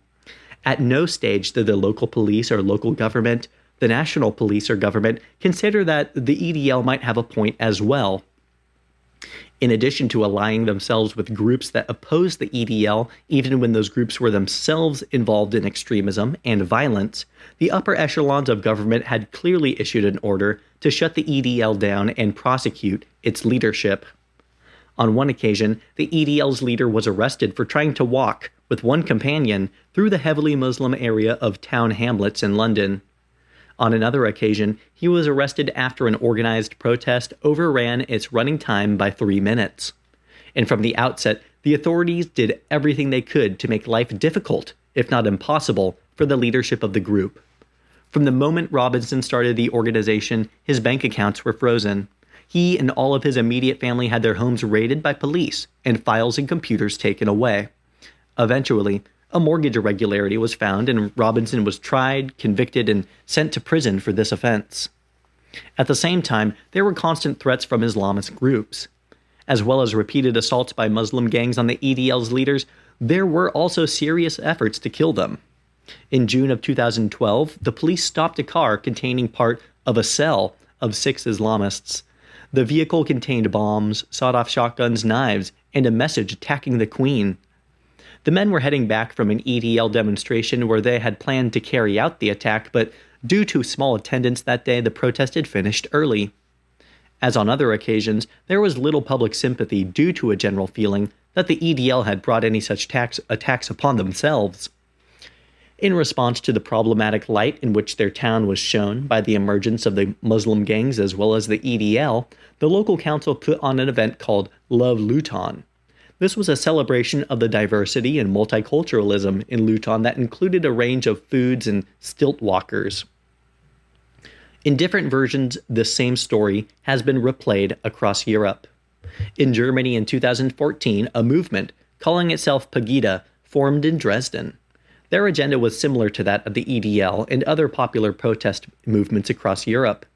They expressed themselves opposed to radical Muslims and mass immigration, though stressed their openness to immigration in general, especially in the case of Pegida to legitimate asylum seekers. As with the EDL, their numbers included prominent members of ethnic and sexual minorities, though these were rarely if ever mentioned in the press. Pegida's protests centered on an objection to indiscriminate Muslim immigration and an objection to hate preachers, Salafists, and other extremists. As with the EDL, the group's founding symbols were not only anti-Islamist but anti-Nazi, attempting to distance themselves at the outset from any connection to such horrors of the past. Although such connections were consistently made by the media, but by December 2014, the number of attendees at Pegida protests grew to more than 10,000 and had begun to spread across Germany. Unlike the EDL, which had attracted an almost exclusively working-class contingent in Britain, Pegida seemed able to appeal to a wider range of citizens in Germany, including middle-class professionals. Eventually, though in much smaller numbers, the movement spread to other parts of Europe. The reactions of the German authorities was the same as their British counterparts. Despite, or perhaps because of, opinion polls showed that as many as 1 in 8 Germans would join a Pegida march if it occurred in their town. At its height, around 17,000 protesters came out on the Monday before Christmas to join Pegida in Dresden. Extraordinarily, for a movement that had attracted such a comparatively small portion of the German public to its protests, the Chancellor used her New Year's message to respond to Pegida. The year 2014 had been an extraordinary one for Germany, though not as extraordinary as the year Merkel was about to usher in. Yet, the official figures for asylum seekers in 2014 were already at 200,000, and around 4 times the number they had been just 2 years earlier, already representing a 2-decade high. The Chancellor used her New Year's message not to waylay those fears, but to criticize those who felt the fears. Quote, "It goes without saying that we help them and take in people who seek refuge with us." End quote. She warned the German public about Pegida. According to Merkel, movements such as Pegida discriminated against people because of the color of their skin or their religion. Quote, "Do not follow people who organize these," she warned the German people, "for their hearts are cold and full of prejudice and even hate." End quote. The following Monday, Pegida held a protest in Cologne. The cathedral announced in advance that it would turn off its lights in protest at the gathering in the city.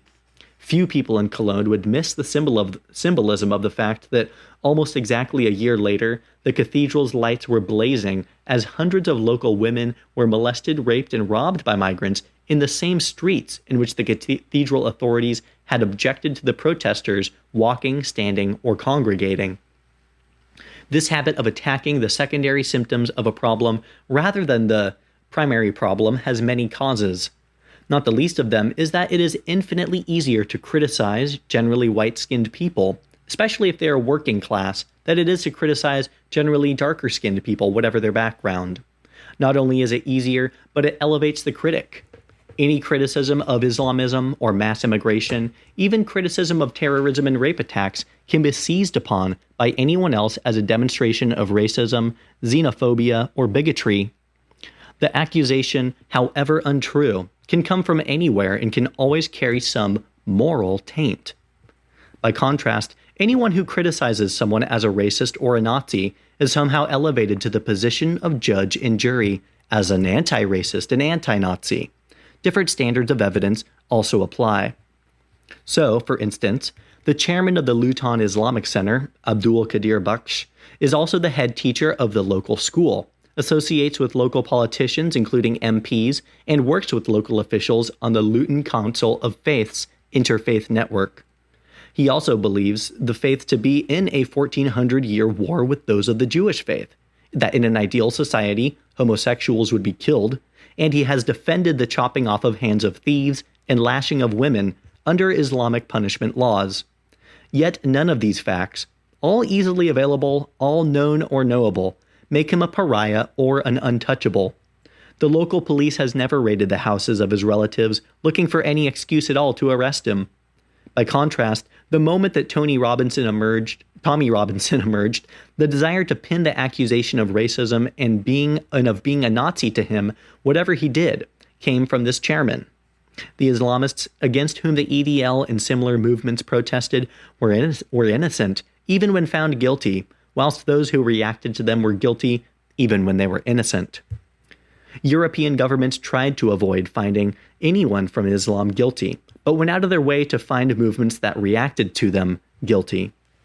Most of the media demonstrated a similar order of priorities, the most striking example of which was the desire to prove anti-Semitism on the part of any reactive movement, while ignoring actual anti-Semitism in the primary movement, to which the secondary movement was objecting.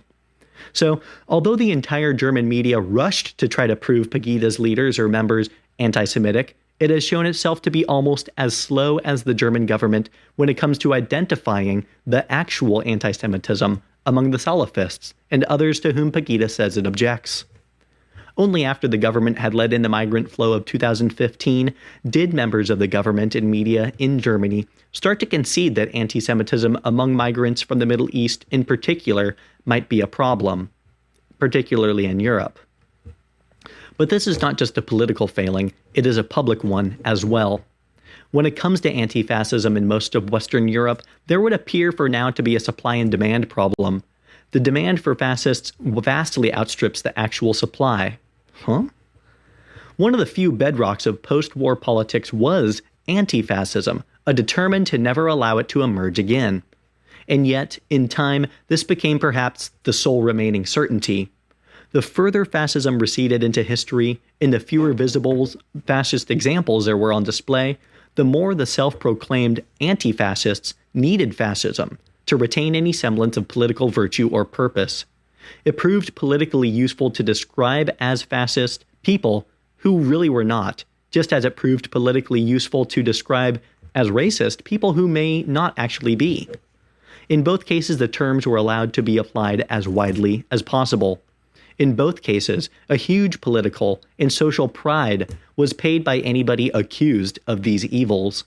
And yet, unjustly accusing people of these evils carried no social or political price whatsoever. It was a cost-free exercise which could bring only political and personal advantages. Nonetheless, while it may also be noted that no similar anti-communist fervor was ever sustained in Western Europe, or was dismissed where it was suspected as akin to witch hunting, anti-fascists in Europe were not always onto nothing, a fact that applies yet another layer of complexity onto Europe's social problems. In the United States, a popular protest movement of any kind, including one to do with immigration or Islam, is likely to attract some eccentric people or even crazies with kooky signs. But it will rarely consist early on, let alone firstly, of actual Nazis. When the Dutch MP Geert Wilders split off from the Dutch Liberal Party in 2004 over the party's support of Turkey's entry into the EU, he formed his own party. The Party for Freedom gained 9 out of the 150 seats in the Dutch parliament at its first election in 2006. Opinion polls in 2016 showed the party to be the most popular one in Holland. Despite a growing number of MPs, Wilders remains to date the sole actual member of his party. When the party was first incorporated, Wilders himself ensured that this was the case. Neither members of the public, nor in the end his own party's MPs were able to join the party. In the process, Wilders forfeited large amounts of state funding, which increases in Holland with the size of the political party. The single reason why Wilders chose to operate the party in this manner was, he explained privately at the time, that if he were to make it a membership party, the first people to join could be the small number of skinheads that exist in Holland. What? And because of them, the next groups of people would not join.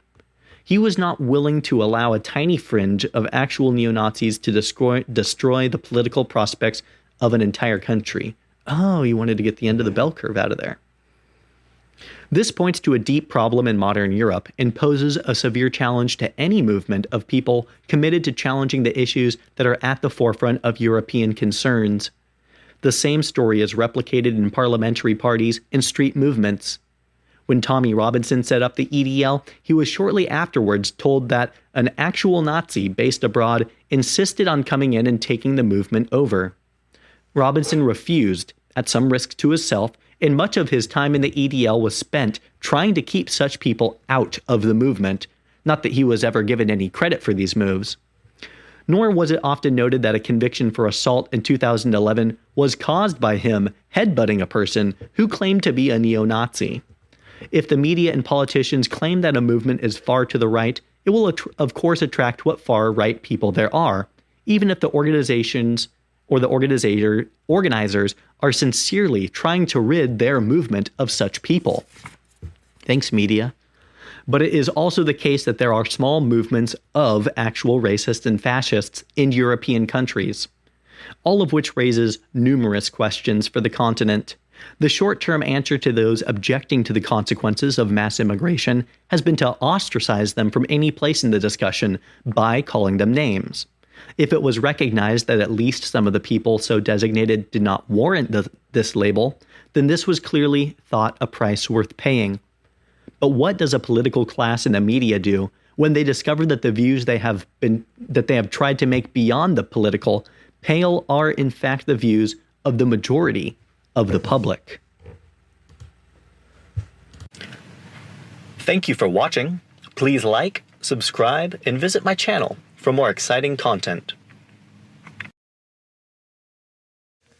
This video is part of an audiobook series featuring Europe, The Strange Death of Europe, Immigration, Identity, and Islam by Douglas Murray in 2017. For more audiobooks, please visit my YouTube channel, find me on Spotify, or check out my website for downloads. Chapter 15. Controlling the Backlash. One route to an answer would be to consider what, if anything, might be said or done by ordinary people who object to the mass immigration into their societies and some of the negative consequences that this brings with it. What would a decent movement that expressed such concerns look like? Would it be allowed to have any working class people? Ought everybody involved to have university degrees, or are non-university educated people allowed to have concerns about the direction of their country without being branded a Nazi? In 2014, Chancellor Merkel could have started such a process herself. Instead of using her New Year message to condemn Pegida for having coldness in their hearts, she could have instead told the German people that the Salafists and other radicals to whom Pegida professed themselves opposed have the most appalling coldness in their heart, a problem for which Germans must find an answer without themselves in turn shunning all the world's refugees. It was the same response of the German political establishment to the recently created Alternative for Deutschland. Concentrating on attacking the ADF's or AfD's views and supporters while massively increasing the causes of their concerns was a deeply short-term policy. Yet attacking all expressions of concern and failing to address or in any way stem the cause of them, to attack the secondary problem and not the primary problem, became a European habit in these years, and a sign of significant further problems to come. The mainstream European media has the same affliction. Having internalized the Rushdie fatwa, the Danish cartoons, and Charlie Hebdo lessons as much if not more than anyone, Europe's media know that alone among subjects there is a physical as well as reputational risk to delving into Islamic matters. While they hide behind good taste defenses on such issues, all the time there are easier themes for them to revert to. The, quote, rise of the far right, end quote, in particular, is such a trope in journalism that the far right is said to be rising even when it is collapsing, as it did in Britain during the last decade. Nevertheless, the powerful trope is often given further color, such as whether the right or the far right are also said to be on the march. The headline claim that, quote, the far right is on the march across Europe, end quote, has been used promiscuously in recent years, whether the people in question are right-wing or not. As the writer Mark Stein pointed out at the time of the rise of Pim Fortuyn in 2002, saying, quote, gay professors on the march, end quote, just doesn't have the same ring to it. At the same time, an obsession with the alleged prevalence of European racism means that any day's news is dominated by such questions. Any ordinary day, picked at random anywhere in Europe, will include headlines such as that on the front page of the Dutch daily De Volkskrant in the summer of 2016, with the question as the headline, quote, how racist is the Netherlands, end quote. The answer in discussion is usually very, and puts the onus for any failures of integration or assimilation squarely at the door of the native Europeans. So, Europeans are blamed for what is happening to them, are denied any legitimate way to object, and the views of the majority are made to appear not just dangerous, but marginal. Of all the countries in Europe attempting this experiment, Sweden is one of the most interesting, not least for having the most rigidly enforced political and media consensus of any country in Europe. Despite or because of this, politics is shifting in that country faster than anywhere else. On first glance, the situation in Sweden can appear to be different from that of other European countries. The only country to have had comparable rates of immigration to Germany in 2015, Sweden, unlike Germany, does not seem to be bowed down with the weight of its history. On the contrary, it presents itself on the terms of its political class, as a liberal, benevolent, humanitarian superpower. With its population of under 10 million, this mostly northerly outpost of Europe is famed for its social welfare spending, high taxes, and high quality of living. But the problems it has encountered with immigration are the same as everywhere else. Like everywhere else in Europe, in the aftermath of the Second World War, Sweden began to take in migrant labor. Occasional waves of refugees during the years of communist rule in Eastern Europe, notably in 1956 and 68, persuaded many Swedes that they could not only take in these people, but that they were successful at integrating them. Throughout this period, Sweden's reputation as a safe haven for the world's asylum seekers grew and helped burnish the country's self-image as well as its image around the world. Yet, beneath the veneer lies another truth. For although at first glance Sweden can look as though it might be taking in migrants for genuine and unalloyed reasons of good-heartedness, the guilt of Europe only runs more subtly through Swedish society than it does through its southern neighbors. Having had a minimal colonial history, the country does not suffer any serious legacy of colonialist guilt. And having remained neutral during the Second World War, it does not suffer guilt for military action. Yet, guilt still hangs around those years. Although Sweden presents its neutrality as an example of the moral high ground, the further one moves from the 1940s, the more shameful that studied neutrality becomes. And the clearer it also becomes that Sweden did not remain as neutral as it maintains. Not only because it permitted trains with Nazis and supplies to travel across its territory during the occupation of neighboring Norway, but because it provided Germany with raw materials that allowed the Nazis to keep fighting. The aftermath of the war brought further bruises to the country's self-image. The extradition from Sweden of soldiers from the Baltic states who had fought against the Soviets was one small but significant episode. The lesson for the Swedes was that refugees returned can act as a moral taint as much as refugees not taken in the first place, whereas refugees staying in Sweden once there must be an unalloyed good. Or, so the Swedes thought for a time. Sweden's pride over its ability to be a safe haven for the world's asylum seekers began to shift in the 1990s when the country took in tens of thousands of refugees fleeing the wars in the Balkans. For the first time, these refugees brought significant social problems.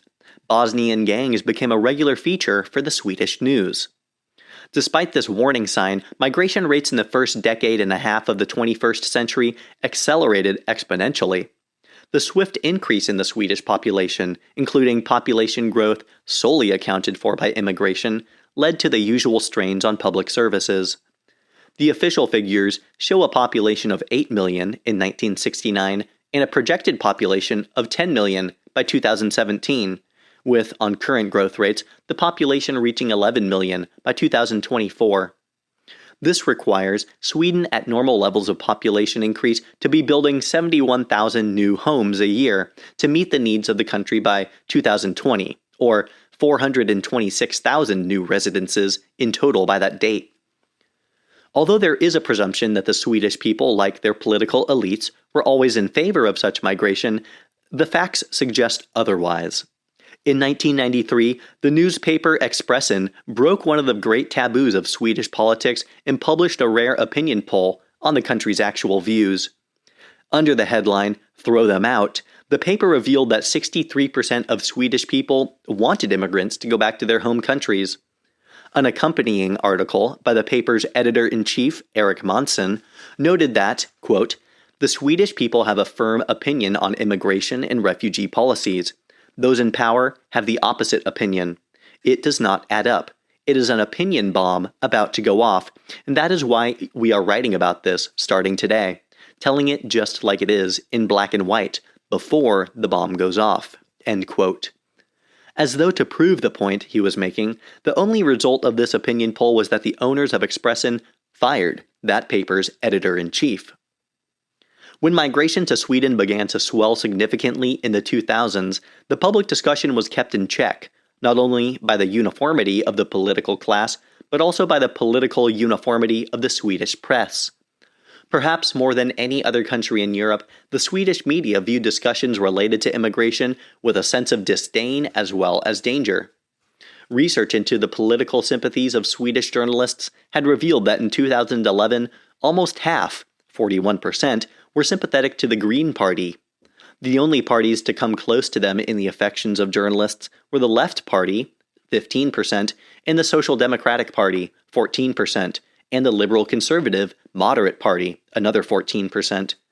Only about 1% of journalists expressed sympathy for the Swedish Democrats, which is within the margin of error. Yet, in 2016, this party that was so reviled by the journalistic class was the highest-ranking party in the Swedish polls. The story of how it got there reads like a cross-section of modern Europe's dilemmas. When the party was founded in the 1980s, it was an unarguably racist as well as nationalist movement. Its alliances and policies were in line with genuine far-right movements across Europe, including those advocating racial white supremacy. It was regarded in the way that the British National Party was viewed in the UK and never really had a meaningful voice in politics. In the 1990s, there was a conscious effort to reform the party, with the throwing out of people involved in neo-Nazi movements. Then, in the 2000s, a group of 4 young men, mainly born in the 1970s, looked for a way to break the Swedish status quo. Jimmy Åkesson and his colleagues had the choice of either forming a new party or taking up over a party that already existed. They chose the latter option, and throughout the 2000s worked to repel remaining far-right elements from the Sweden Democrats and make it into a nationalist but non-racist movement. No credit was given to them for doing so. The media and other politicians continued to describe the Sweden Democrats as far-right, racist, and xenophobic, and continued to portray them as neo-Nazis, when in fact they had thrown all those out. In the 2010 general election, the party won more than 5% of the vote and entered parliament for the first time. The other parliamentaries were aghast and treated the new MPs as pariahs, refusing to have any dealings with them, cooperate with them, or even talk to them. Yet, in the years after that election, the issues of immigration and identity that the Sweden Democrats were raising came to the fore. Up until then, the country had experienced the same symptoms as the rest of Europe, although arguably worse than anywhere else. Its culture of self-negation was especially strong. In 2006, the country's Prime Minister Fredrik Reinfeldt, from the conservative Moderate Party, had proclaimed, quote, "Only barbarism is genuinely Swedish. All further development has come in from the outside," end quote. The churches in Sweden reinforced all mainstream political views. For instance, the Archbishop of the Church of Sweden, Antti Jackalin, among other prominent clergy, insisted that the country's migration policies must keep in mind that Jesus himself was a refugee. With a weary predictability, this era also witnessed an exponential rise in anti-Semitic attacks in Sweden. As the Muslim immigrant population of the city of Malmo grew, so the number of Jews in the city, which had once been a haven, began to dwindle. Jewish buildings, including the chapel of the Jewish cemetery in the city, were firebombed, and by 2010, when the city's Jewish community had fallen to under 1,000, as many as 1 in 10 local Jews were harassed in a single year. Non-Jewish locals took to escorting kippah-wearing Jews to and from services and other communal events. Despite the same warning signs as everywhere else, from 2010, migration into Sweden accelerated rapidly. Potential migrants from around the world saw Sweden as especially desirable, with new arrivals not only given housing and welfare provisions, but an especially attractive family reunification program. In the 2014 election, the Sweden Democrats more than doubled their share of the vote, becoming the third largest party in the country, with almost 13% of the vote. And just as everybody could see what was going on, the Swedish press accelerated their efforts to avoid all stories that could feed the narrative of the Sweden Democrats and bolster their support. The results were predictably tragic. In the summer of 2014, at the We Are Stockholm music festival, which took place as normal, this music festival took place as normal. Except that at the event, dozens of girls as young as 14 were surrounded by gangs of immigrants, particularly from Afghanistan, molested and raped. Local police covered up the case, making no mention of it in their report of the 5-day festival. There were no convictions, and the press avoided any mention of the incidents. Similar organized rapes by migrant gangs occurred at music festivals in 2015 in Stockholm and Malmo, among other cities. The figures were extraordinary. Whereas in 1975 there were 421 rapes reported to the Swedish police, by 2014 the annual number reported had risen to over 6,500. By 2015, Sweden had the highest level of rapes per capita of any other country in the world after Lesotho. When the Swedish press did report these events, they willfully misreported them. For instance, after the gang rape of a girl on a ferry from Stockholm to Abo in Finland, it was reported that the culprits were Swedish men, when in fact they were all Somalis. It was the same story in all of the neighboring countries. Research published in Denmark in 2016 showed that Somali men were around 26 times more likely to commit rape than Danish men, adjusted for age. And yet in Sweden, as everywhere else, this subject remained unbroachable. It took the 2015 New Year's Eve attacks in Cologne and the scandal of that cover-up to be unearthed for the Swedish media to even report on what had been happening for years at Swedish music festivals and other events. Not only was a cover-up by the police finally exposed, but the cover-up by the Swedish press was revealed as well, thanks to the work of a number of web magazines and blogs. All of this was happening against a background of daily new arrivals, even in 2014, which meant that in August of that year, the Prime Minister admitted that with asylum seekers coming into the country at such a rate, quote, "we will not be able to afford much else. But it's really people fleeing for their lives," end quote. That Christmas Eve, the then ex-PM gave a television interview in which he said that Swedish people themselves are uninteresting, that borders are fictional constructs, and that Sweden belongs to the people who have come to make a better life there, rather than belonging to the people who have lived there for generations. Even by such standards, what Sweden went through in 2015 is unheard of in the country's history. As with as many as 10,000 people entering Sweden on some days in September of 2015 after Chancellor Merkel's announcement, for a period the country was almost paralyzed.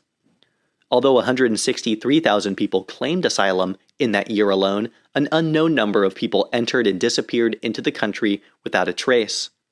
People visiting laundry rooms of their buildings in the tenements of Malmo found migrants living there. The city already had the lowest tax base of anywhere in the country, with areas such as Rosengård already with few non-immigrants and some areas with as few as 15% of residents in employment. Yet, these are not unpleasant areas. They are better provided for than working-class areas in numerous other European cities, and until these areas became almost entirely immigrant-based, many working Swedes had saved to buy houses there. But any prospects for integration were already dire. Even before 2015 in Rosengard, not one child in the local school had had Swedish as their first language for 14 years. Even before 2015, the emergency services refused to enter these areas without police escorts because residents attacked the ambulances or fire engines. Becoming alarmed at the large concentrations of migrants in some cities, in 2015, the Swedish authorities tried another tactic. They decided to shift recent arrivals to remote towns and villages, particularly in the north of the country. They put up 200 migrants in the village of Undrom, in the Sollefteå region, a village with 85 inhabitants. They put 300 migrants in the village of Trensum, in the Karlshamn region, a village of 106 residents. Other remote villages tripled in size overnight. Of course, the migrants had not come to Sweden to live in such isolated and strange areas, and police often had to drag them out of the buses that they used to transport. Yet, Swedish politicians insisted that their country had plenty of space to house migrants. Only once they had accelerated their migration policy did they recognize the pitfalls of this idea. The next year's budget anticipated the cost of migration to be in the region of 15.4 billion Swedish kroner in direct costs alone, and so constituting only a portion of the true cost. To put that in context, the Justice Department for 2016's budget was 42 billion kroner, and the defense budget 48 billion. Sweden is a rare country in this respect. During times of global downturn, it has been able to run a budget surplus. Now, in a period of growth, Sweden faces the possibility of having an economy with a deficit. Faced with such realities, even the clearest humanitarian justifications for this began to wither. Among the new arrivals in 2015, there was a particularly large number of undocumented, unaccompanied minors. Although there were children among them, social workers said that perhaps 3 out of these 5 children claimed that their birthdays were on the 1st of January. And of course, the vast majority, 92%, were male. It was the policy of Swedish officials to ignore these facts even when they were staring them in the face. But in August of 2015, an asylum seeker whose application had been turned down murdered 2 Swedes with a knife in an IKEA store in Västerås. As the months passed, the patience of some Swedes began to snap. In October of 2015, asylum centers in Munkedal, Lund, and a dozen other places across the country were set alight by locals. The government moved to have all such locations kept secret in the future. But the following January, when a young female social worker was stabbed to death in an asylum shelter by a child migrant who turned out to be an adult, public opinion further soured. The issue of so-called no-go zones became a major issue within the country, with officials furiously denying that there were areas of Sweden where the authorities could not even enter, even though local residents and emergency services who regularly came under assault in such areas knew this to be the case. That August, an 8-year-old boy from Birmingham, England, whose family were from Somalia, was killed in a gang-related grenade attack while visiting relatives in Gothenburg. As with the Gothenburg car bomb a year earlier, which had killed a 3-year-old girl, ethnic gang violence of this kind had become routine. In 2016, it transpired that as much as 80% of the Swedish police force were considering quitting because of the dangers that their jobs now entailed in dealing with the increasingly lawless, migrant-dominated areas of their country. As with every other country, these migrants had been portrayed by the Swedish government and media as consisting almost entirely of doctors and academics. In reality, a huge number of low-skilled people who did not speak the language had been imported into a country with very little need for low-skilled workers.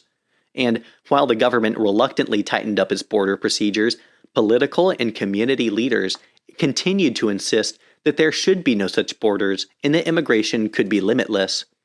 Archbishop Jacqueline insisted that Jesus would not approve of government restrictions on immigration. In the summer of 2016, whilst in Sweden, I went to a regional conference of the Sweden Democrats Party, held in Västerås, in the center of the country. In the manner of an academic conference, several hundred party members gathered to hear a day of speeches. Party members mingled with the party leaders, And although everybody was in agreement that they were nationalists, there was not the remotest sign of racism or extremism. There was much talk among party members and leaders of how to halt the government's immigration policies, but the mainly young leadership were striking in private and public for their moderation. In private, they wanted to know their visitors' thoughts on Viktor Orban and other European leaders who, like them, objected to mass migration. How savory were they? Which were allies and which were actually more extreme? This party that the media in Sweden and abroad continued to portray as far-right and fascist seemed as worried about the actual far-right and fascists as everyone else. Whatever their views, the party's recent success is hardly surprising. The country's politics have swiftly changed because the demographics have so swiftly changed. According to the Swedish economist Dr. Sanadaji, himself a Kurdish-Iranian origin, in 1990, non-European immigrants counted for just 3% of Sweden's population. By 2016, that figure had increased to around 13 to 14% and is now growing at between 1 and 2 percentage points a year. In Malmö, Sweden's third largest city, non-ethnic Swedes already constitute almost half of the population. According to Sanadaji, within a generation other cities will follow, and ethnic Swedes will be a majority in all the major cities, partly as a result of immigration, partly as a result of higher birth rates among immigrants, and partly as a result of ethnic Swedes abandoning areas where immigrants dominate. Not the least interesting aspect of surveys of Swedish attitudes is that even while so-called white flight goes on, the average Swede still says it is important to live in a multicultural neighborhood. Indeed, those who have moved away from multicultural areas are disproportionately likely to say how important it is to live in them. A gap clearly exists in Sweden, as elsewhere across the continent, between what people think and what they believe they are meant to think. And while the attitudes of Europeans are continuing to move in the same direction at varying speeds, their political leaders still continue to take decisions that will make those views change faster still. Sweden is merely an extreme demonstration of that trend. Throughout 2016, as Europe's political and societal plates moved, the leadership of Europe continued on the same inexorable course. By the summer of that year, the deal with Turkey had slowed the migration through the Greek route, with the result that there was an upsurge of movement into Italy.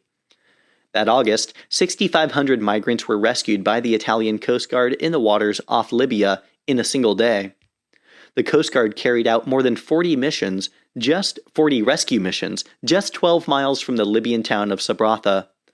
The passengers on the boat, mainly from Eritrea and Somalia, cheered as they were picked up. By now, the people smugglers did not even bother to fill their boats with sufficient fuel to get even halfway to Lampedusa or Italy. Knowing that they would be intercepted earlier by European rescue vessels, the people smugglers were filling the boats with enough fuel only to reach those rescue vessels, and the Europeans took over from there. The politicians continued to pursue the same policies and import more and more people into what they themselves recognized as a failing model. But everywhere in Europe, the public attitudes had begun to change. In July of 2016, less than a year after Chancellor Merkel's grand gesture, a poll found that less than a third of native Germans, 32%, still believed in the concept of the Willkommenskultur, or welcoming culture, and continued mass immigration into their country. A third of Germans, as a whole, said that the country's very future was threatened by the migration policies, and a third believed that the majority of migrants were economic migrants rather than actual refugees. Even before the country's first suicide bombing and other terror attacks in the summer of 2016, half of all Germans strongly feared terrorism as a result of the influx. Perhaps most interesting was the finding that among foreign-born Germans, just 41% wanted to see a continuation of mass immigration, with 28% of foreign-born Germans wishing it to end completely. In other words, Merkel had even lost the approval of migrants for the migration policy. By the following month, her approval rating had slipped from 75% to just 47%. A majority of Germans now disagreed with their chancellor's policies. In September's regional elections in Pomerania, Alternative for Deutschland, AfD, though only 3 years old, beat Angela Merkel's party into third place. Such policies were reported as metaphorical earthquakes, but they were in fact the smallest tremors and did not necessarily signify any major change. The European publics had been opposed to mass immigration from the moment it had started to happen, but none of their political leaders from any political persuasion had ever cared to reflect on the fact or change their policies as a result of it. Although Chancellor Merkel had sped up a process, it was only part of a continuum that the continent had been on for decades. The effects of all this occasionally became startlingly clear.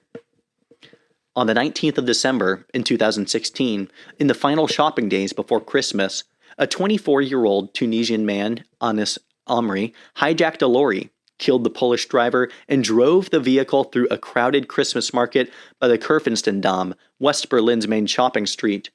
12 people were killed in the ensuing carnage and many more injured while shopping for Christmas. After escaping from the lorry, Amri made his escape across Europe. Despite being the most wanted man on the continent, he managed first to travel to Holland. Then he managed to enter and travel through France, a country still meant to be on heightened alert during its second year in a state of national emergency. Then, Amri traveled to Italy, where 2 policemen in Milan asked to see his identity papers. He reached for a gun and shot one of the Italian police officers before the other officer shot Amri dead. It transpired that Amri, who had pledged allegiance to ISIS before the attack, had landed as a migrant in Lampedusa in 2011. Turned down for an Italian residency permit, he was later imprisoned on Sicily for setting fire to a government-provided shelter. In 2015, after leaving prison, he entered Germany and registered as an asylum seeker under at least 9 different names. The failure of local German authorities to communicate with each other, added to Europe's lax external and absent internal border systems, had served Amri well. The same systems had served the shoppers at a Christmas market in Berlin less well. While large casualty atrocities like this caught the headlines and galvanized the European press for a couple of news cycles, all the time the facts on the ground were changing the continent as a whole. The German authorities recorded an additional 680,000 arrivals into their country in 2016 alone. Such continuing mass immigration, high birth rates among immigrants, and low birth rates among native Europeans all ensured that the changes underway would only accelerate in the years ahead. The German people had demonstrated at the polls that, politically speaking, even Merkel was mortal. But she had helped to alter a continent and to change an entire society, with consequences that would play out for generations to come. Thank you for watching. Please like, subscribe, and visit my channel for more exciting content. This video is part of an audiobook series featuring Europe, The Strange Death of Europe, Immigration, Identity, and Islam by Douglas Murray in 2017. For more audiobooks, please visit my YouTube channel, find me on Spotify, or check out my website for downloads. Chapter 16. The feeling that the story has run out. It is as well to admit when your enemies are onto something. Today, the antagonists of European culture and civilization throw many accusations at the continent. They say that our history has been especially cruel, whereas it has been no crueler than any other civilization, and less cruel than many. They claim that we act only for ourselves, whereas it is doubtful if any society in history has become so unwilling to defend its own or more ready to assume the opinions of its detractors. And we remain among the only cultures on Earth so open to self-criticism and the recording of our own iniquities that we are capable of making even our greatest detractors rich. But on one single thing it is possible that our critics are onto something. They do not identify it well, and when they do identify it, they prescribe the worst possible remedies.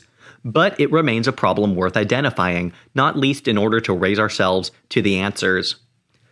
The problem is one that is easier to feel than it is to prove, but it runs something like this, that life in modern liberal democracies is to some extent thin or shallow, and that life in modern Western Europe in particular has lost a sense of purpose. This is not to say that our lives are wholly meaningless, nor that the opportunity liberal democracy uniquely gives us to pursue our own conception of happiness is misguided. On a day-to-day basis, most people find deep meaning and love from their families, their friends, and much else. But there are questions which remain, which have always been central to each of us and which liberal democracy on its own cannot answer and was never meant to answer. Things like, what am I doing here? What is my life for? Does it have any purpose beyond itself? These are questions that have always driven human beings, questions that we have always asked and ask still. Yet for Western Europeans, the answers to these questions that we have held onto for centuries seem to have run out. Happy as we are to acknowledge that, we are far less happy to acknowledge that with our story of ourselves having run out, we are nevertheless still left with these same questions. Even to ask questions today, such as these, has become something like bad manners, and the spaces where such questions can be asked, let alone answered, have accordingly shrunk, not only in number but in their ambition for answers. If people no longer seek for answers in churches, we simply hope that they might find sufficient meaning in the occasional visit to an art gallery or at a book club. The German philosopher Jürgen Habermas addressed an aspect of this in 2007 when he led a discussion at the Jesuit School of Philosophy in Munich titled Unawareness of What is Missing. There he attempted to identify a gap at the center of our post-secular age. He related how, in 1991, he had attended a memorial service for a friend at a church in Zurich. The friend had left instructions for the event that were closely followed. The coffin was present and there were speeches by two friends. But there was no priest and no blessing. The ashes were to be strewn somewhere and there was to be no Amen. The friend, who had been an agnostic, had both rejected the religious tradition and was also publicly demonstrating that the non-religious view had failed. As Habermas interpreted his friend, quote, "The enlightened modern age has failed to find a suitable replacement for a religious way of coping with the final rite of passage which brings life to a close," end quote. The challenge that Habermas's friend posed can be quietly heard around us in contemporary Europe, as can the result of the questions going unanswered. Perhaps we are wary of this discussion simply because we no longer believe in the answers and have decided on some variant of the old adage that if we have nothing nice to say, then it is better to say nothing at all. Or it is possible that we are aware of the existential nihilism which underlies our society, but find it embarrassing. Whatever the explanation, the changes that have happened in Europe in recent decades and sped up exponentially in recent years mean that these questions can no longer go unaddressed. The arrival of large numbers of people with wholly different, indeed competing, attitudes towards life and its purpose means that there is a new urgency about these questions. This urgency is motivated not least by the certainty that societies, like nature, abhor a vacuum. Occasionally, a mainstream politician seems to acknowledge some of the fears that have begun to bubble up underneath the surface, giving all these questions some urgency. But these acknowledgments come in the form of a terrible, exhausted fatalism. For instance, on the 25th of April in 2016, a month after the attacks in Brussels, the Belgian Minister of Justice, Koen Geens, told the European Parliament that Muslims would very soon outnumber Christians in Europe. Quote, "Europe does not realize this, but this is a reality," end quote, he told the Parliament's Justice and Home Affairs Select Committee. His cabinet colleague, Jean Jambon, Minister of the Interior, added that although in his estimation the overwhelming majority of Belgium's 700,000-strong Muslim community shared the values of Belgium, quote, he said, "I've seen 1,000 times. The worst thing we can do is make an enemy of Islam. That is the very worst thing we could do," end quote. Somewhere underneath all this is the sense that unlike other societies, including for the time being the United States, this could all very easily change in Europe. Having been for some years, as the English philosopher Roger Scruton has put it, downstream from Christianity, there is every possibility that our societies will either become unmoored entirely or be hauled onto a very different shore. At any rate, very unsettling questions lay dormant beneath the surface of our societies even before they began to change as rapidly as they are doing now. There is, for instance, the dilemma that Ernst Wolfgang Bockenford posed in the 1960s, quote, "Does the free secularized state exist on the basis of normative presuppositions that it itself cannot guarantee?" End quote. It is rare to hear this question even raised in our societies. Perhaps we sense that the answer is yes, but we do not know what to do if this is the case. If our freedoms and liberties are unusual, and do in fact arise from beliefs that we have left behind, what do we do about it? One answer, which dominated in Europe for the final years of the 20th century, was to deny this history, to insist that what we have is normal, and to forget the tragic facts of civilization as well as life. Intelligent and cultured people appeared to see it as their duty not to shore up and protect the culture in which they had grown up, but rather to deny it, assail it, or otherwise bring it low.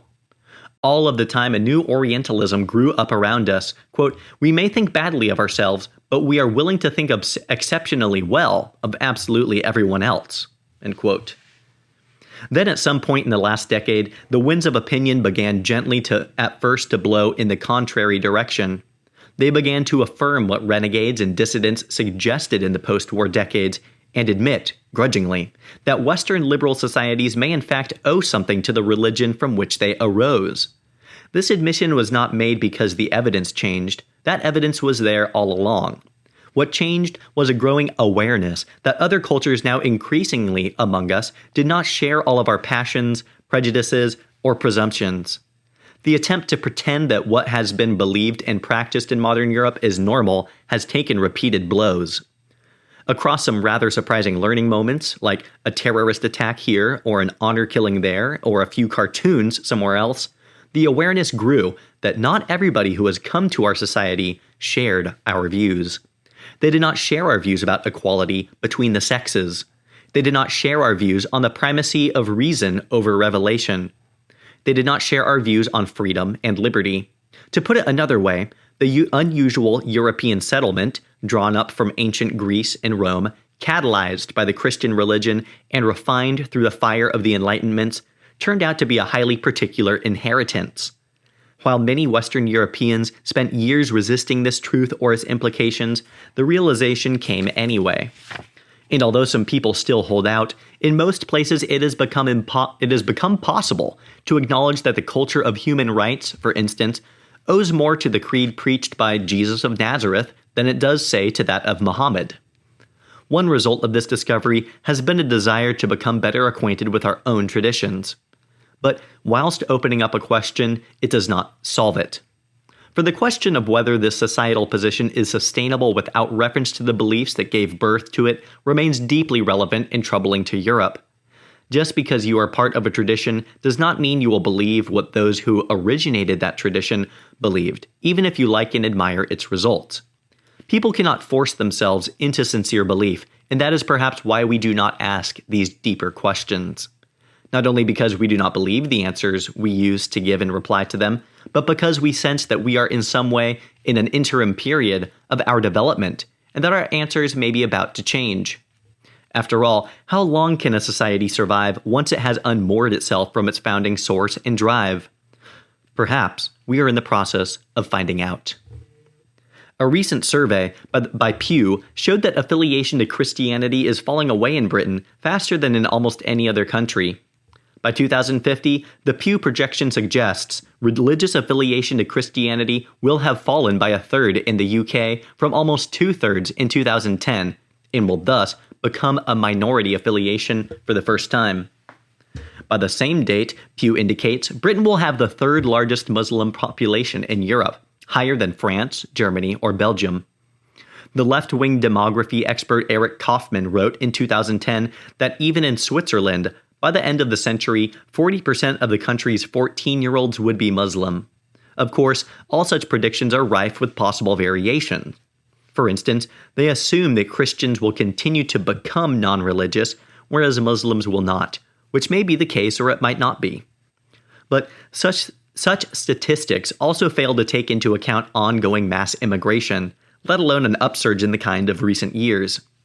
In any case, these are movements, like across Europe and the United States, where Muslims will by 2050 outnumber Jews among the American population. These are movements that cannot fail to have significant repercussions. Demographic studies show ethnic Swedes becoming a minority in Sweden within the lifespan of most people currently alive, which raises the fascinating question of whether Swedish identity has any chance of surviving this generation. This question will also have to be faced by every other Western European country. Europe was proud of having international cities, but how will the public react to having international countries? How will we think of ourselves? And who and what will the word "we" even define? Addressing or even acknowledging questions of meaning has become so uncommon that the absence seems at least partly deliberate, as though our problems have fueled a habit for distraction as well as ennui. Despite the unparalleled opportunity, our media and social media cannot help purveying endless rounds of reaction and gossip. To immerse oneself in popular culture for any length of time is to wallow in the most unbearable shallowness. Was the sum of European endeavor and achievement really meant to culminate in this? All around us we see other demonstrations of shallowness. Where once our forefathers built the great structures of Saint-Denis, Chartres, York, San Giorgio Maggiore, St. Peter's, and El Escorial, the great buildings of today compete only to be taller, shinier, or newer. Municipal buildings seem designed not to inspire, but to depress. Skyscrapers in European cities steal the glances of people from the nobler skylines, which are now all but dwarfed.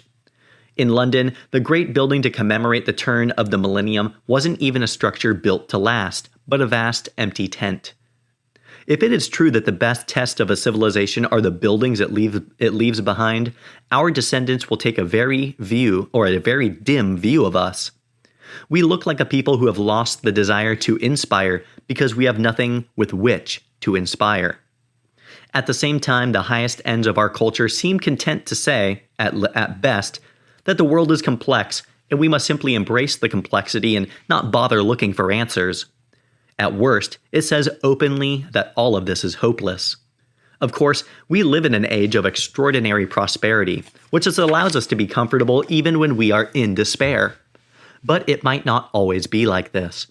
Even today, when the sun of economic advantage still shines upon us, there are people who notice a gap in our culture and are finding their own ways to fill it.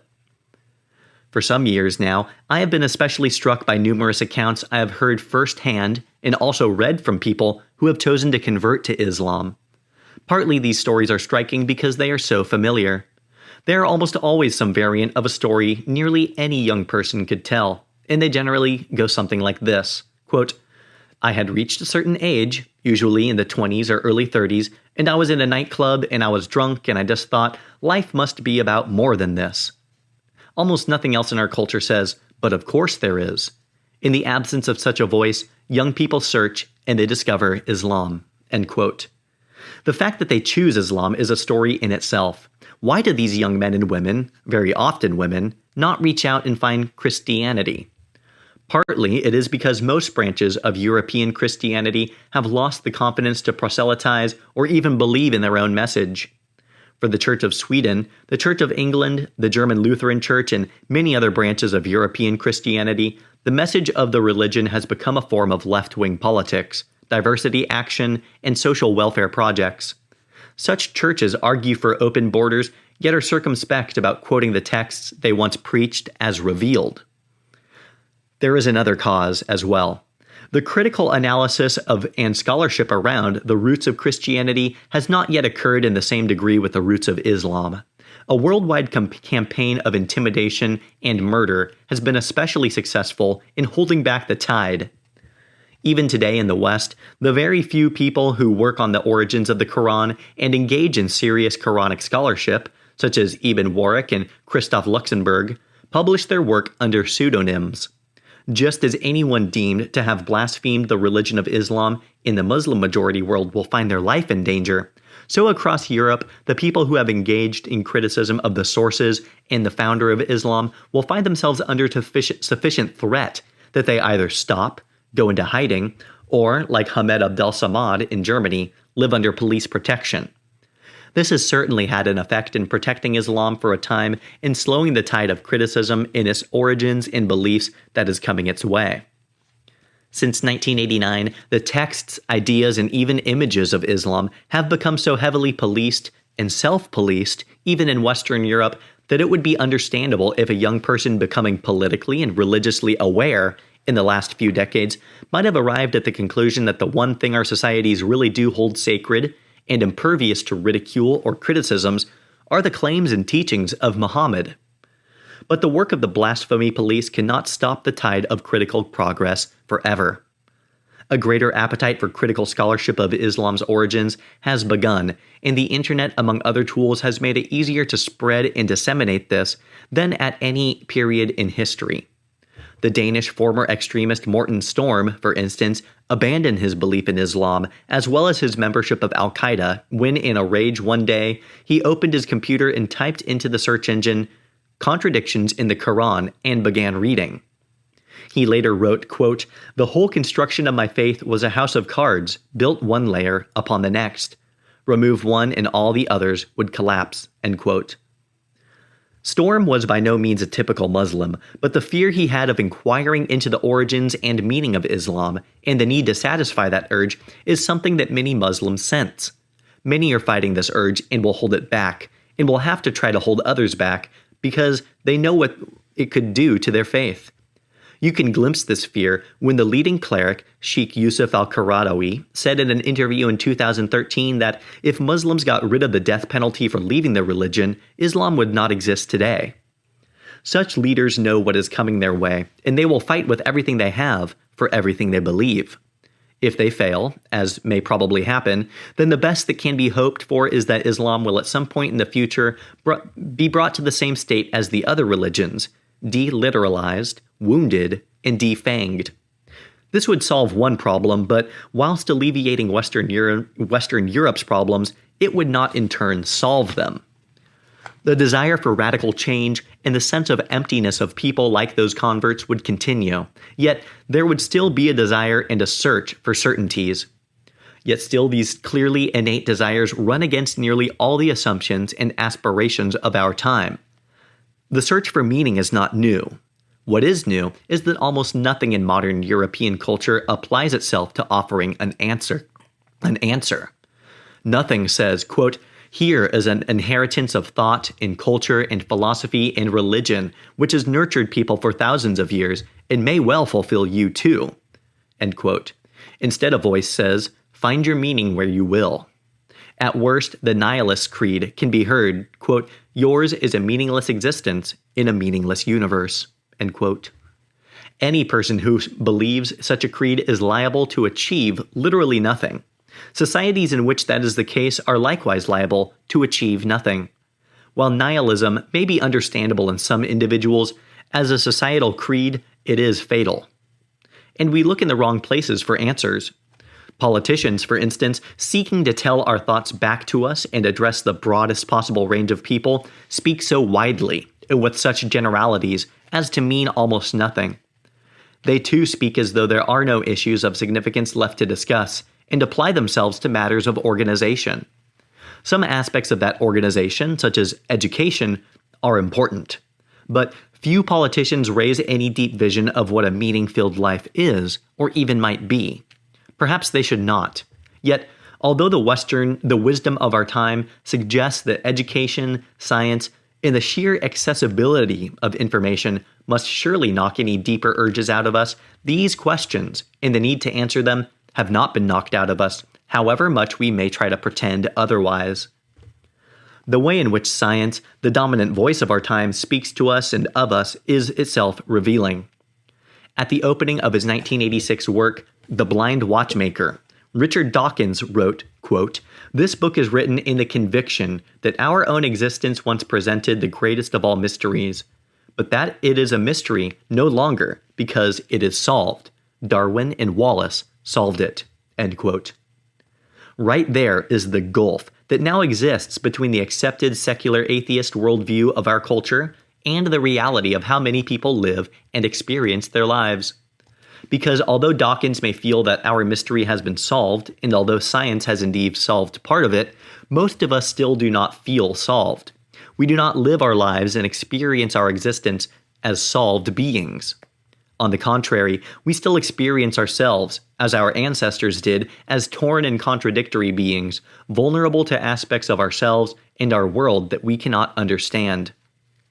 In the same way, while no intelligent person could reject what we now know to be our kinship with the animal kingdom, few people rejoice in being referred to as mere animals. The late atheist writer Christopher Hitchens often used to describe himself in front of audiences as a mammalian. Yet, while it may shock and even stimulate us to recall our origins and the materials we are made from, we also know that we are more than animals, and that to live merely as animals would be to degrade this thing we are. Whether we are right or wrong about this, it is something we intuit, in the same way that we know that we are more than mere consumers. It is unbearable for us to talk about ourselves as though we are mere cogs in an economic wheel. We rebel not because we are not these things, but because we know that we are not only these things. We know that we are something else, even if we do not know what that else is. Of course, religious people find talk like this frustrating because, for real believers, the question will always be, why do you not just believe? Yet, this latter question ignores the most likely irreversible damage that science and historical criticism have done to the literal truth claims of religion, and ignores the fact that people cannot be forced into faith. Meantime, the non-religious in our culture are deeply fearful of any debate or discussion that they think will make some concessions to the religious, thereby allowing faith-based discussion to flood back into the public space. This may be an error, not least because it encourages people to go to war with those whose lives and outlooks, whether they like this or not, descend from the same tree. There is no reason why the inheritor of a Judeo-Christian civilization and Enlightenment Europe should spend much, if any, of their time warring with those who still hold the faith from which so many of those beliefs and rites spring. Likewise, there is little sense in those from a Judeo-Christian civilization and Enlightenment Europe, who between them maintain a different understanding, deciding that those who do not literally believe in God are therefore their enemies. Not least because we may yet face far clearer opponents not only of our culture, but of our whole way of living. Perhaps this is why Benedetto Croce said halfway through the last century, and Marcelo Pera reiterated more recently, that we should call ourselves Christians. Unless the non-religious are able to work with, rather than against, the source from which their culture came, it is hard to see any way through. After all, though people may try, it is unlikely that anyone is going to be able to invent an entirely new set of beliefs. In the absence of anyone coming up with a wholly new faith system, it is not just that we lose our ability to talk of truths and meanings. We may lose our metaphors. Popular culture is replete with talk of angels and love that will last forever. Candles and other flotsam of religion also drift through. But the language and ideas are empty of meaning. It is the metaphor absent of the things to which it refers, symptoms of a culture running on empty. Yet, it is not only the religious tributary into our culture that has become a conundrum without answer. For many years, it was the presumption of people who might describe themselves as some form of liberals that the lessons of the Enlightenment, the glories of reason, rationality, and science, were so attractive that they would eventually succeed in persuading everyone of their values. Indeed, for many people in the late 20th and early 21st century Europe, the nearest they had to a creed was a belief in human progress, a belief that mankind was on an upwards trajectory, propelled not only by technological progress, but by an accompanying progress of thought. The presumption grew that because we were more enlightened than our ancestors and knew more about how we got here and what the universe around us consisted of, we could also avoid their errors. The attraction of knowledge acquired through science, reason, and rationalism were expected to be so self-evident that, like liberalism, it was assumed that life would become a one-way street. Once people began to walk that way and enjoyed the benefits for themselves, it was possible to believe that anybody, least of all anybody acquainted with these new pleasures, would choose to walk backwards down the street. Yet, in the era of mass migration, the people who believed this began to notice before their eyes, in ones and twos and then in larger movements, that there were indeed people walking back down the other way. A whole current of people were flowing the other way. People who thought that the battle to acknowledge the fact of evolution was over in Europe discovered that whole movements of people had been brought in who not only did not believe in evolution, but were determined to prove that evolution was untrue.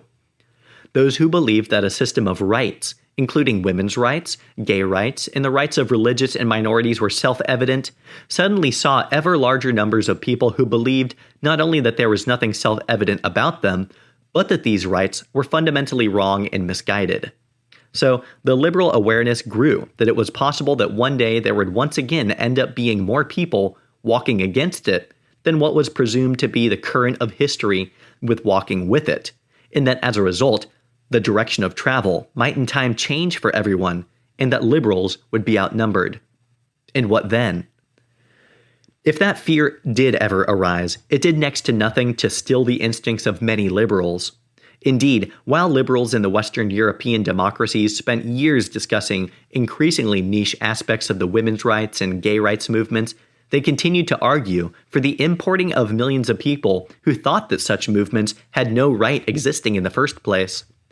And while, in the second decade of the present century, the question of non-binary, transgender rights began to preoccupy those who thought in terms of social progress, those same people campaigned to bring in millions more people who did not think that women should enjoy the same rights as men.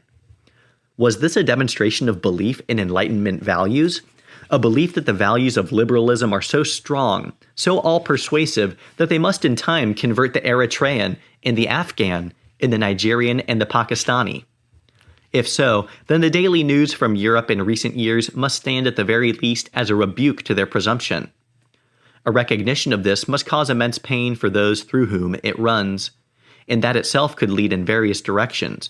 It could result in a denial of these realities, for instance, through the claim that all societies are in fact at least equally patriarchal and oppressive. Or it could result in the insistence, fiat justitia rut caelum. Let justice be done though the heavens fall. A noble sentiment right up to the moment when the first debris descends. There are, of course, those who so hate Europe, what they are and what they have been, that they are willing for literally anyone to come in and take over. In Berlin, during the height of this crisis, I spoke with a German intellectual who told me that the German people were anti-Semitic and prejudiced, and that for this reason, if no other, they deserved to be replaced. He would not consider the possibility that some of the people being brought in to replace them could make many mid-20th century, let alone modern Germans, look like paragons by comparison. More likely is a growing acceptance that people are different, that different people believe different things, and that our own values may not in fact be universal. This is an acknowledgement that could lead to even more pain. For if the rights movements that sprang from the social progress of the 20th century and the movement towards reason and rationalism that has spread throughout Europe since the 17th century are not the preserve of all mankind, then it means that these are not universal systems, but just systems like any other. This means not only that such a system may not triumph, but that it may in fact be swept away in turn, like so much else before it. It is no overstatement to say that for many people, the collapse of this dream is or will be just as painful as the loss of religion is to those who lose it. The liberal post-Enlightenment dream has always had about it a slight aura of religion.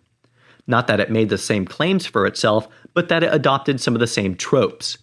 It had its own creation myth, for instance, a big bang of intellectual awakening, as opposed to the long and messy emergence of particular schools of thought.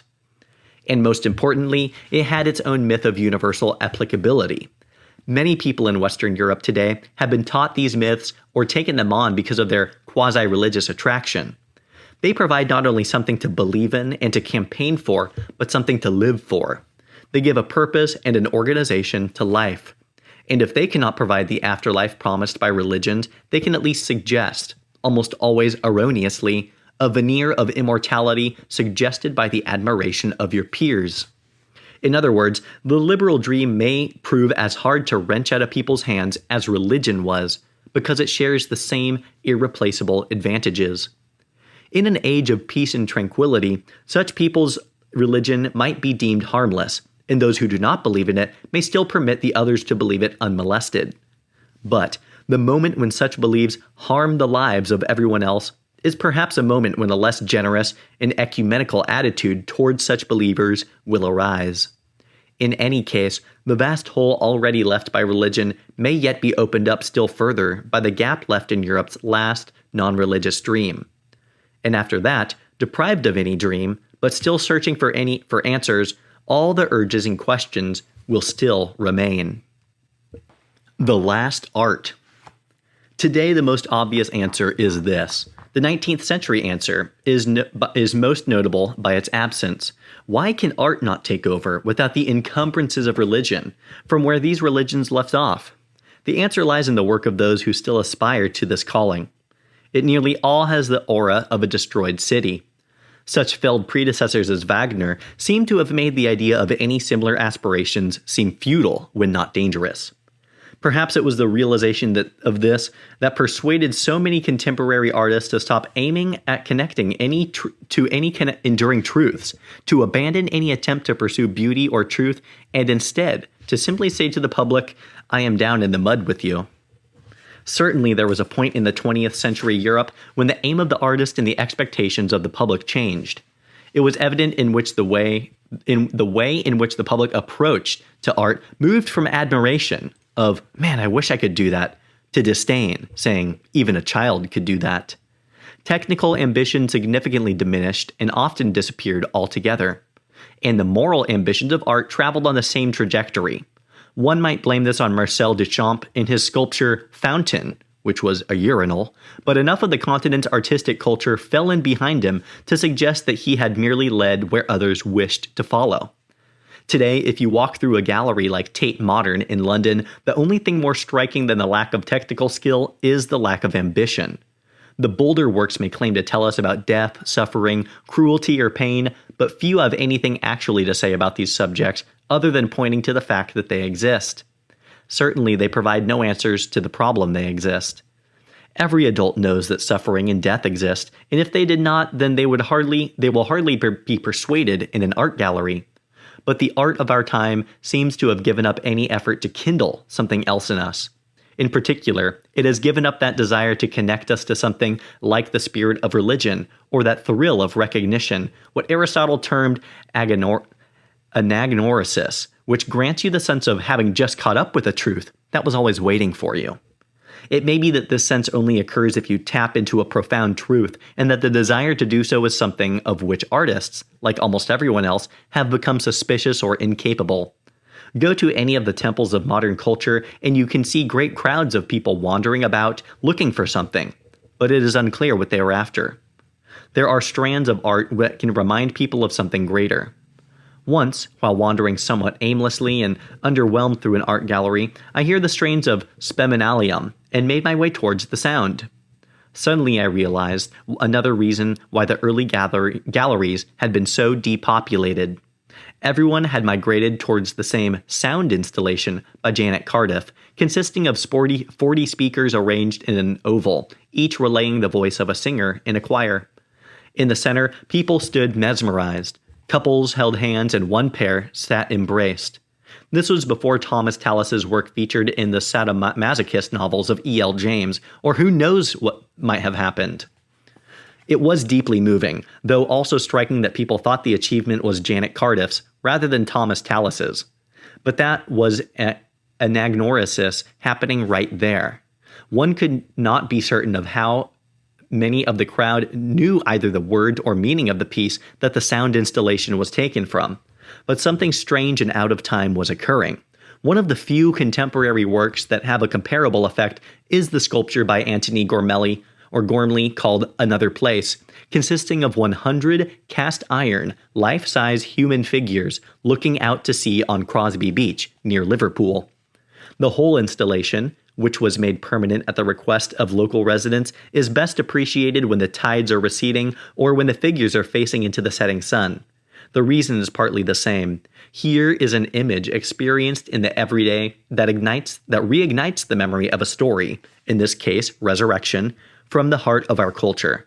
It may not answer it, but it remembers it. Such works are, however, no more than the artistic wing of Ernst Wolfgang Bockenford's problem.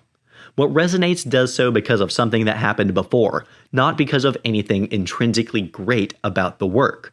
Indeed, when such works succeed, they arguably do so because they are parasitic works of art. They get what meaning they have from a tradition they themselves cannot profess or sustain. Yet works like this do at least seek to address the big issues that religion seeks to address. Their answers may be more blurred and their confidence more timid than what came before, but they do at least try to speak to the same needs and the same truths. The more original strain in European art is the one that deals with the continent's underlying trauma. This is part of an ongoing tradition, but it is also one that constitutes a full stop. Even before the First World War, there was a strain in European art and music, in Germany more than anywhere else, that was turning from ripeness to overripeness and then into something else. The last strains of the Austro-German Romantic tradition, exemplified by Gustav Mahler, Richard Strauss, and Gustav Klimt, seemed almost to have destroyed itself by reaching a pitch of ripeness from which nothing could follow, other than complete breakdown. It was not just that their subject matter was so death-obsessed, but that the tradition felt as though it could not be stretched any further, or innovated anymore without snapping. And so it snapped, in modernism and then postmodernism. There is a sense that ever since then successful European art, and German art in particular, has only been possible by existing in the debris that are the result of that explosion. Other than that, no one has found a way out. The major visual artists of post-war Germany have spent their careers working in the rubble of their culture's catastrophe. Whether they are celebrated because they tackle it, or tackle it in order to be celebrated, it is noticeable that Germany's most renowned artists remain immersed in that disaster. The career of Gerhard Richter, for instance, born in 1932, really began in the 1960s with a series of oils on canvas, repainted from photographs. Some were easier to begin than others, or to begin to interpret than others. Among the most famous and obvious of these is the haunting painting from a photograph of a slightly lopsided man in an ill-fitting Nazi uniform titled Uncle Rudy. Others were clearly of equally ominous subject matter, even when the viewer didn't know precisely what the subject was. Herr Hyde shows an oldish man heading into a building with a policeman beside him. But even if we knew nothing of the names, we hardly need to be told that Werner Hyde was an SS doctor who was captured after nearly 15 years on the run and hanged himself in prison. Others, such as Family Lychee, further blur the lines. Are we looking at a family of perpetrators or victims? They lived through those years. Something must have happened to them. Beyond the technical skill, Richter's accomplishment is capturing through these often marginal shots the fact that a pall hangs over everything from the era they depict and the era in which they were created. A layer of guilt and blame lies over the whole culture like a fog. The same goes for the work of Anselm Kiefer. Born 13 years after Richter, in the year the Second World War ended, his work is even more obviously devoted to recording a great culture in the wreckage of its self-destruction. His vast piece Interior from 1981, like Richter's work of the 60s, obviously records the horrors. In this case, the first-time viewer can probably guess, by the grandiosity of the room and the dilapidation of the image, the shattered look of the glass ceiling, the ripped walls in the grand hall, that this is a Nazi room. Further reading shows that it is in fact one of the offices in the new Reich Chancellery, designed by Albert Speer for Adolf Hitler. But the sense that this is a grand vista, the painting is about 9 square meters, of a room in which something terrible happened, is as obvious as a guilty-looking man in a police lineup. More recent works like Ages of the World, 2014, are also carefully created depictions of societal ruin. In that case, discarded canvas is piled on discarded canvas, amidst rubble and twisted metal. It is as though, after the catastrophe, little can be done with it other than to dwell on the fact that everything is ephemeral, everything can be destroyed, next to nothing can be saved. What comes after this full stop in tradition, nobody can tell. One of the reasons why it seems so difficult for artists to move beyond the catastrophe is not just because there is a knowledge that the continent's politics and art went wrong, but the fear, almost certainly self-aggrandizing, that the politics went wrong partly because the art went wrong. Of course, that would result in a certain reticence as well as fear about the matter we are dealing with. For now, the world of higher culture remains a part of the wider European crime scene. Artists and others might pick over the debris to work out what happened, but they know that any continuation of that tradition risks at some point kindling the embers and causing the crime to reoccur. The only answer is to conclude that what happened occurred in spite of the art, and that art, in other words, had absolutely no impact on the culture. If that is so, and art does indeed make nothing happen, then in the final analysis, culture is of absolutely no importance. This is one explanation, at least, for why the art of the world currently plays the same games of facile deconstruction that the Academy has engaged in, and why the partly New York-imported art of tongue-in-cheek, naive, ironic, or jokey insincerity fills so many galleries and sells for such huge sums of money. These three movements in contemporary art, the parasitic, the haunted full stop, and the studiedly insincere, are not aberrations in culture. They represent the culture all too well. The first cannot sustain itself. The second comes with such an oppressive weight that anybody might eventually wish to throw it off. The third has no point. We can witness the results of all this about us. Go to any of the towns or cities mentioned in this book, and you will find that act of throwing off. Although some concerts go on in some places as usual, everywhere there is an attempt to accommodate the changes going on all around. In Malmo one night, the only concert in town is a fusion concert that has something to do with falafel, which is only right in its way. The culture should reflect the society, and the society has changed. The programs in the concert hall reflect this as much as the emptying synagogue does. Both are demonstrations of what is happening and adequately suggest the times we are living in. The fact of this transition from one culture into something else is the greatest possible refutation of the presumptions of recent generations. Contra all the assurances and expectations, the people who came into Europe did not throw themselves into our culture and become a part of it. They brought their own cultures, and they did so at the precise moment that our own culture was at a point that it lacked the confidence to argue its own case.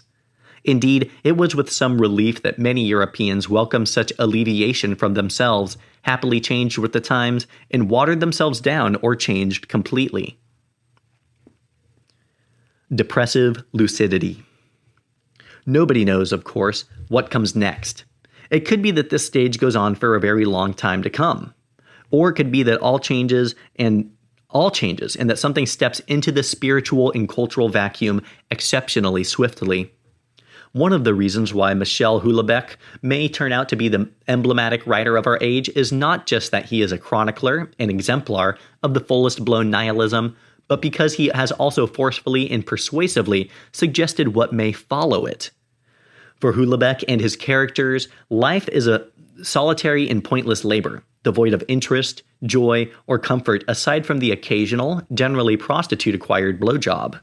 The fact that the chronicler of such an existence can have been celebrated by his peers with the Prix Goncourt among other awards is perhaps less surprising than the fact that the writer has proved so popular.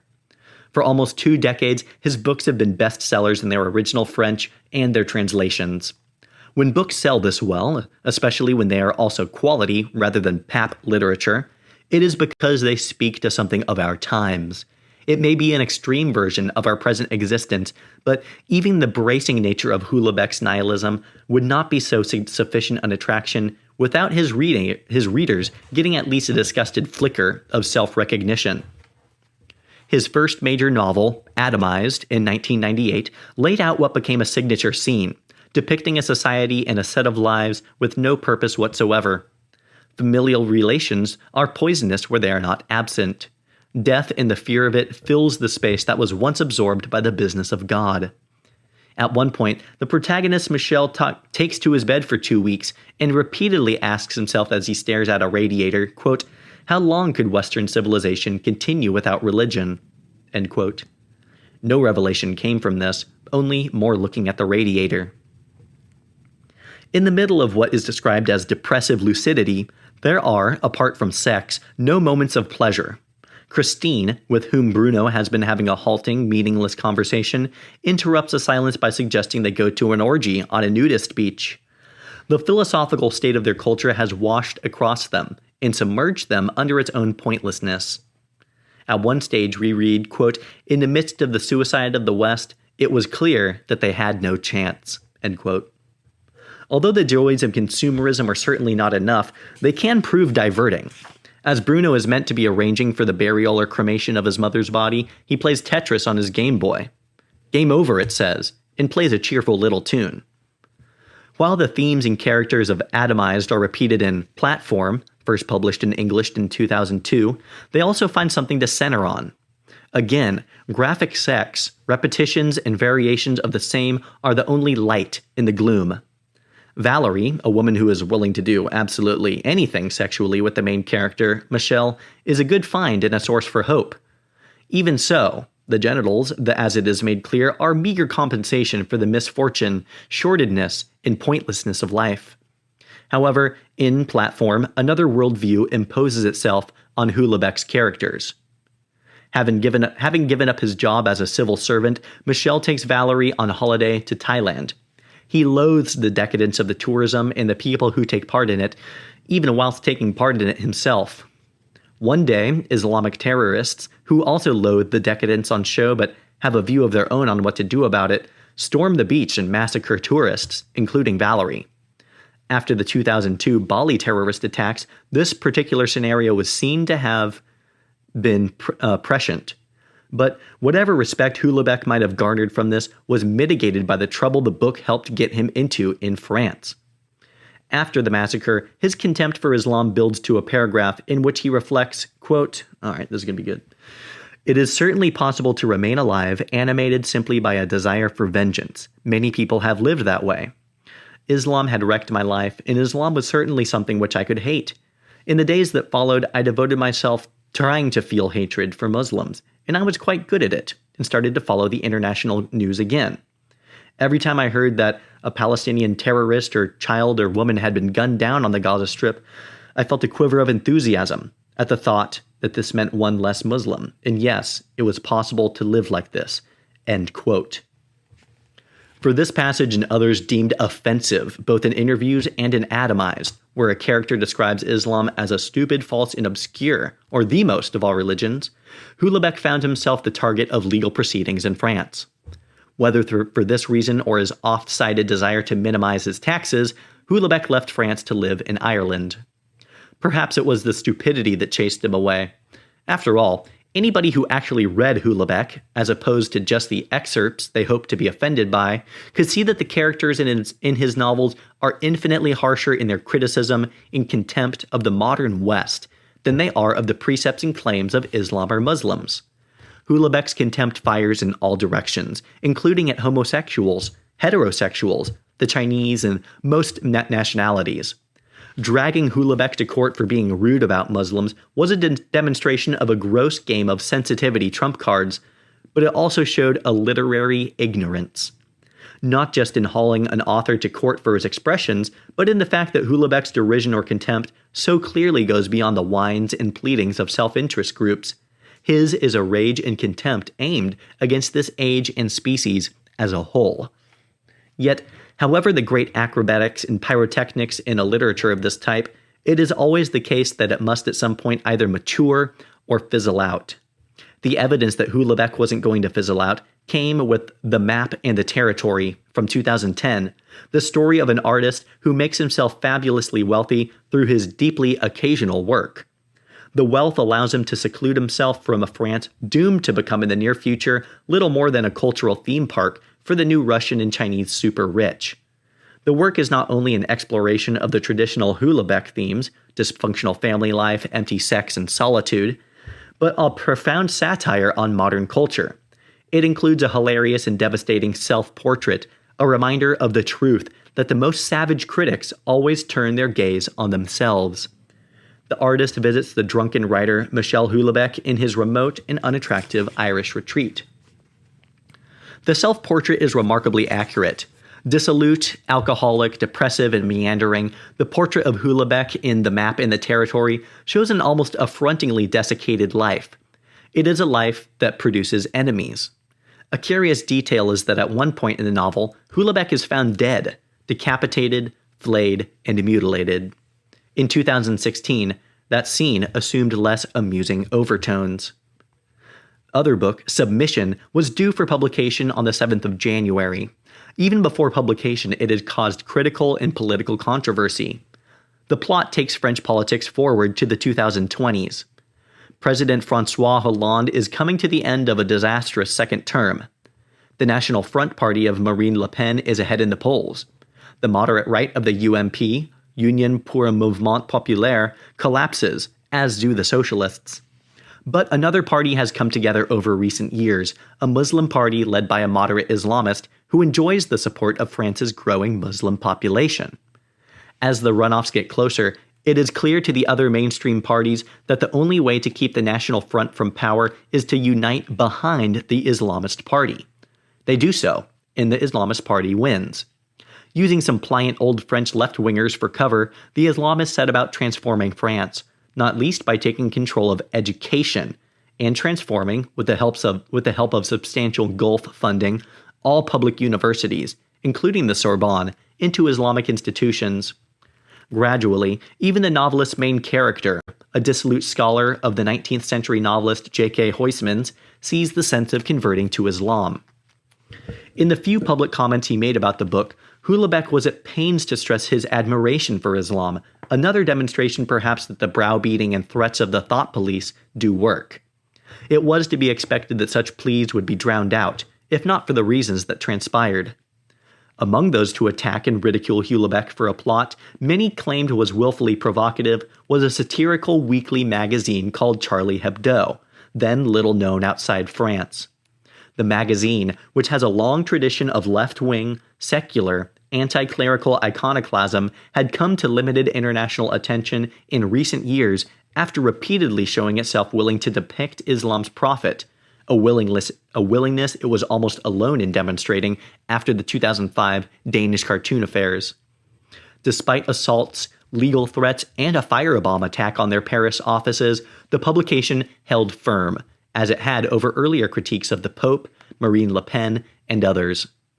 In expectation of the launch of the new novel, a typically ugly caricature of a hideous, gnome-like Houellebecq was on the cover of the magazine on that January morning when two Islamist gunmen forced their way into the Charlie Hebdo's Paris offices and shot dead 10 of the magazine's staff and 2 policemen. As the Yemen-trained French Muslim gunmen left the offices, they were heard shouting, "We have avenged the Prophet Muhammad," and Allahu Akbar. Among the victims of their assault on the magazine's morning editorial meeting was the economist Bernard Maurice, a close friend of Houellebecq. Houellebecq's publishers announced that his publicity tour was canceled, and the author himself went into hiding. Ever since, he has been accompanied by bodyguards, yet although the French state is helping to protect him, it has by no means thrown itself behind him. In the immediate aftermath of the Charlie Hebdo attacks, the country's socialist prime minister, Manuel Valls, chose to make an address in which he said, quote, "France is not Michel Houellebecq. It is not intolerance, hatred, or fear," end quote. Obviously, unless he had got hold of an earlier proof, the Prime Minister had not read the novel. Although it should be no concern of a Prime Minister, even if the novel was provocative, as it happens, submission is no mere provocation. It is an infinitely subtler and more sophisticated book than Jean Raspail's The Camp of the Saints, or other dystopian novels. The life of the main character, François, is not only dry in the usual Houellebecqian way, it is also painfully in need of relief. As French culture and society decay all around him, 2 particular revelations stand out. The first comes as a result of his Jewish girlfriend's choice to leave France and join her family in Israel. After a sexually athletic final meeting, she asks him what he will do, especially now that the university looks as if it will close when the Muslim party comes to power. Quote, "I kissed her softly on the lips and said, 'There is no Israel for me,'" end quote. Not a deep thought, but that's how it was. In fact, this is a very deep thought indeed. But the deeper spiritual point in the novel lies precisely in François' meditations on his scholarly interest.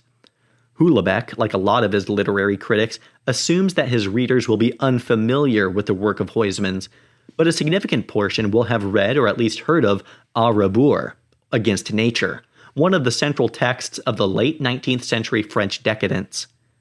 By the point at which the novel starts, François is tiring of his enthusiasm for Huysmans in the way that many academics are after their first love is overlaid by years of identical lectures and questions. But the choice of Huysmans as a constant presence in the novel is important, because as it develops, François not only rediscovers part of his passion for Huysmans, but also reconfronts one of the central challenges of Huysmans' life. like many of his contemporary decadents across Europe, Huysmans ended up being received into the Roman Catholic Church. It is a journey that Francois tries to emulate as everything falls apart around him, while intimations and then sporadic and shocking outbursts of violence become commonplace across France. Francois even heads back to the monastery in which Huysmans found his faith, and in which their young Francois spent some time in search of his literary idol while a younger man. He sits in front of the same Madonna, and his meditations strain towards the same goal. But he cannot do it. He may have returned to the source, and he may even be open to the moment, but he cannot perform the necessary leap of faith. And so he returns to Paris, and there, university authorities, now Islamic, explain to Francois, who they have generously pensioned off, the logic of Islam. And not just the logic that will get his career back at the Sorbonne if he converts, but the logic it will make in the other corners of his life. He will have wives, up to 4, and younger if he wishes, even than his usual tastes. And of course, he will be part of a community of meaning for the first time. He will be able to continue enjoying most of the few pleasures he has had, and will gain much more than he had thought possible in the ways of comforts. Unlike the leap required to become a Catholic, the logic of Islam is practical, and in a society ripe for submission, becomes irrefutable. Even before its publication, the question around submission was whether or not the novel's vision was remotely plausible. Since its publication, part of that question seems to have been answered. Endless small details rhyme. For instance, in the run-up to the crucial election, of the French media and mainstream politicians deliberately obscure stories of real interest. French readers will be reminded of the events in December 2014 when Muslim extremists kept driving into crowds of people while shouting praises to their God, only for the politicians and media to dismiss the events as meaningless traffic incidents. Then, there is the portrait of the Jewish community leaders who remain around to flatter their enemies and negotiate for themselves even as everything signals their community's destruction. And of course, the novel's truest conceit is the depiction of a class of politicians across the political divide so keen to be seen above all as anti-racist that they end up flattering and ultimately handing over their country to the worst and most swiftly growing racist movement of their time. But more important than the political analysis is the societal diagnosis. If there is a reason why Houellebecq towers over most contemporary novelists, it is because he recognizes the depth and sweep of the questions now facing Western Europe. The most propitious coincidence of his career is that his work came to artistic maturity in time to capture a society tipping from overripeness into something else. But what precisely? More decadence and barbarism, or salvation? And if salvation, then what kind? And whose? Thank you for watching. Please like, subscribe, and visit my channel for more exciting content. This video is part of an audiobook series featuring Europe, The Strange Death of Europe, Immigration, Identity, and Islam by Douglas Murray in 2017. For more audiobooks, please visit my YouTube channel, find me on Spotify, or check out my website for downloads. Chapter 17. The End.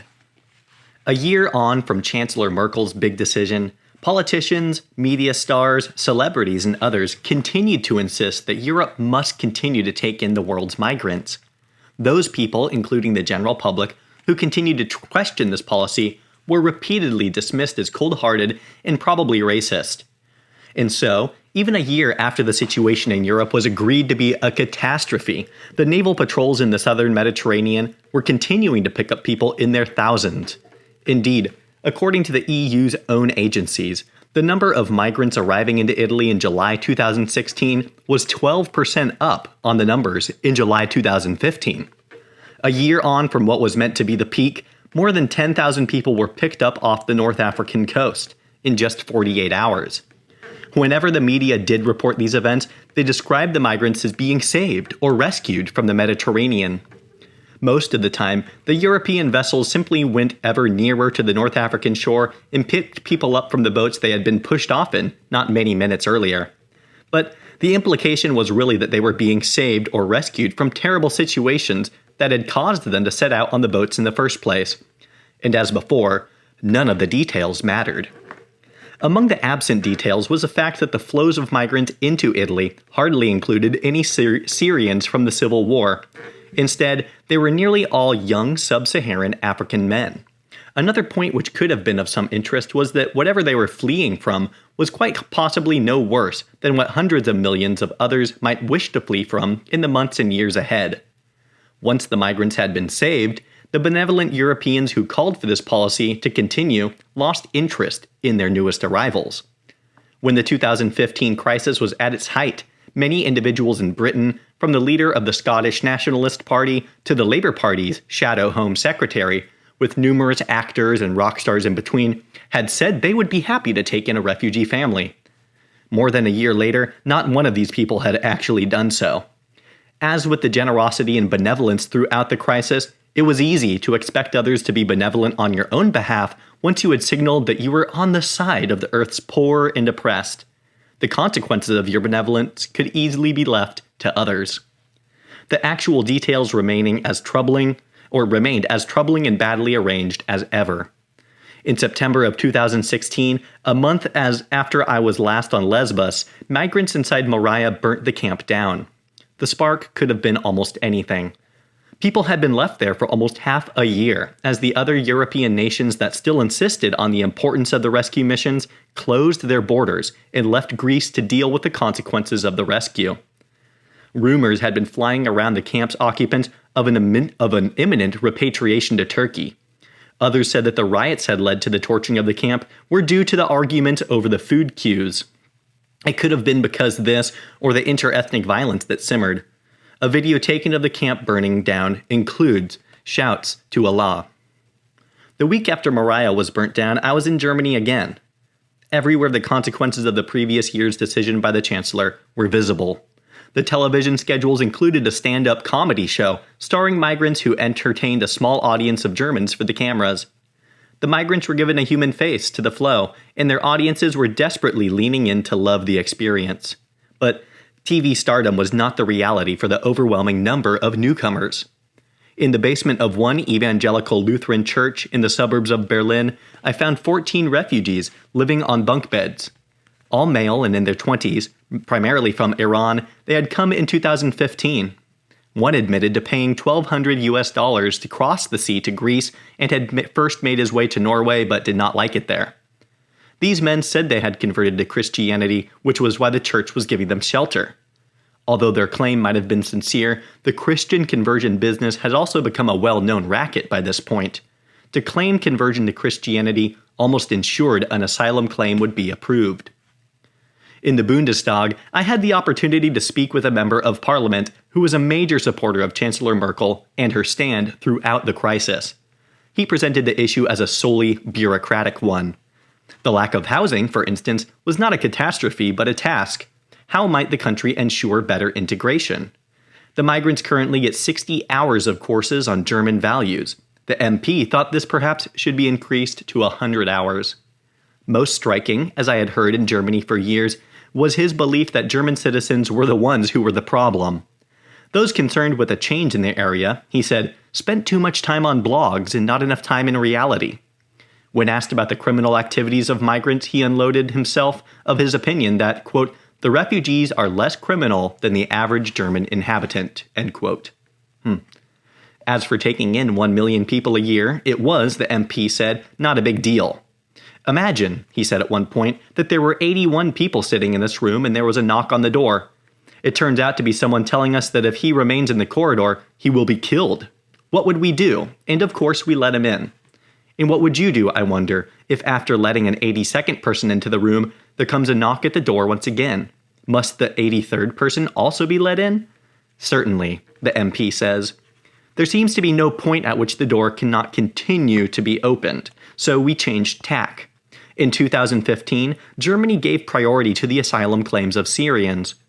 Why, I asked, putting the point that the Afghans on Lesbos had put to me, should the Syrians be given priority?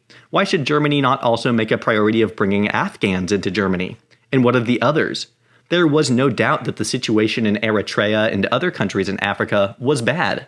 What about the people I had met from the Far East, like Burma and Bangladesh and elsewhere? Why should Germany not be making a priority of bringing these people in too? The MP was getting exasperated with what he clearly thought to be a theoretical point. This situation, he insisted, was not a real one and so required no response. Besides, people were not coming to Germany in these numbers anymore, so it was not necessary to consider such scenarios. This was, I must admit, a lightning bolt moment throughout all my travels. For this German MP speaking in late 2016 must have known what anybody reading a newspaper must know, which is that the flow of migrants has not slowed because the need had slowed. It had slowed because the governments of Europe, and the government of Germany in particular, had changed the facts on the ground. If there was a reason why in 2016 the numbers had fallen by several 100,000 from the year before, it was because of two things. Firstly, because of the deal that the EU, led by the German government, made with the Turkish government earlier in the year, paying the Turks to keep migrants inside their country and preventing boats from setting off for Greece. And secondly, because, quietly in some cases but more noisily in others, the borders of Europe had gone back up. Not all of these decisions had been discouraged by the Germans. The enforcement of the Macedonian border was particularly helpful for the German government, creating a bottleneck of migrants who had arrived in Greece, but ensuring that they did not have the opportunity to flow up in such numbers as the year before to Germany or beyond. Unsatisfied with his casuistry, I pushed my MP. He must know, and his colleagues must know, that the reason why the flow had diminished was because of these two factors. If Germany really did care as much as it claimed about all the oppressed, beleaguered, and war-torn of the world, then there were obvious solutions to their plight. Germany did not need to keep making Greece pay the price. Why did Germany not lay on a fleet of airplanes to bring islands from the Greek islands and fly them straight into Berlin?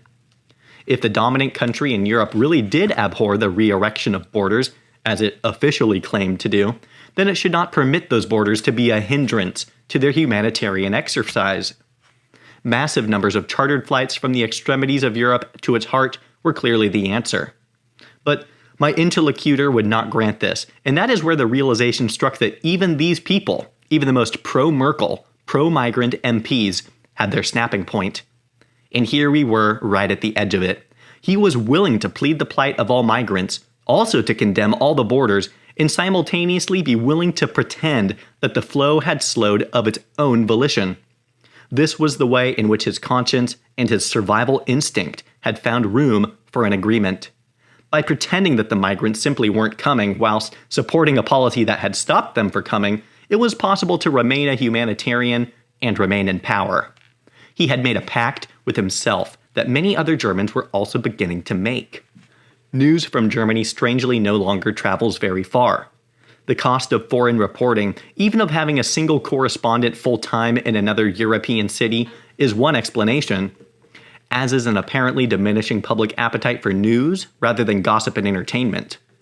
Elections are still covered, of course, as are unavoidably huge events.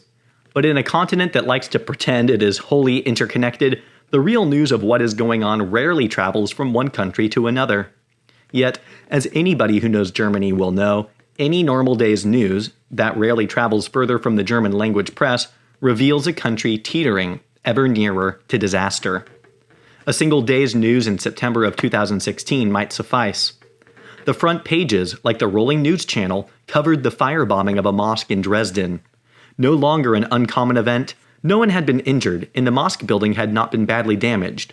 Bad as it still is, this is the sort of story the media know how to deal with. It remains suggestive of the results of bigotry of any kind, and anti-migrant bigotry in particular. Inside, and given far less coverage, are other now even more routine stories. There had been violent clashes in a small village between a gang of German bikers and a gang of migrants. The migrants had overwhelmed the biker gang before the police got there. Serious violence was narrowly averted. Another story related events at an asylum center the day before. On the evening of September 27th, a migrant called police from a Berlin center saying that he had seen another migrant abusing a child in some bushes. 3 policemen arrived to find a 27-year-old Pakistani man still in some bushes where he was raping a 6-year-old Iraqi girl. One of the policemen began to take the girl away as the others handcuffed the Pakistani man and began to put him in the back of their police car. As they did so, the abused girl's father, a 29-year-old Iraqi, came running out of the asylum center towards the car, holding a knife. The police shouted stop, but clearly intent on revenge, he would not. The policeman shot the father dead. Articles covering this occurrence raised the bureaucratic question of whether the police had acted inappropriately, but none noted that these stories of lives irrevocably and haphazardly changed now constituted just another average day in the New Germany. Not that this New Germany was in a continent unrecognizable from the old. That same month of September, ahead of the Jewish holidays of Rosh Hashanah and Yom Kippur, a new survey of attitudes among European Jews was released. The work, carried out by two Jewish organizations, surveyed attitudes in Jewish communities from Britain to the Ukraine. It found that despite increased security measures at synagogues across the continent, 70% of European Jews said they would avoid attending synagogue. In 2016, fear of anti-Semitism and terror attacks would keep a majority of the continent's Jews away from practicing their own faith. In September, the German public finally had an opportunity to vent their feelings about what their chancellor had done to their country.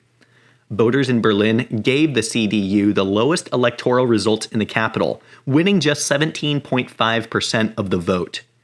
Meanwhile, the AfD entered the state capital's parliament for the first time after receiving a 14.1% share of the vote. This meant that the new party was represented in most of the country's regions. The AfD's particularly strong showing in the former East Germany tended to be ascribed to the comparatively lower socio-economic conditions there.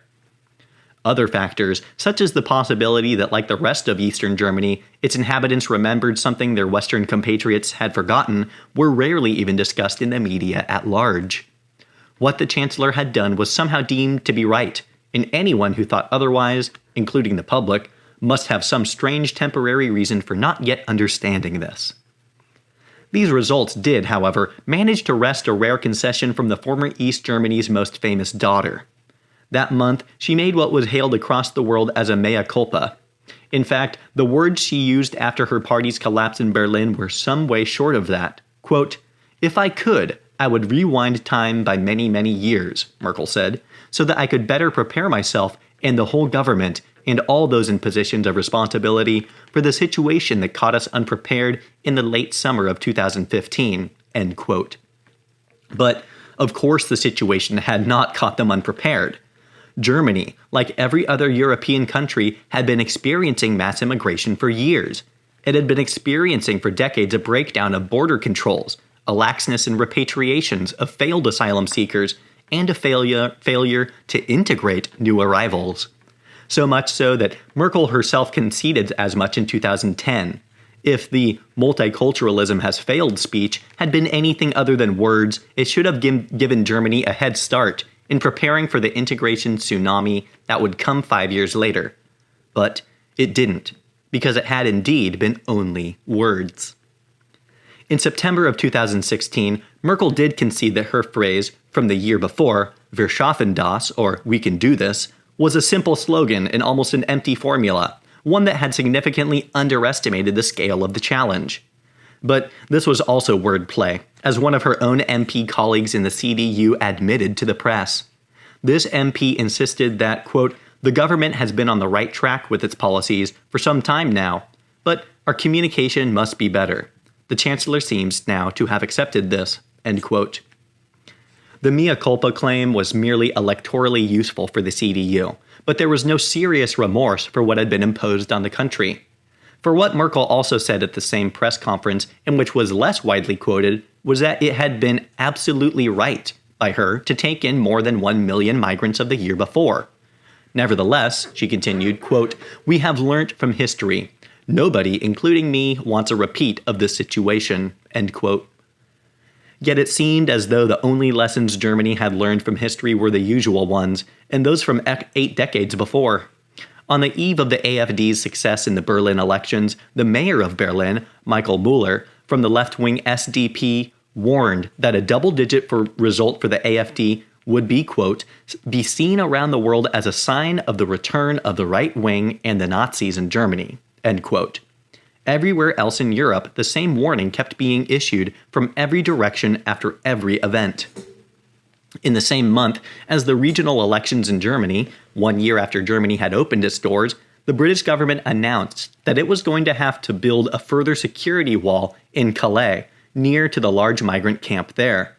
The 1-kilometer wall was designed to further protect the entry point to Britain, specifically to prevent migrants from trying to climb onto lorries passing on their way to the United Kingdom. Responding to this proposal, the French senator and vice chair of the Senate Foreign Affairs Committee, Nathalie Goulet, said, quote, "It reminds me of the wall they built around the Warsaw Ghetto in World War II," end quote. Behind the perennial slur that borders were associated with Nazis came the familiar presumption that borders were also part of history. Ms. Goulet explained, quote, "Putting up walls has happened throughout history, but eventually people find ways around them or they fail. Look at the Great Wall of China. Now tourists walk on it and take pictures," end quote. In Britain, the issue of Calais remained the foremost one in discussion. Given that there were fewer than 6,500 people in the camp most of the time, a solution to Calais always seemed straightforward. All that was needed, activists and politicians from all sides tried to argue, was a one-time generous offer, and the camp could be cleared. This was Europe's big failing in microcosm. If only these people could be admitted to the UK, then the problem would be solved, or so it seemed. Rarely was any thought given to the fact that after the camp was emptied, it would simply refill again. For 6,500 people was an average day's migration into Italy alone. In the meantime, while the British and French governments argued over who was responsible for the current situation in Calais, both day and night, migrants threw missiles into the motorways and at cars, trucks, and lorries, heading into Britain in the hopes that the vehicles would stop and they could climb aboard as stowaways for the journey across the Channel. Everything about the discussions over Calais, like everything else for decades, was short-sighted and short-term. When the British government agreed to take in a certain number of unaccompanied child migrants from the camp, photographs of the young arrivals appeared in the newspapers. Some of the children looked distinctly adult. Some were in their 30s. One backbench Tory MP, David Davies, pointed this out and suggested the use of dental tests. The entire media and political class descended upon him. Television hosts used the opportunity to invite Davies onto their show and shout him down.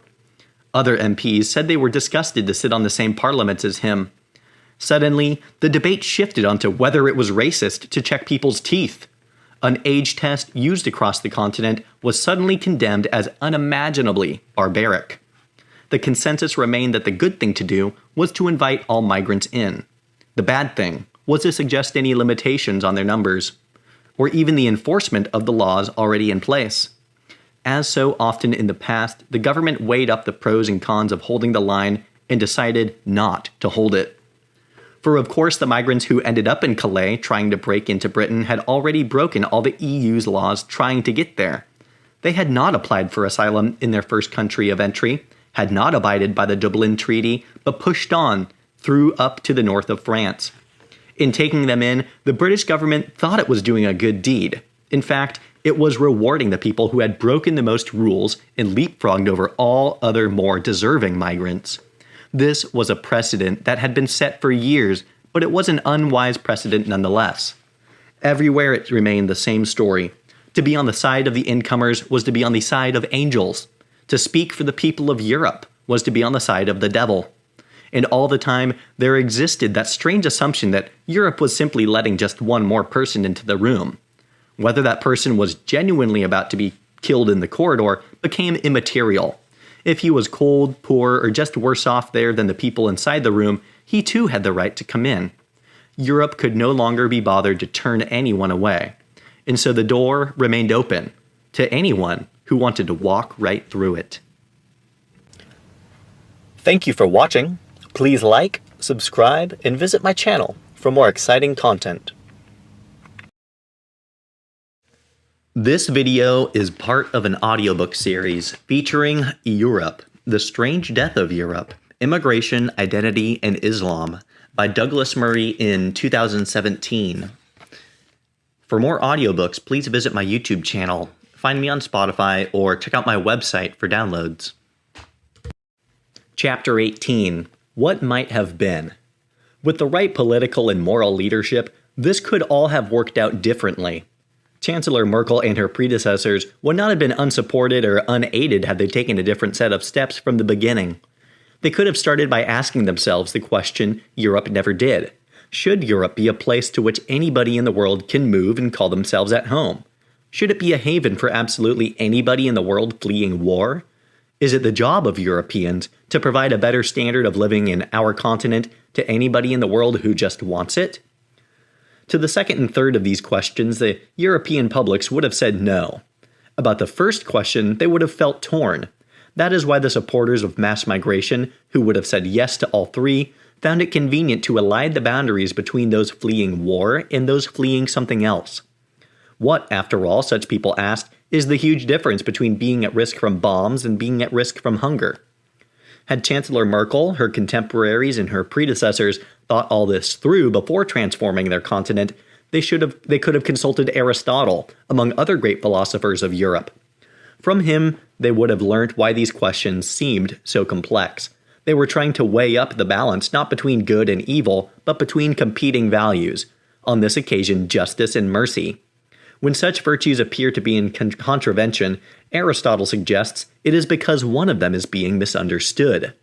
Throughout this era of uncontrolled migration, mercy has consistently appeared to triumph.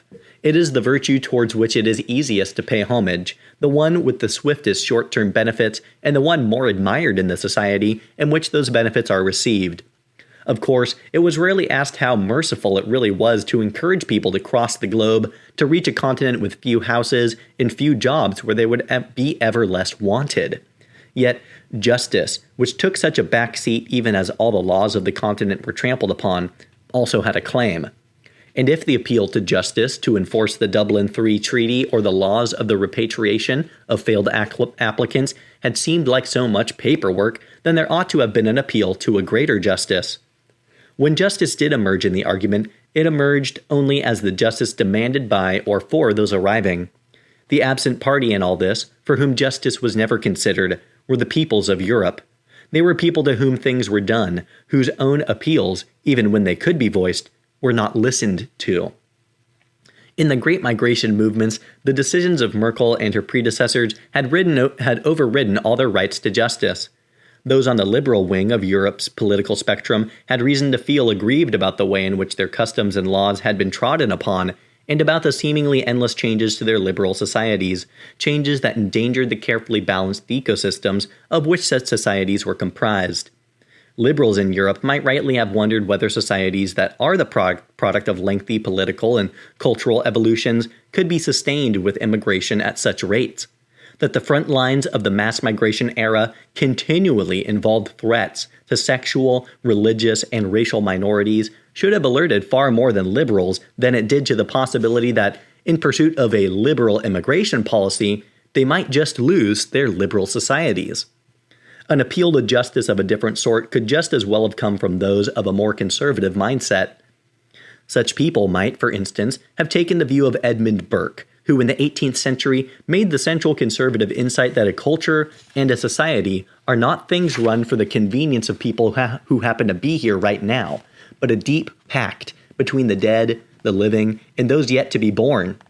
In such a view of society, however greatly you might wish to benefit from an endless supply of cheap labor, a wider range of cuisine, or the salvaging of a generation's conscience, you would still not have the right to wholly transform your society. Because that which you inherited that is good should also be passed on. Even were you to decide that some of the views or lifestyles of your ancestors could be improved upon, it does not follow that you should hand over to the next generation a society that is chaotic, fractured, and unrecognizable. By 2015, Europe had already failed the easiest part of the immigration conundrum. From the post-war period up until the seismic movements of the present century, it had set about fundamentally changing the nature of European society out of personal comfort, lazy thinking, and political ineptitude. So, it is not surprising that it also failed the harder test, which was that the migration conundrum that Chancellor Merkel confronted in her live televised discussion with the solitary Lebanese teenager, but then buckled under when it came to the untold millions, a buckling that was precisely the opposite way around to most people, who abhor the crowds but pity the individual. She had misunderstood the virtues. Merkel could have been merciful to those in need whilst not being unjust to the peoples of Europe. How could this have been achieved? The first way would have been to go right back to the basics of the problem, principally the question of who Europe is for. Those who believe it is for the world have never explained why this process should be one way, why Europeans going anywhere else in the world is colonialism, whereas the rest of the world coming to Europe is just and fair. Nor have they ever suggested that the migration movement has any end other than the turning of Europe into a place belonging to the world, with other countries remaining the home of the people of those countries. They have also only succeeded to the extent that they have by lying to the public and concealing their aims. Had the leaders of Western Europe told their publics in the 1950s, or at any point since that the aim of migration was to fundamentally alter the concept of Europe and make it a home for the world, then the people of Europe would most likely have risen up and overthrown those governments. Even before the migration crisis of recent years, the greatest challenge was always over genuine refugees. Like their publics, political leaders held consistently conflicted views on those refugees, conflicted views expressed not just to one another, but within themselves. Nobody could allow a child to drown in the Mediterranean, but nor could it be viable to allow the world in if the world was on our shores. In the summer of 2016, I got talking with two Bangladeshi men in Greece. One of them, a 26-year-old, had come through India, Pakistan, Iran, and Turkey to get to Lesbos. On his journey, he said, "I saw dead bodies everywhere." He spent 15,000 euros on this journey and said that he had to leave Bangladesh because he was involved with the political opposition. "My father is a bank manager," he said. "It is not about money, it is about life. Everyone loves their mother country, but 9 out of 10 people are here because they want to live." The evidence suggests otherwise, namely that the economic attractions are the main lure.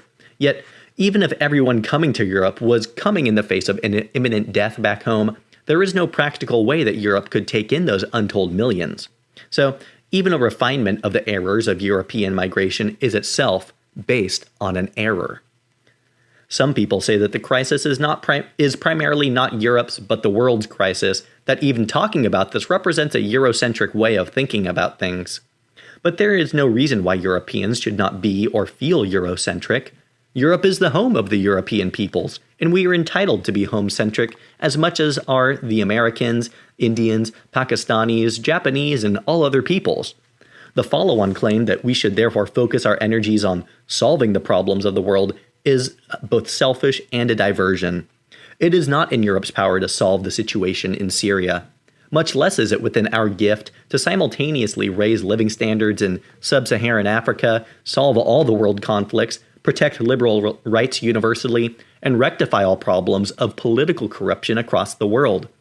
Those who present these as problems that can be solved by Europe should start by explaining their detailed plan for solving the problem of Eritrea, much less finding it on a map.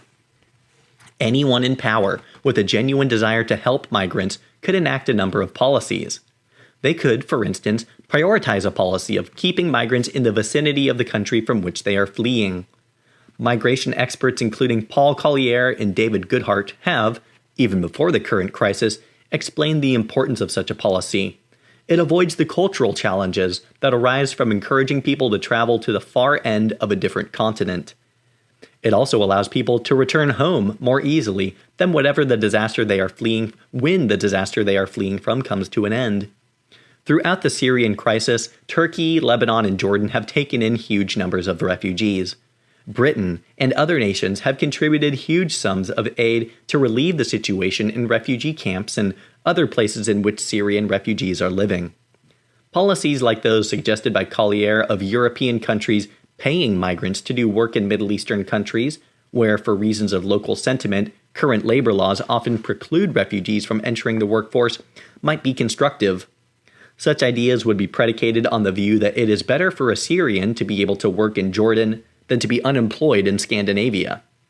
What is more, the money that a country like Sweden now pays to house immigrants in Sweden is spendthrift, even if the concerns of immigrants and potential immigrants were the only concerns of the Swedish government. The housing shortage in Sweden, which, as in the UK, is largely caused by immigration, creates huge problems for the Swedish government. not least financial problems. In southern Europe, European countries such as Italy or Greece, a temporary solution for migrants is to house them in tents. Because of Sweden's cold climate, it costs between 50 and 100 times more to house a migrant in a tent than it does in the Middle East. As Dr. Tino Sanandaji has pointed out, it costs more for 3,000 migrants to be housed in temporary accommodation tents in Sweden than it does to fund outright the largest refugee camp in Jordan, housing around 100,000 Syrian refugees. One other policy upon which European leaders could have embarked from the beginning was to ensure that asylum claims were processed outside Europe. For legal and organizational reasons, it makes no sense to begin the process of working out who is a legitimate asylum seeker and who is not once migrants are inside Europe. This was the policy of the Australian government when they experienced over the last decade a flow of migrant boats setting off for their country mainly from Indonesia. As with the situation in the Mediterranean, a number of the boats sank, and there were huge outpourings of public sympathy for the migrants. But asylum centers in Australia were full, and the processing became a legal nightmare once migrants were in Australia. Although the stretch of water is far wider than the Mediterranean and the numbers were never of a comparable size, the Australian government instituted an emergency policy that swiftly saw a decline in the number of boats setting out. They used Nauru and Manus Islands off the coast of Papua New Guinea as holding centers and processed the asylum claimants there.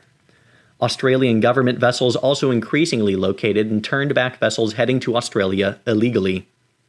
The situation is not precisely analogous, but Australian officials have said in private since the beginning of the European crisis that this is the way in which Europe will have to deal with its crisis at some point anyway. With the political will and financial incentive, there is no reason why European governments could not institute arrangements with various North African governments to set up facilities on their territory. A process of leasing territory in Libya is not impossible at some stage. It would certainly be feasible in Tunisia and Morocco, and the French government could help persuade the Algerians to cooperate in a similar manner. Egypt could also be incentivized as part of its European cooperation packages. Processing claimants in North Africa would not only have a disincentivizing effect, as it has had in the Australian case, it would also give the European asylum system a chance to catch its breath.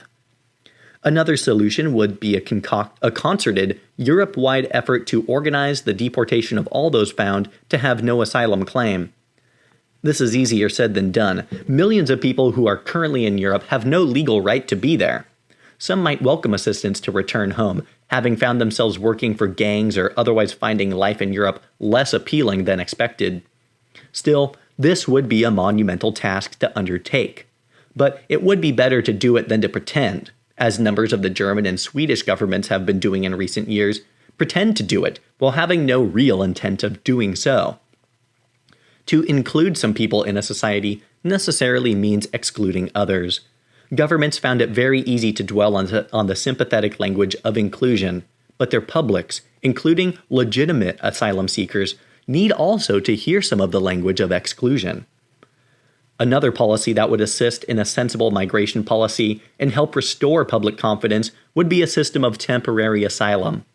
If, during the crucial months of 2015, Chancellor Merkel had called on European countries to take in a certain number of legitimate and properly vetted refugees from Syria until such a time as Syria returned to stability, there may have been significantly more public and political support. The fact that there was not, and the reason why the public as well as governments remained so opposed to Merkel's quota system, was because those countries knew that asylum is nearly always for good. It is hard to convince the Swedish public that Syrian migrants are going to remain in their country only until Syria stabilizes, when Sweden has tens of thousands of asylum seekers from the Balkans, which has been at peace for 2 decades. The nature of temporary asylum obviously has its own problems. People's lives continue once they migrate. Their children enter the school system, and other aspects of normalization occur which make the return of whole families to their country of origin ever harder. But that is a reason why European governments would have to be strict with such a policy. If people apply for asylum and are given it, then they must recognize that the arrangement is benevolent but not permanent. Much confidence in the asylum system and the migration issue as a whole could be reclaimed if such a policy were implemented. In order to bring an end to the ongoing migration problem and turn around the challenge that already exists, It would also be necessary for Europe's political leaders to acknowledge where they have gone wrong in the past. They might, for instance, acknowledge that if Europe is concerned about an aging population, there are more sensible policies than importing the next generations of Europeans from Africa. They might concede that while diversity may be advantageous in small numbers, in large numbers it would irrevocably end society as we know it. They might then stress that they do not actually want to fundamentally change our societies. This would be a painful concession for the political class, but it would have overwhelming support from the European public. In recent years, those publics have been exceptionally accepting of immigrants while opposed to mass immigration. Long before their political leaders told them that it was acceptable to have concerns about migration, they knew this. Before the sociologists proved it, they knew that immigration weakened all sense of societal trust. And before the politicians admitted it, the public were struggling to get their children into oversubscribed local schools. It was the public who were told that health tourism was not a problem, even as they queued for appointments in waiting rooms filled with people from other countries. The public also knew long before their political leaders that the benefits the migrants undoubtedly brought were not endless, and they sensed long before it became acceptable to say so, that migration on such a scale would fundamentally change their countries. They noticed that some of the major battles of the 20th century over rights were having to be refought again in the 21st century because of a growing number of opponents. They intimated that when it came to social liberalism, Islam was simply the slower child in the class.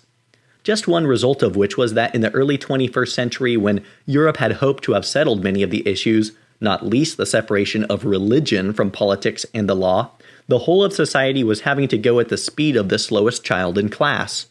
Thus, the increasing discussions about whether women should cover their faces in public or be taken by their husband to their own special type of court if they happen to be of a particular faith. The first arrivals benefited Europe by bringing a different culture, their vibrancy, and their cuisine. But what did the 10 millionth bring that was different from all those before? The European public was far ahead of the politicians in recognizing that the benefits were not endless. Long before the politicians noticed, the public already knew that a continent which imports the world's people will also import the world's problems. And contrary to the race relations industry, it turned out that the immigrants into Europe often exhibited far more differences than similarities to the resident populations and towards each other, and that the larger the numbers, the greater the dissimilarities. For the problems that exist are not just between minorities and their adopted country, but between various minorities in their adopted country. Despite the much vaunted horror of Islamophobia trailed by anti-racists and others in Britain, those who have actually killed Muslims in Britain have been overwhelmingly other Muslims murdering them for doctrinal reasons. There has been one case of a Ukrainian neo-Nazi who was in the UK for a matter of hours before killing his Muslim victim. Otherwise, the most serious attacks on Muslims have been carried out by others of the same sect. Many Muslims from the minority Ahmadiyya sect came to Britain because they are so persecuted in their native Pakistan. But it was a Sunni Muslim from Bradford who traveled up to Glasgow before Easter 2016 to stab the Muslim Ahmadiyya shopkeeper Asad Shah repeatedly in the head for what his killer regarded as apostasy and heresy. It was not the knuckle-dragging white racists, but other members of the Muslim communities in Scotland who caused the family of the murdered shopkeeper to flee the country in the wake of that murder. Today, in Britain, it is rarely white racists who openly advocate the murder of minorities, but clerics from Pakistan who tour the United Kingdom preaching to thousands of British citizens the necessity of murdering other Muslims who disagree with them. Such problems within minorities are a foretaste of the intolerance to come. Of even greater concern to the majority is the observation that many of those who come to Europe, even when they have no desire to hurt or kill anyone, seem happy about transforming European societies. Politicians cannot address this because they have colluded in it or helped cover it up. But it cannot go unnoticed when a Muslim of Syrian background such as Lamia Kaddour, for instance, goes on German television at the height of the migration crisis and tells the nation that in the future, being German will not mean having blue eyes and blonde hair, but will instead be about having a migration background. Only in Germany would such a sentiment continue, for the time being, to get applause. But most Europeans do not appreciate this common glee over radical changes to their society, and it would be wise for mainstream political figures to acknowledge this fact and concede that the resulting fears are not unfounded. As part of that concession, it would also be wise to extend the parameters of what is acceptable in mainstream politics. Parties of the center-right and center-left had found it enormously useful in recent decades to portray people who did not sign up in their narrow consensus as racist, fascist, or Nazi, even when they know that they are no such thing. They have been able to position themselves as centrists and anti-fascists while smearing all opponents with the crimes of the last century. The complex situation in Europe, of course, is that there are parties which had fascist or racist origins. Belgium's Vlaams Belang, France's Front National, and the Sweden Democrats all have histories that have included racism. In different ways, all have changed to some extent in recent decades. The political mainstream finds it useful to pretend that such parties are the only ones on our continent who do not change, or are incapable of changing, or lie and conceal their true nature even after years of changing. However, at some point, people will have to allow the political far right to moderate, in the same way that many socialist and far left parties were allowed to enter the mainstream and moderated their views in the process. These nationalist parties should be allowed to occupy a place in the political debate without being forever charged with the sins of their past. The move from Jean-Marie Le Pen to his daughter Marine Le Pen, for instance, is clearly a move of significance. A true devotee of racist nationalist politics would find it harder to join today's Front National than they would have done the party of Marine's father. There are, of course, serious questions around all edges. Still, these parties have problems with people trying to get involved who hold to Holocaust denial and similarly extreme views. This is in part, as with the EDL in England and Pegida in Germany, a result of the entire media and political class telling people that this is what such parties stand for, and effectively sending the actual extremists to join them. It is also true that these parties include people with rancid political views, but so too, it must be noted, do mainstream parties of the political left and right. It is not possible to regard parties that often pull ahead of other mainstream parties as being wholly Nazi, fascist, or racist, since it should be obvious to any politician with experience of the public in any of these countries that they are not largely Nazi, fascist, or racist. In other words, it will be necessary to broaden the political consensus and to accept thoughtful and clearly non-fascist parties once described as far-right at the political table. Not only would it be unwise to continue to marginalize people who have spent years warning about events just as those warnings were coming true, it would also be unwise to continue a situation which would mean that any truly fascist parties emerging in the years ahead, such as Jobbik in Hungary, Ataka in Bulgaria, or Golden Dawn in Greece, can be identified accurately and without the accusation that this label has been used about almost everybody. Europeans have been deflating the language of anti-fascism ahead of a time when they might need it. Warnings of fascism should be used exceptionally carefully in Europe. In recent years, they have been worn down and become so commonplace as to be rendered almost meaningless. Finally, it would be an unsustainable position for the political and media elites of Europe to continue to pretend that the views of the majority of the public are unacceptable, whilst the pro-mass migration views of a comparatively small and extreme fringe are the only legitimate views for the mainstream in European politics. It may be the case that the issue of racism has to adapt in other ways. One way to defang the constant frivolous uses of the term would be to ensure that the cost in social terms for making the change falsely comes at least as serious as being guilty of the charge. Or it may be that Europeans become so mired in accusations and counter-accusations from and towards every direction in the years ahead that there is an implicit agreement that, unpleasant as racism is, it is one of a number of nasty facets to which some people are prone, and not the basis for all political and cultural positioning.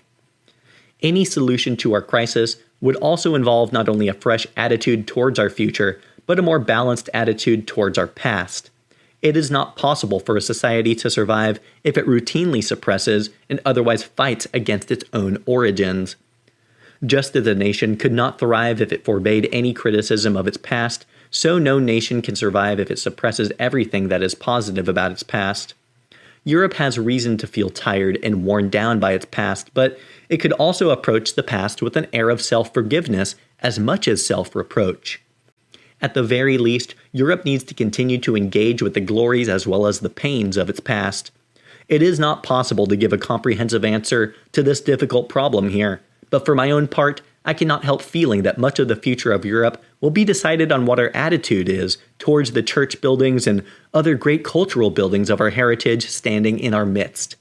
Around the questions of whether we hate them, ignore them, engage with them, or revere them, a huge amount will depend. Again, it is worth pondering the question of what would happen if the bubble were to pop, and the next generations of Europeans suddenly experienced a decline in living standards because people in the rest of the world were to catch up with them, or because the debts accumulated through Europe's expectations of normal living standards piled up beyond acceptable limits. Enjoyable as it might be while it lasts, it probably goes without saying that the life of a mere consumer lacks any real meaning and purpose. Instead, it reveals a gap in human experience that every society in history has attempted to address, and which something else will try to fill if our own societies do not apply themselves to it. A society that sells itself solely on its pleasures is one that can swiftly lose its attractions. That post-nightclub convert had experienced the pleasures, but then came to the realization that they were not enough. A society that says we are defined exclusively by the bar and the nightclub, by self-indulgence and our sense of entitlement, cannot be said to have deep roots or much likelihood of survival. But a society which holds that our culture consists of the cathedral, the playhouse, and the playing field, the shopping mall, and Shakespeare, has a chance. Still, there remains the unwillingness to confront these deeper issues, and each time it seems to come down to a sense of fatalism, in particular the sense that we have tried all these things before. Why would we do all that again? This must be one of the reasons why appeals to Europeans to recapture their faith, even by church leaders, are not made in the admonitory tones of the past, but in a spirit of impeachment or even partial defeat. When Pope Benedict implored Europeans to behave as though God exists, he was acknowledging something that his predecessors were rarely able to accept, that some people today cannot believe, and that the church ought nevertheless to have some approach to them. Indeed, it was this appeal more than anything else that made the dying Oriana Fallaci a believer in Pope Benedict, even whilst not being a believer in God. Elsewhere, the Pope appealed for a great gulf between religion and philosophy to be breached, specifically appealing that rather than being enemies, religion and philosophy must at least be in dialogue with one another. At the root of such appeals is an awareness that Europeans are unlikely to simply find or come up with another culture, or a better culture, and also an acknowledgement that modern Europeans from school upwards are currently doing a very poor job of celebrating a culture that has nurtured believers and doubters of previous generations, and may nurture believers and doubters in this generation too. A growing number of both believers and non-believers have begun to realize that during the potentially huge upheavals in the years ahead, it will not be enough to face them by first stripping ourselves absolutely bare. That practice is, of course, a particular part of the French tradition, and the reason why when the country seeks to circumscribe the wearing of the Islamic headscarf, or burqa, it has to excuse it by circumscribing the wearing of Jewish and Christian symbols as well. While many people will see the sense in this, it also risks a game of strip poker, in which you begin stripped down to nothing, whereas your opposite number has become fully clothed. It is possible that Islamic radicals will remain in France despite the ban on the wearing of the headscarf in certain public buildings, while it is also possible that Jews, caught between the Islamists and the stricter secularization they have provoked, will leave. Neither would be a desirable outcome. If the culture that shaped Western Europe has no part in its future, then there are other cultures and traditions that will surely step in to take its place. To re-inject our own culture with some sense of a deeper purpose need not be a proselytizing mission, but simply an aspiration of which we should be aware. Of course, it is always possible that the tide of faith that began its long withdrawing roar of retreat in the 19th century will come back in again.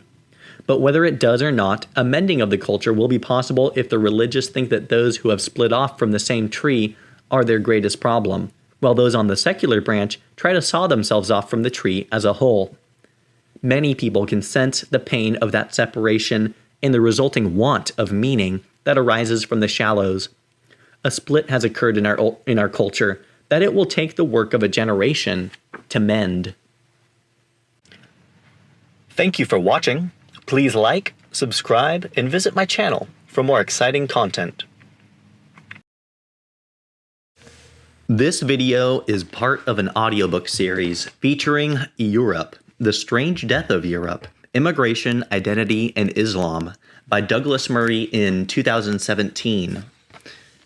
For more audiobooks, please visit my YouTube channel, find me on Spotify, or check out my website for downloads. Chapter 19, What Will Be? It is also worth considering what, on the current performance of Europe's politicians and the attitudes of its populations, are more likely scenarios than the ones set out in the last chapter. For instance, it would seem far more likely that rather than massive U-turns occurring, politics across Europe will instead continue in the coming decades much as it was up until now. There has been little meaningful acknowledgement among the political class that what it has done during the decades of mass immigration is in any way regrettable.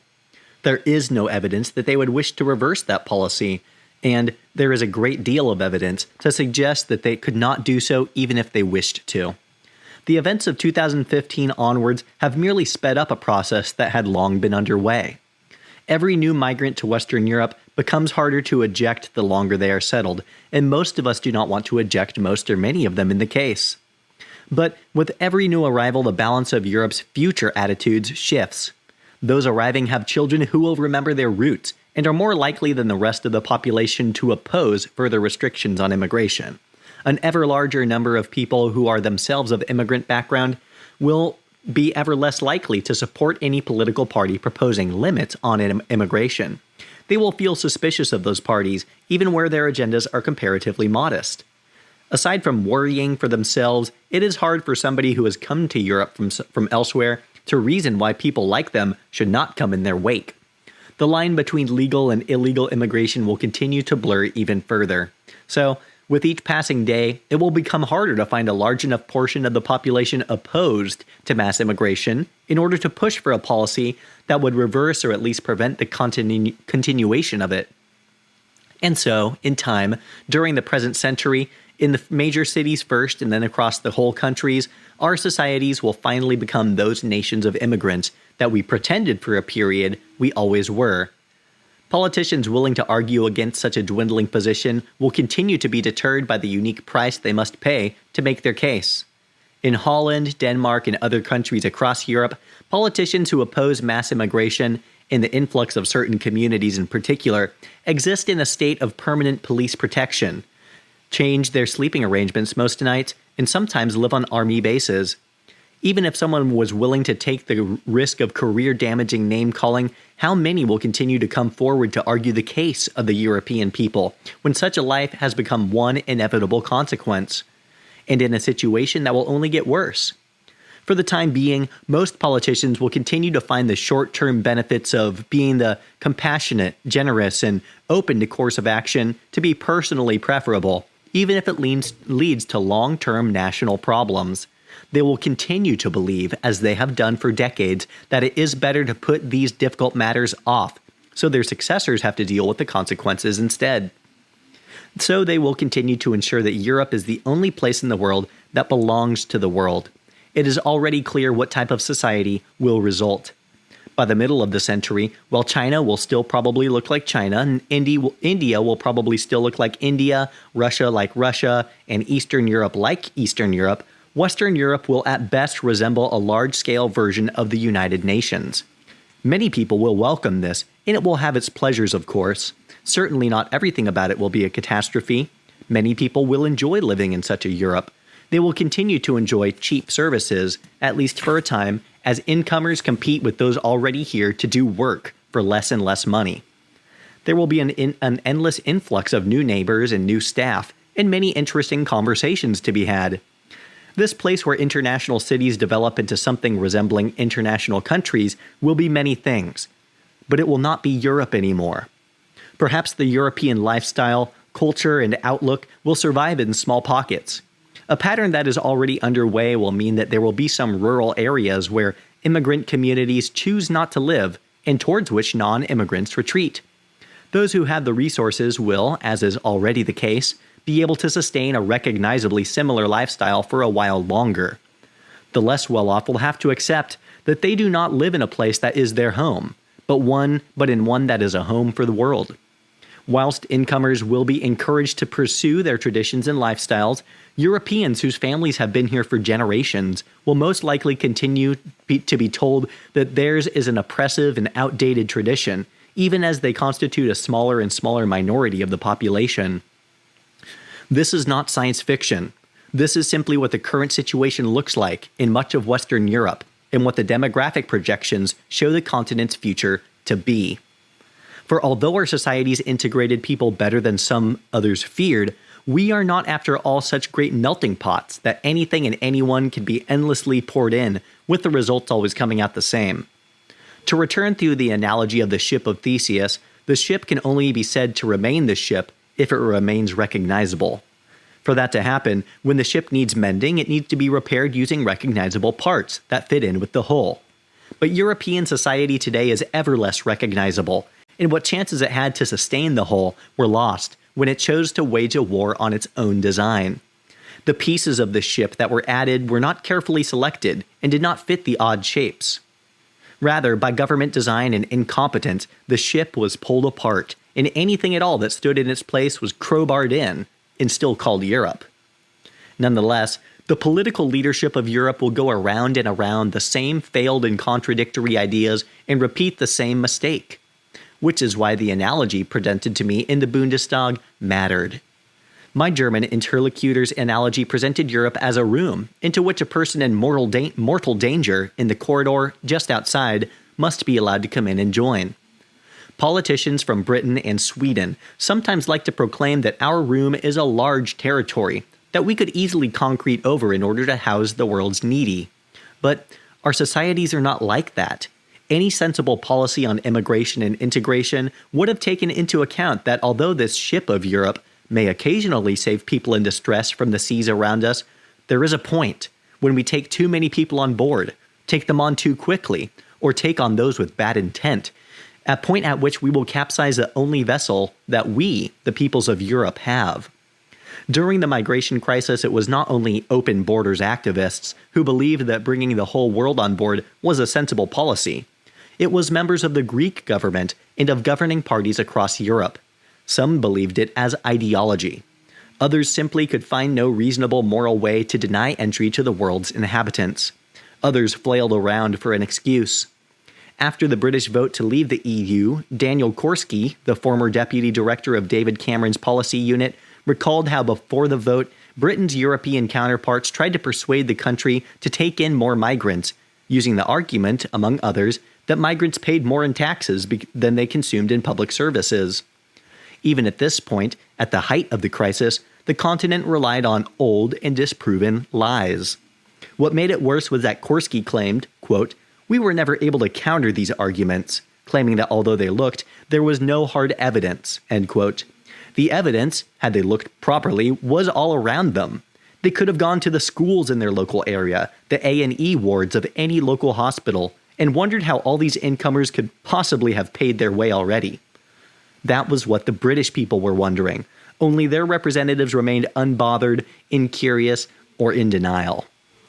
And so, the policies that had already made the native British a minority in their own capital city ineluctably sped up a change in the demographics of the entire continent. The dark specialism of the French turned out to be the dark discovery of Europe. Promised throughout their lifetimes that the changes were temporary, that the changes were not real, or that the changes did not signify anything, Europeans discovered that in the lifespan of people now alive, they would become minorities in their own countries. And it did not matter whether the country had a reputation for liberalism or a reputation for fire-breathing conservatism, the direction of travel was the same. When the Vienna Institute of Demography confirmed that by the middle of this century, a majority of Austrians under the age of 15 would be Muslims, the Austrian people were, like everybody else in Europe, simply expected to ignore or wish away their own cultural endpoint. The dark Brechtian jokes appeared after all to be true. The political elites had found their publics wanting and had solved the problem by dissolving the people and appointing another people in their place. What is more, it had all been done on the laughable presumptions that while all cultures are equal, European cultures are less equal than others, and that a person who favored the culture of Germany over that of Eritrea had, in the most gracious interpretation, an out-of-date or ill-formed opinion, and in the more common view, was simply an out-and-out racist. That all this was done in the name of a diversity that became less and less diverse by the year should have been the clearest possible warning sign. For if there was any chance at all of this working, it would be that the new Europeans from Africa or anywhere else in the world would swiftly learn to be as European or any Europeans in the past. Perhaps there has been some official nervousness about this. For some years in Britain, the annual list of most popular babies' names cited in the Office for National Statistics was a subject of contention. Again and again, variants of the name Muhammad climbed higher and higher on the lists.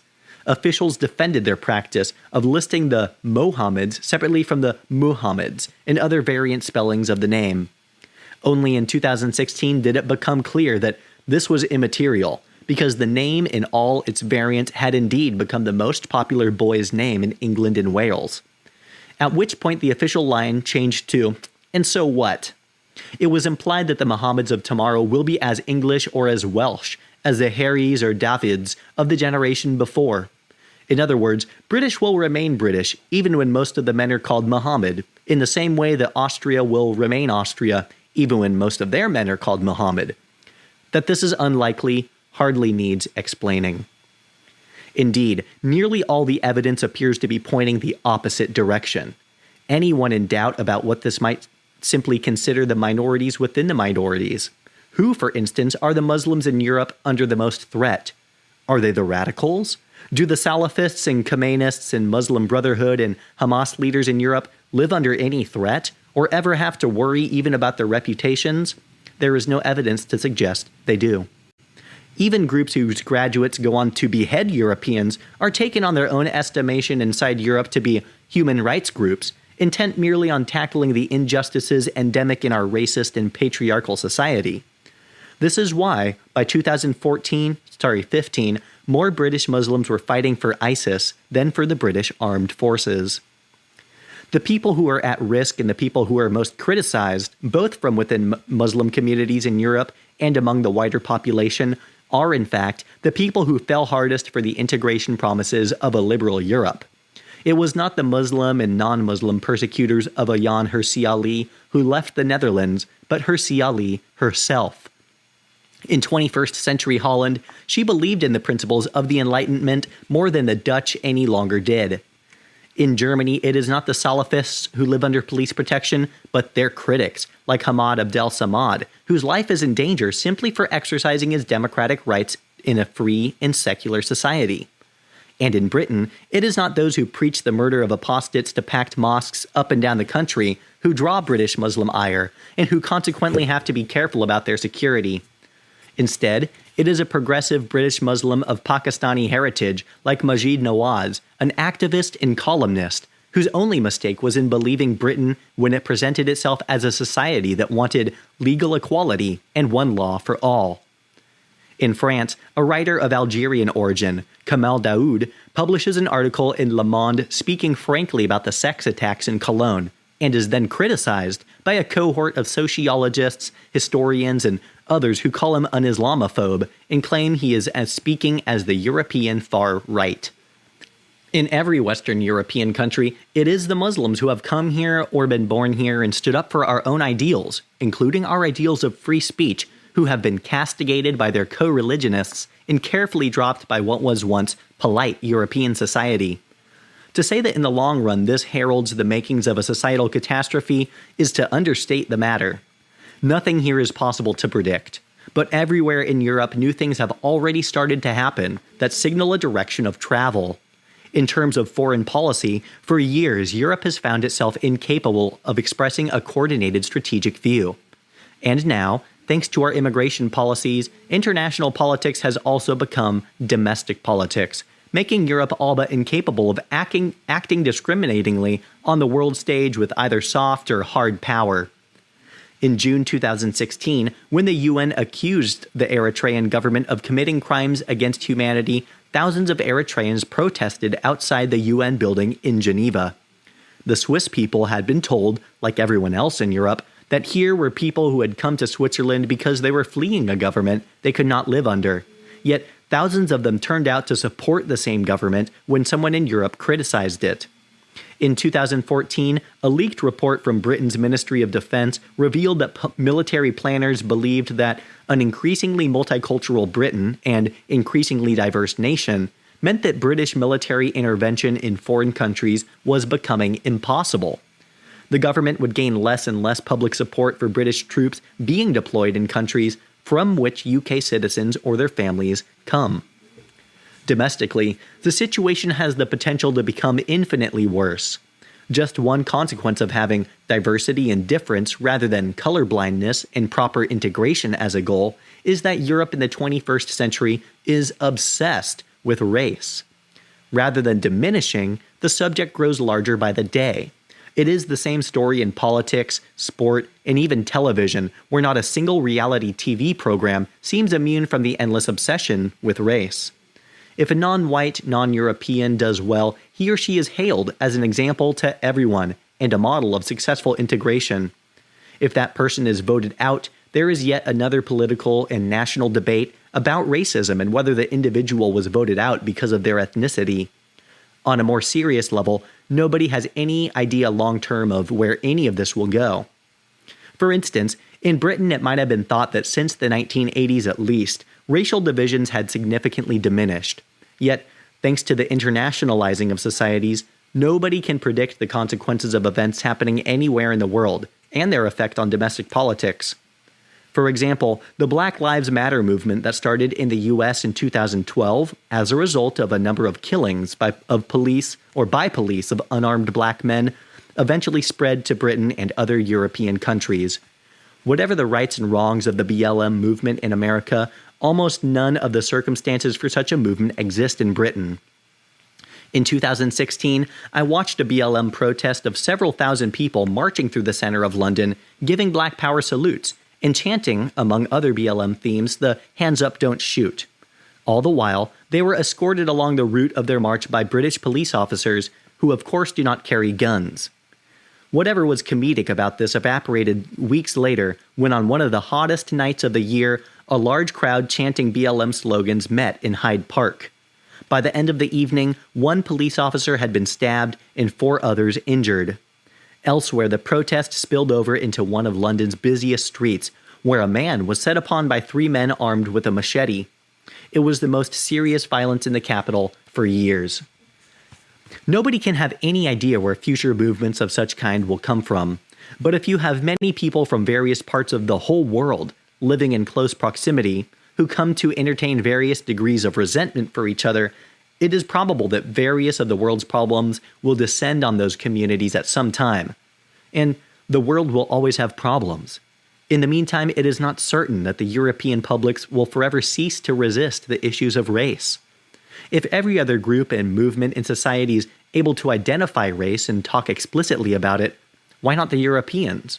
In the same way that it is not inevitable that Europeans will forever be persuaded of the whole historical and hereditary iniquity, so it is possible that we might eventually say that racial politics cannot be for everyone else, but not for us. For the time being, it seems that things will continue as they are. Even now, the onus still remains on Europeans to solve the world's problem by bringing in people from many parts of the world. Only we, when we say enough, are castigated and then troubled by such castigation, a response that many other nations and despotisms remain happy to encourage. No Western European country has played a major role in destabilizing the regime in Syria or prolonging the ensuing civil war. But these countries that have done so, for instance Qatar and the United Arab Emirates, pay no humanitarian price. Iran, whose Hezbollah among other militias have been fighting for Iranian interests in Syria since 2011, have even berated Europe for not doing more to help the refugees they have helped create. In September 2015, Iran's President Rouhani had the gall to lecture the Hungarian ambassador to Iran over Hungary's alleged shortcomings in the refugee crisis. Likewise, Saudi Arabia, which has spent the period since the beginning of the Syrian civil war backing its preferred sides inside the country. Not only has Saudi Arabia not made one Syrian into a Saudi citizen, it has refused to allow the use of 100,000 air-conditioned tents that are erected for only 5 days a year by pilgrims on the Hajj. At the height of the 2015 crisis, the single offer the Saudis did make was to build 200 new mosques in Germany for the benefit of the country's new arrivals. Other than European goodwill continuing to be taken advantage of, one further thing can be predicted with some certainty. Public sentiment among Europeans will continue to sour. Although recent history shows that politicians certainly can go on ignoring majority public opinion for decades, it is not inevitable that such a situation will continue indefinitely. A typical poll carried out in 2014 found that a mere 11% of the British public wanted the population of their country to increase. Yet, in the 2 years that followed, the population grew enormously. Since 2010, the number of those in the UK who were born outside it has grown by 1.4 million. During the same period, 940,000 children were born in Britain to foreign-born mothers, and this is in a country that has avoided the worst consequences of the 2015 crisis. Can governments continue to dodge the consequences of their own actions or inactions? Perhaps in some countries they will. Others may cynically switch track in a second. During this crisis, I spoke with one French politician of the center-right who could hardly locate any remaining differences between his own party's immigration policies and those of the Front National. Asked how he would deal with a particular set of challenges to do with people who were already nationals, he replied with remarkable nonchalance that it would, quote, probably be necessary to change some bits of the Constitution, end quote. Perhaps cynical land grabs for political ground will become commonplace. In lieu of any more meaningful policies, German politicians have already suggested that citizens with dual nationalities who fight with foreign terrorist groups should lose their German citizenship. Denmark has introduced a law allowing authorities to seize valuables from migrants in order to cover the cost of their presence in the country. And everywhere the question of what to do with people who subvert the state is going through various iterations of debate. Currently, all countries refuse to break international law not by making people stateless, but the sense prevails that Europe is not much more than one terrorist attack away from the rules of the game changing completely. At which point, Europeans may choose to name almost anyone as their umpire. Dangerous. Perhaps in one European country in the near future, a party of the kind previously described as far-right will come to power. Perhaps a party even further to the right will then come to power at some point later. One thing is certain, which is that if the politics are to turn bad, it will be because the ideas turned increasingly bad. And if the ideas turn bad, it will be because the rhetoric became increasingly bad. In the wake of Cologne and other similar attacks, one could hear the language deteriorate around the fringes. Street movements began to talk of all arrivals into Europe as rape-fugees. Yeah. In Paris, I met an elected official who referred to all migrants as refugee jihadists. God. These were unamusing as well as insulting terms for anybody who knew firsthand that at least some of the people who had come were fleeing rape or escaping jihad. But such deterioration of the language seems inevitable after a period of dishonesty from the other direction. If you pretend for long enough, in the face of clear evidence that all the arrivals into the continent are asylum seekers, you will eventually spawn a movement that believes none of them are. Boy who cried wolf. In some ways, it is amazing that such a movement has not kicked off in earnest already. All the while, public opinion continues to progress uneluctably in one direction. In 2010, the German political class had worried in the loudest way that they could about public opinion polls showing 47% of Germans didn't think Islam belonged in Germany. By 2015, the number of Muslims in Germany had gone up again, but so had the number of people who believed that Islam did not belong there. In 2015, that figure had risen to 60%. By the following year, almost two-thirds of Germans said that Islam did not belong in Germany, with only 22% of the politicians saying the religion was integral to German society. In February of 2017, after a new American president attempted to pass temporary travel restrictions on citizens from 7 unstable Muslim-majority countries, Chatham House released a survey of European opinion. The London think tank had asked 10,000 people across 10 European countries whether they agreed or disagreed with this statement, quote, "All further migration from mainly Muslim countries should be stopped," end quote. The majority of the public in 8 out of the 10 countries surveyed, including Germany, agreed with the statement. Britain was one of only 2 European countries where a desire to halt all further Muslim migration into the country remained a minority opinion. In Britain, only 47% of the public agreed with the statement. Europeans are left in the position of not believing sufficiently in their own story and being distrustful of their past, whilst knowing that there are other stories moving in that they do not want. Everywhere, a feeling is growing of all options being closed off. All routes out seem to have been tried before and appear impossible to venture into again. Perhaps the only country in Europe that could lead the continent out of such stagnation would be Germany. Yet, even before the last century, Europeans had every reason to fear the notion of German leadership. Today, younger Germans tend to fear this even more than their parents, and so the sense of general drift and leaderlessness continues. In the meantime, elected officials and bureaucrats continue to do everything they can to make the situation as bad as possible, as fast as possible. In October of 2015, there was a public meeting in the small city of Kassel, in the state of Hesse. 800 immigrants were due to arrive in the following days, and concerned citizens had a meeting to ask questions of their representatives. As a video recording of the meeting shows, citizens were calm, polite, but concerned. Then at a certain point, their district president, one Walter Lübke, calmly informs them that anybody who does not agree with the policy is free to leave Germany. You can see and hear on the tape the intake of breath, amazed laughter, hoots, and finally shouts of anger. Whole new populations are being brought into their country, and they are being told that if they don't like this, then they should leave? Do no politicians in Europe realize what could happen if they continue to treat their own people, the European people, like this? Apparently not, nor do all of the arrivals. In October of 2016, Der Freitag and Huffington Post Deutschland both published an article by an 18-year-old Syrian migrant called Aras Bako. In the piece, he complained that the migrants in Germany were fed up with the angry German people who insult and agitate and are unemployed racists. Among other imprecations, he continued, quote, "We refugees do not want to live in the same country as you. You can, and I think you should, leave Germany. Germany does not suit you. Why do you live here? Look for a new home." End quote. On New Year's Eve 2016, on the first anniversary of the Cologne rape attacks, there were similar sex attacks in a number of European cities, including Innsbruck and Augsburg. Police in Cologne were heavily criticized by MPs from the SPD and Green parties, among others, for allegedly racially profiling those seeking access to the city's main square in an attempt to prevent a repeat of the previous year's atrocities. 1 year after Germany had awoken to part of its new reality, the censors had returned and resumed control.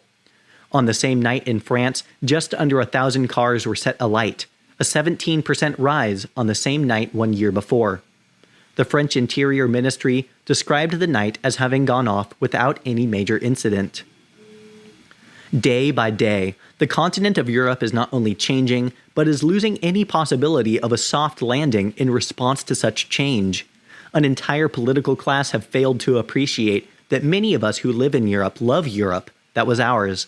We do not want our politicians, through weakness, self-hatred, malice, tiredness, or abandonment, to change our home into an utterly different place. And while Europeans may also be endlessly compassionate, we may not be boundlessly so. The public may want many contradictory things, but they will not forgive politicians if, whether by accident or design, they change our continent completely. If they do so change it, then many of us will regret this quietly. But others will regret it less quietly.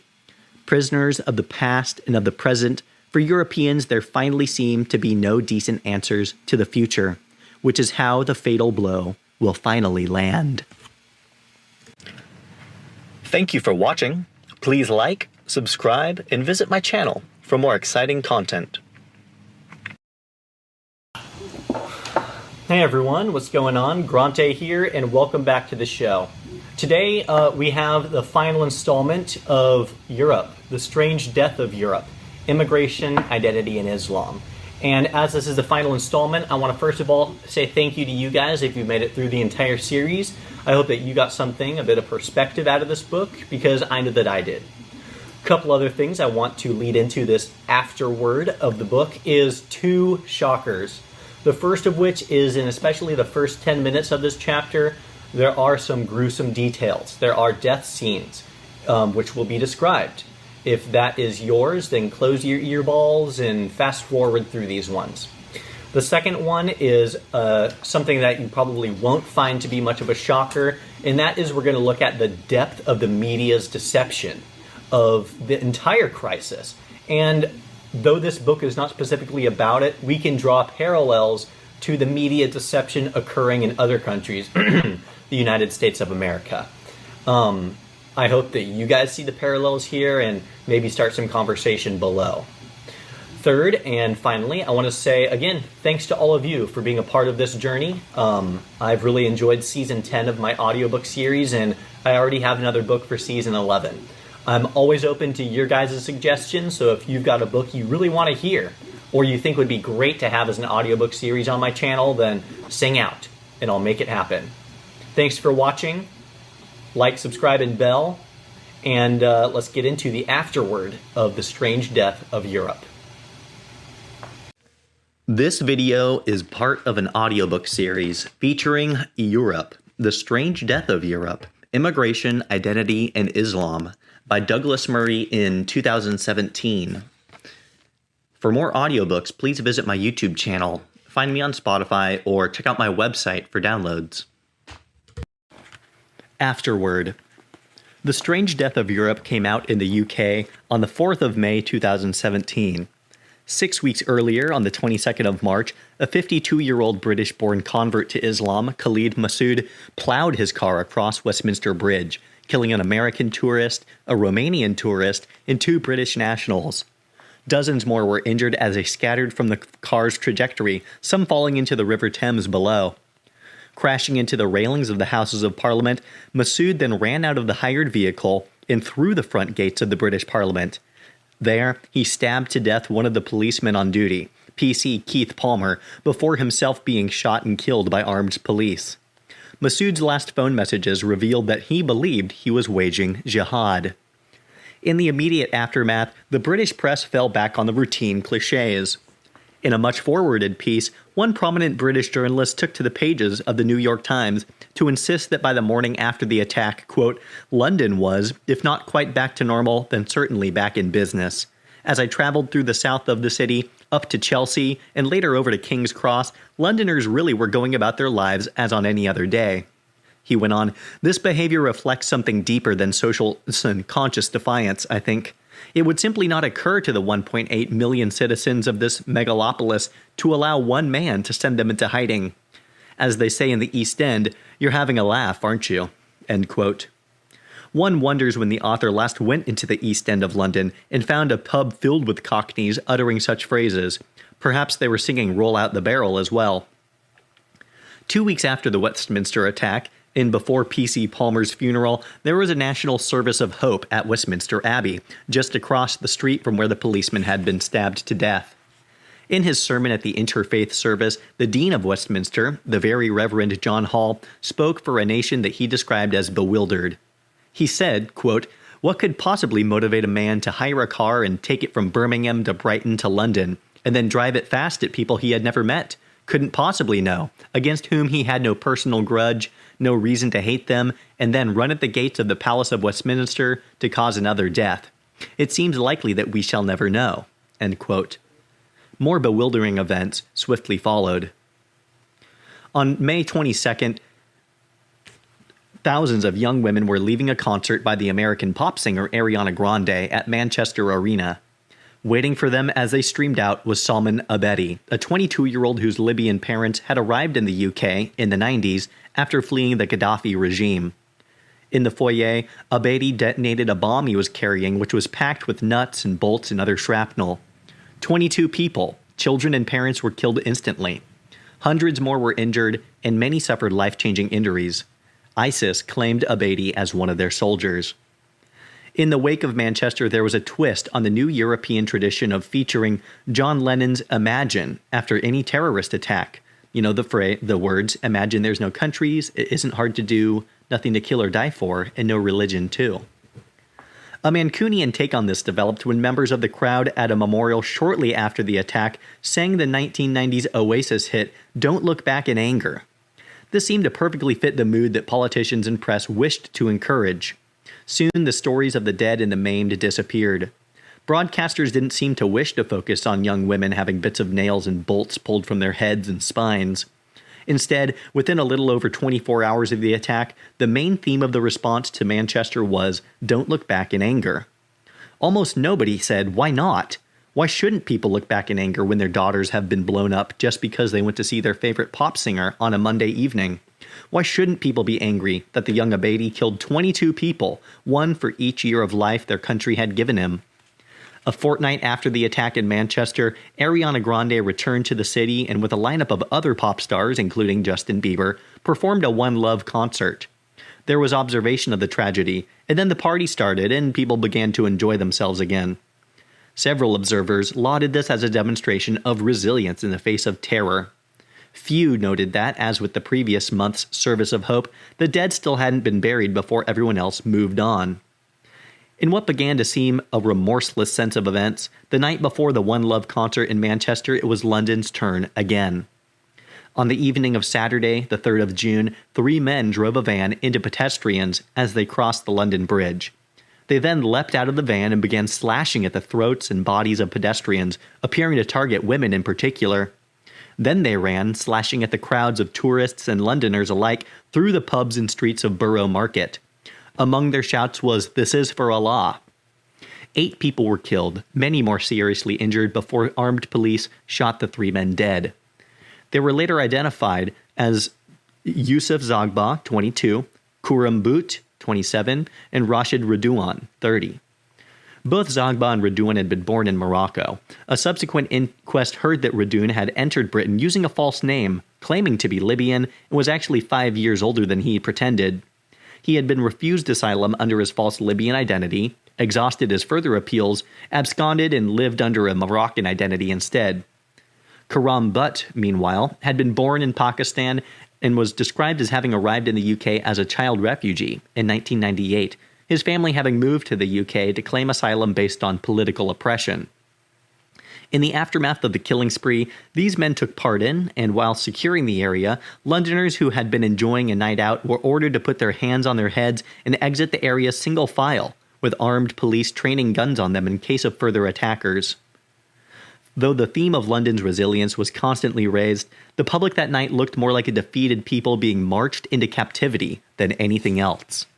In the days that followed, even more protective barriers, walls, and bollards were put up around landmarks and vulnerable infrastructure points around Britain. A traditional cry of the open borders movement for years had been, "Build bridges, not walls." Such people should go to London today. By the end of 2017, all of London's bridges were covered in walls. Nevertheless, the theme of resilience before terror was stressed by the British PM Theresa May, as well as other political leaders. Happening as it did on the eve of a general election, the Labour opposition managed to make some political capital out of these attacks by claiming that they were at least in part a result of police budget cuts. The Prime Minister announced on the steps of Downing Street that there had been too much tolerance of extremism in the UK, and that after this third attack, enough is enough. She did not elaborate on this, beyond promising to appoint a commissioner to look into the issue of extremism. Otherwise, the emphasis was to keep calm and carry on, blitz spirit, and much more. It was struck even more hollowly once again in September when, on the 15th of the month, Ahmad Hassan got on the London Underground's district line and left a bomb on a carriage during rush hour. The 18-year-old Iraqi turned out to have arrived in the UK illegally in 2015 and lived with foster parents since then. Indeed, he had built the bomb he took onto the morning rush hour train in his foster parents' home. Fortunately for the many school children and others on the tube, the detonator exploded without managing to ignite the device itself, leading to a stampede from the carriage and several dozen people with minor burns and other injuries, rather than dozens of corpses being taken away in body bags.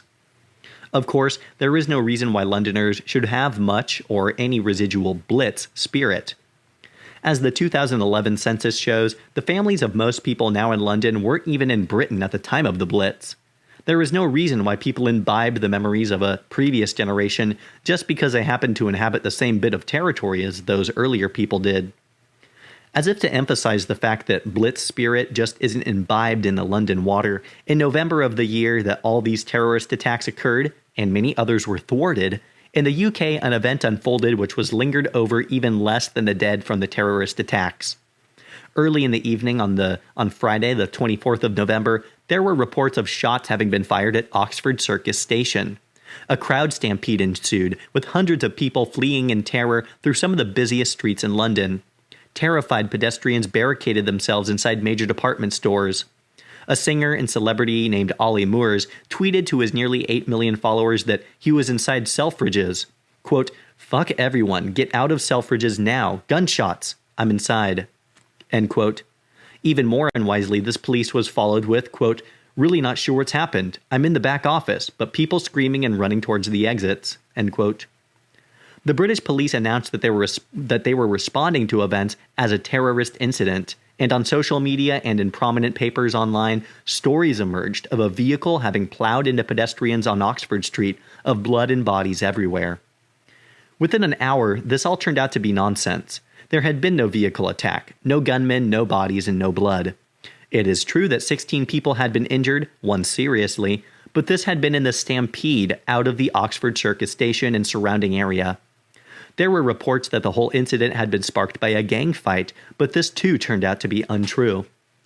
The day after the incident, two men who feared that they might have been responsible for involuntarily causing the panic handed themselves into a police station, but were released shortly afterwards without charge. On the 26th of December, a similar incident occurred. Another stampede took place in Oxford Street when false reports of shots being fired caused Boxing Day shoppers to run screaming in panic into stores and down the adjoining streets.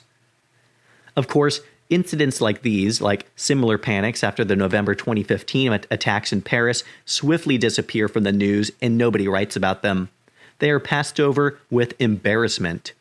Yet they suggest that the public are not as stoical as opinion writers and politicians like to claim. Rather, they are so jumpy that a minor disagreement can cause a mass stampede, and terrified celebrities and public alike start running from wholly imagined terrors. The only event around this time that bucked any of these trends came as a result of an attack near Finsbury Park Mosque on the 19th of June. That evening, Darren Osborne, a 47-year-old family of 4 from Cardiff, drove a van into crowds of people in the area of the mosque and the nearby Muslim welfare house. One man, who had earlier collapsed, died at the scene and almost a dozen more were injured. There were a number of striking aspects to this attack. Most obviously, the fear that perhaps the much-vaunted backlash might in fact have become a reality. But most striking was that the condemnation which people were so keen to keep as precise and non-sweeping as possible after any and every Islamist attack was wholly absent here. In the aftermath of the attack near the mosque in Finsbury Park, Islamist organizations and some mainstream media were allowed to spread the blame for the attack as widely as possible. Against whole communities, against individuals who had nothing to do with the attack, who had and would never advocate against or for such a thing, and against any individual against whom the media had a grudge. Don't look back in anger was not a theme that was adopted very widely after the Finsbury Park attack. While we may all agree that most Muslims are law-abiding decent citizens, the same presumption does not appear to be able to be leveled at the rest of the population, who are judged as though only one step away from a pogrom mode. Perhaps it is because of such different standards of presumption of innocence that movements such as the so-called identitarians have begun to spring up in Europe. It is too early to judge what such movements currently consist of, let alone where they might go.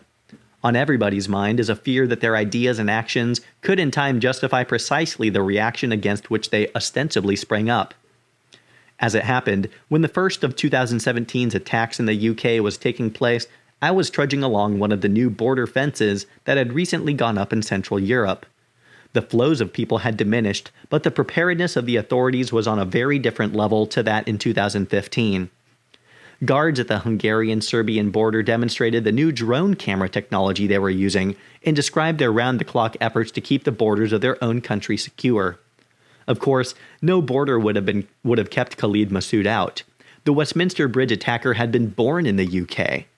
But the need for borders, or at least a workable and efficient asylum policy, continued to be a political battleground, like the streets of an increasing number of European cities. On the 7th of April, it was Stockholm's turn. That afternoon, a failed asylum seeker from Uzbekistan hijacked a truck and drove it into the crowds shopping on one of Sweden's busiest streets. Reports said that the driver seemed to be deliberately aiming the truck at families. 5 people were killed, and many more injured. The perpetrator had arrived in Sweden in 2014, claiming asylum, though the Swedish authorities swiftly found that he had no legitimate asylum claim. He was ordered to leave the country in late 2016, but had stayed. On the 17th of August, it was Spain's turn. 14 people were killed and more than 100 injured after Younes Abouyabak, a 22-year-old Moroccan, drove a van into the crowds walking down the sidewalk of the popular La Rambla in Barcelona. He killed another person as he attempted to steal their car to escape. The perpetrator turned out to be part of a terror cell, members of which later plowed a vehicle into pedestrians in nearby Cambrils, killing 1 woman and injuring 6 others. Other members of the cell had been killed the night before when they were preparing a bomb in the house in Alcanar.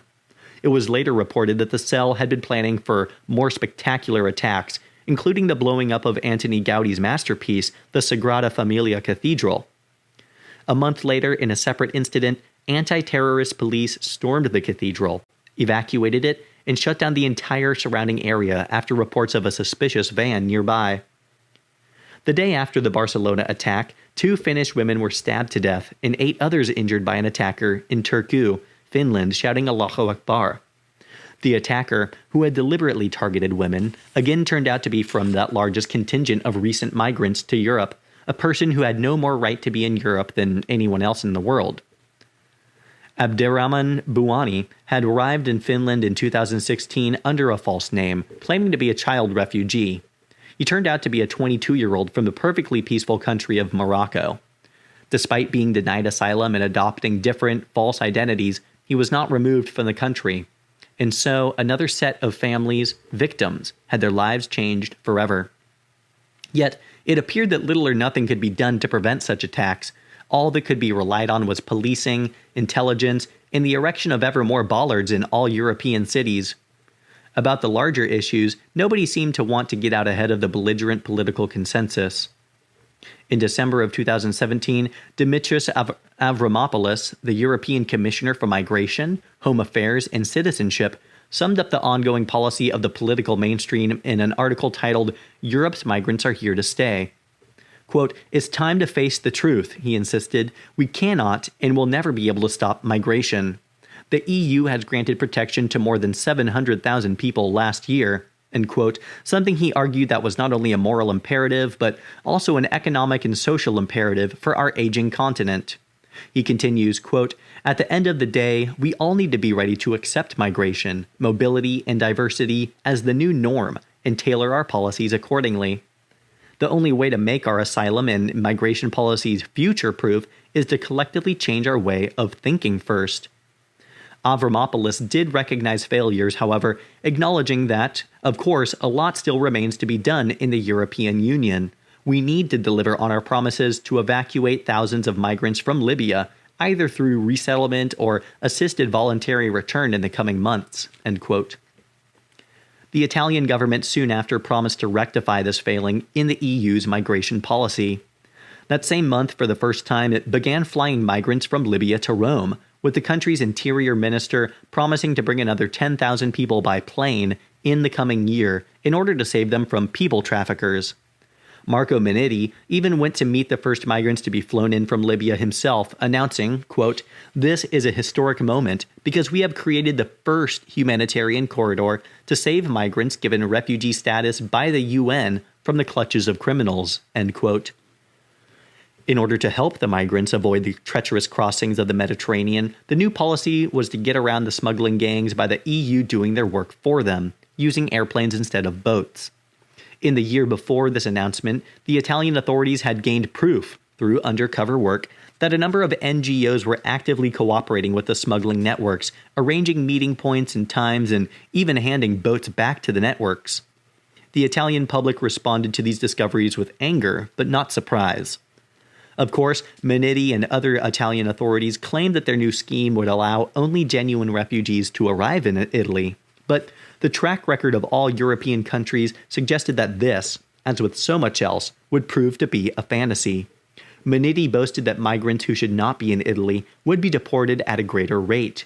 But this is another claim that the publics of Europe have reason to be skeptical about. Indeed, figures released in the UK at the same time as Minetti's announcement revealed that only 1 in 5 lone child migrants who lie about their age in a bid to stay in the country are ever deported. A study by the National Forensic Agency in Sweden sought to discover the age of almost 8,000 people who had recently arrived in Sweden claiming to be child refugees. The checks, carried out in case there were doubts about their age, found that 6,600 of the 8,000 people tested were in fact over the age of 18. That's more than 82% lying. What will ever happen to them? And the answer is the same thing that happens with nearly everybody. They will stay. If the European authorities had been lax about who they let in, time and consequences of being this lax and thinking so little about the long-term consequences made itself felt in the ugliest ways. Above all, one irreversible fact kept asserting itself, that if you import the world's people, you also import the world's problems, with perhaps some new ones. Events that happened anywhere else in the world now had an impact inside Europe. In December of 2017, the U.S. president announced that he was planning to move the U.S. Embassy in Israel from Tel Aviv to Jerusalem. Pundits and opponents of the president immediately warned that this would lead to an Arab street rising up. In fact, the Arab world remained remarkably quiet. At the Damascus Gate, the Friday after the president's announcement, a disappointed BBC journalist admitted that there were more press gathered than there were protesters. But to the extent that the fabled Arab street did rise up, it rose up in Europe. In the wake of the president's announcement, crowds of Muslims gathered outside the American embassy in London and, among other things, chanted something saying, "Jews, remember Khaybar, an army of Muhammad is returning." A chant which recalls the slaughter of the Jewish community near Medina by the armies of Muhammad in the 7th century. In Amsterdam, a man with a Palestinian flag in a keffiyeh smashed in the windows of a kosher restaurant in the Jewish quarter of the city. Up in Sweden, things got even nastier. In Malmö, the crowds chanted, "We're going to shoot the Jews," while in Gothenburg, a crowd of around 20 masked men attacked a local synagogue, hurling Molotov cocktails. The crowd of 20 to 30 young Jews inside the adjacent community center managed to escape unharmed. 2 days later, 2 firebombs were found outside the Jewish burial chapel in Malmö. In Stockholm, as in Berlin, crowds burned the Star of David and a speaker called Jews apes and pigs. Promises of martyrdom were made. A spokesman for the remaining Jewish community in Malmö put it starkly, quote, "You don't want to display the Star of David around your neck. It's a constant battle to live a normal life," end quote. Wow. In the year since this book was published, further details about the fateful decisions described have come to light. A journalist from Die Welt relayed some of Merkel's reasoning in August of 2015, not least her fear that photographs would go around the world showing German border guards repelling migrants. Meanwhile, one former European government official has described the conversation at the emergency meeting in Brussels in October of 2015. He quotes Merkel, sighing, quote, "Wir saufen ab," we are drowning. Going on, "We are getting so many refugees from Austria today, imagine tomorrow," end quote.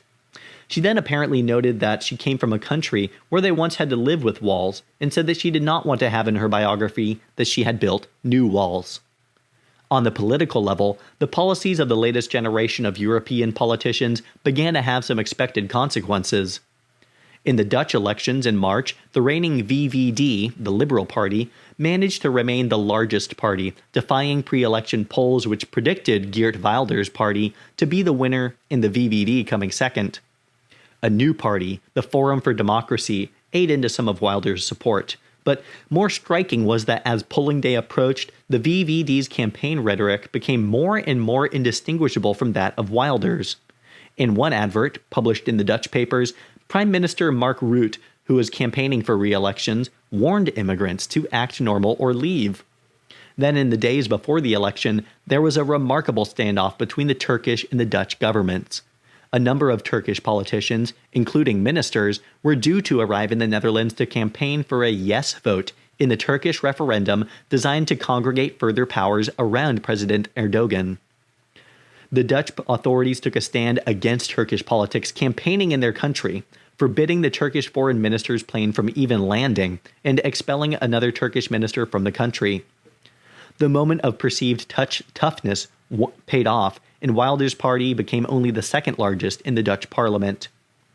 In France the following month, Marine Le Pen managed to get down to the last two in the presidential race. The following month, she was beaten to the presidency by Emmanuel Macron, who had broken through an unusual election season without even having the support or structure of one of the mainstream parties. Perhaps his opponent's chances had always been talked up. Perhaps he was just lucky to be facing a member of the Le Pen family in a popular vote. But the election of Macron suggested to some people that the whole landscape of European politics could perhaps remain with the status quo. Amid the celebrations, few people seemed to keep in mind the long-term trajectory. In the presidential runoff in France in 2002, Marine Le Pen's father had managed to get only 17.8% of the vote.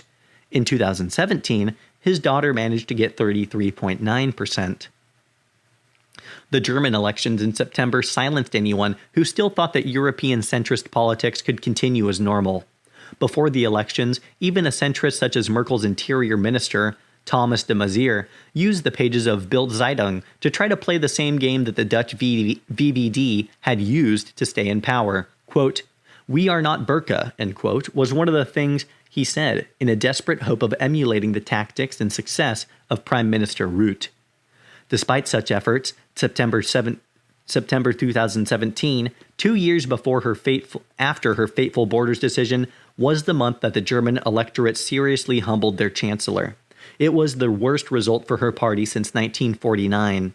And although the CDU remained the largest party, the German electorate shook their nation's politics by making the 4-year-old Alternative for Deutschland, AfD, into the third largest party in the Bundestag with 94 seats.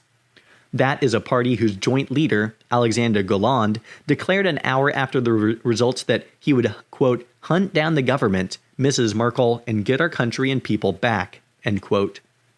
Merkel's sister party in Bavaria, the CSU, found the chancellor unwilling to accept their demands for a tougher line on immigration, and, having suffered an electoral catastrophe of their own SPD, refused to go back into coalition with Merkel. When coalition talks failed in November, there was talk of another election, but nobody could see how it could turn up, as particularly different results.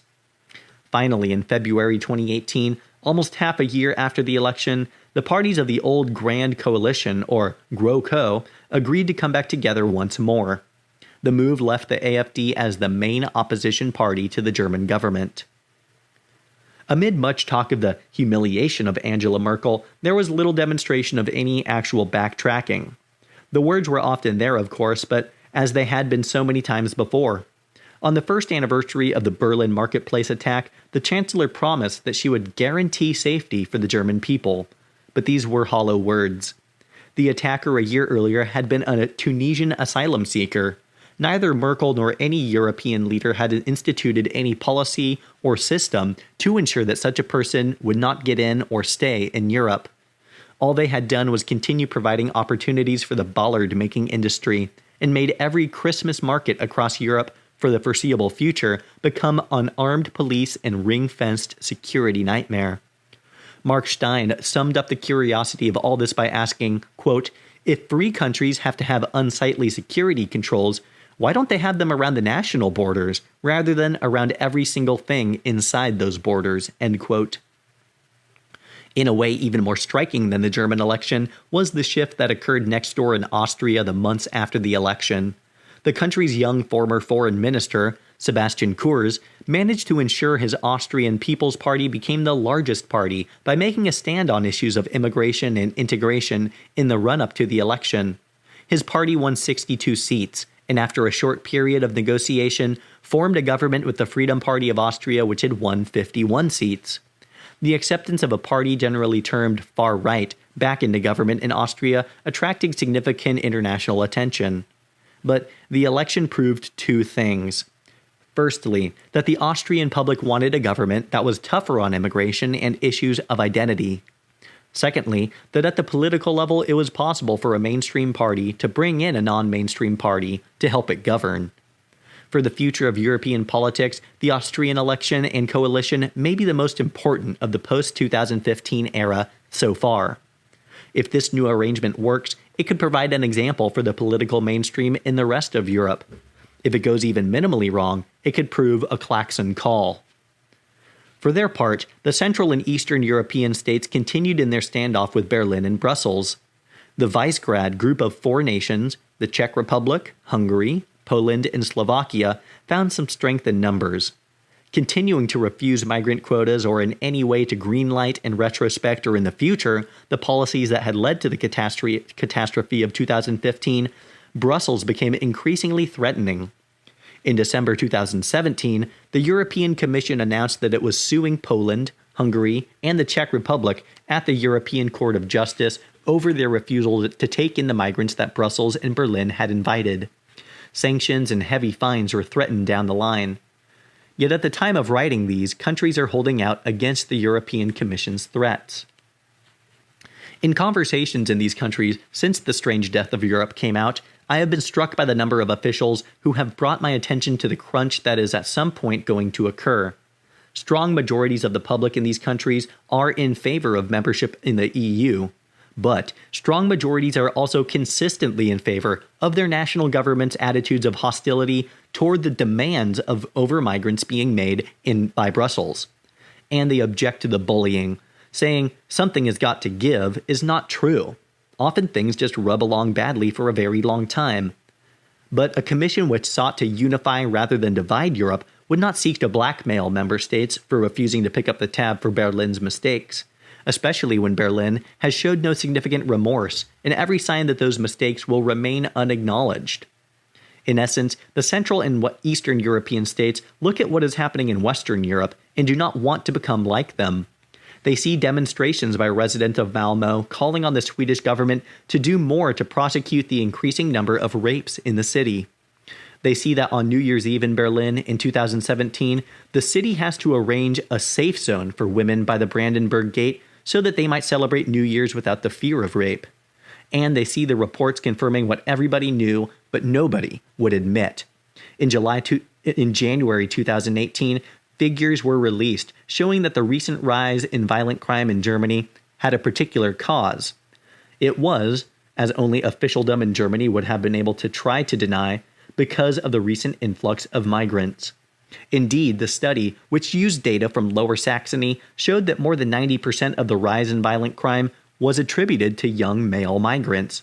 Who would want these problems or tolerate them if they did not already have them? From the moment it was published in the UK, The Strange Death of Europe went into the bestseller lists. It remained in the Sunday Times top 10 nonfiction bestsellers for almost 20 weeks and became one of the best-selling books of the year. For most authors, such an event would be an unmitigated joy. This was not the case in this occasion. I learned that the book had reached number 1 on the Sunday Times bestseller list while in France. At the same time, I began to receive calls from concerned friends and colleagues in London caught up in the terrorist attacks on London Bridge and Borough Market. The book was received well by the critics as well as by the public, but most striking was the number of politicians and serving and former political leaders who admitted to having read the book and admitted, what is more, to heartily agreeing with it. Indeed, the reception from high-ranking political leaders was such that it did make me several times wonder why, if there was such agreement, this had gone so wrong in the first place. All of it went to show what I had long suspected, which is that it is simpler, easier to let the status quo roll along and then complain about it than it is to take the short-term political hit for the long-term well-being of your society. The book was also well received by publics in other countries, especially the USA and Australia. In both of these countries, readers and politicians often said to me, "It's about us, isn't it?" And the answer to which is, yes, of course. I suppose it is inevitable in a book of this length that some errors will be found. After the hardback edition came out, I expected that several people would claim that the statistics and figures herein, factual, incorrect though they are, were in some way erroneous. I expected people to contest the numbers Europe has taken in, the numbers affected by the decisions, or the numbers expected in the years to come. I expected them to claim I had cherry-picked their speeches or even quoted out of context. Yet none of the many facts in this book were able to be refuted, and nobody of any consequence has ever tried to contest or deny them. The only minor individual mentioned in the book who I know to have objected to the descriptions of himself here is Jonathan Portes, one of the figures glancingly mentioned for his role in lubricating the open-door policies of the post-1997 UK Labour government, a policy that his superiors have long since expressed regret over. Via his social media outlet from his post at King's College London, Portes let it be known that the description of him and his involvement in that deeply damaging policy were riddled with errors. He neither contested the facts nor refuted the political disaster. Instead, he objected at his coupling with Sarah Spencer as an academic, stating that although he was in academia before that role, and although he has been in academia since that role, he was not in academia at the time. Secondly, he objected that rather than being noted for his views on immigration like Sarah Spencer, he in fact had never worked in immigration until the British government invited him to help formulate its stance on the matter. Accordingly, I withdraw my accusation that he is an academic of any kind or expert in these fields. The evidence of his work should have been enough. There are still people who try to pretend that all we are going through, and all that we are going to go through in the years ahead, is normal, or not going on. Only occasionally do the places which push this lie make any concession to the reality that the European people see all around them. In November, the Pew Research Center released a striking new study which vindicated the claims made in this book and added more alarm for anyone who could cope with it. The study showed the extent to which Europe's Muslim population was due to increase, even without any massive upsurge in migration of the kind that had occurred in recent years. It also showed it in other scenarios, so that for instance Sweden, with an 8% Muslim population in 2016, would have an 11% Muslim population in 2050 if there was no more migration at all. It would have a 21% Muslim population if there was a regular flow, and a 31% Muslim population if recent numbers were kept up. Even The Guardian in Britain covered this story under the headline, quote, "Muslim populations in some EU countries could triple, report says," end quote. The paper's readers must have found this a shock. Before wondering why their favorite left-wing paper had, by its own lights, become so inflammatorily racist. As this book suggests, there is an ongoing effort to make the European publics not believe the evidence of their own lives. The point of this book is in part to point out that there is no point in this pretense. There is no point in pretending that everything going on does not constitute the most significant change possible in a culture. Sweden in 1950 was an ethnically homogeneous society with almost no migration. A century on, it will look an almost entirely different place. And within the lifespans of so many of us, it is fair to say that such a country, like most other countries in Western Europe, will become unrecognizable even to fairly recent inhabitants. Perhaps it will all be fine. Perhaps the people who remember what Sweden was, what France was, what Britain was, and what the rest of Europe was, will just die out. Perhaps then all the problems, not least the problem of identifying the problem, will cease. Perhaps. Or perhaps a whole new world of problems is being born. Thank you for watching. Please like, subscribe, and visit my channel for more exciting content.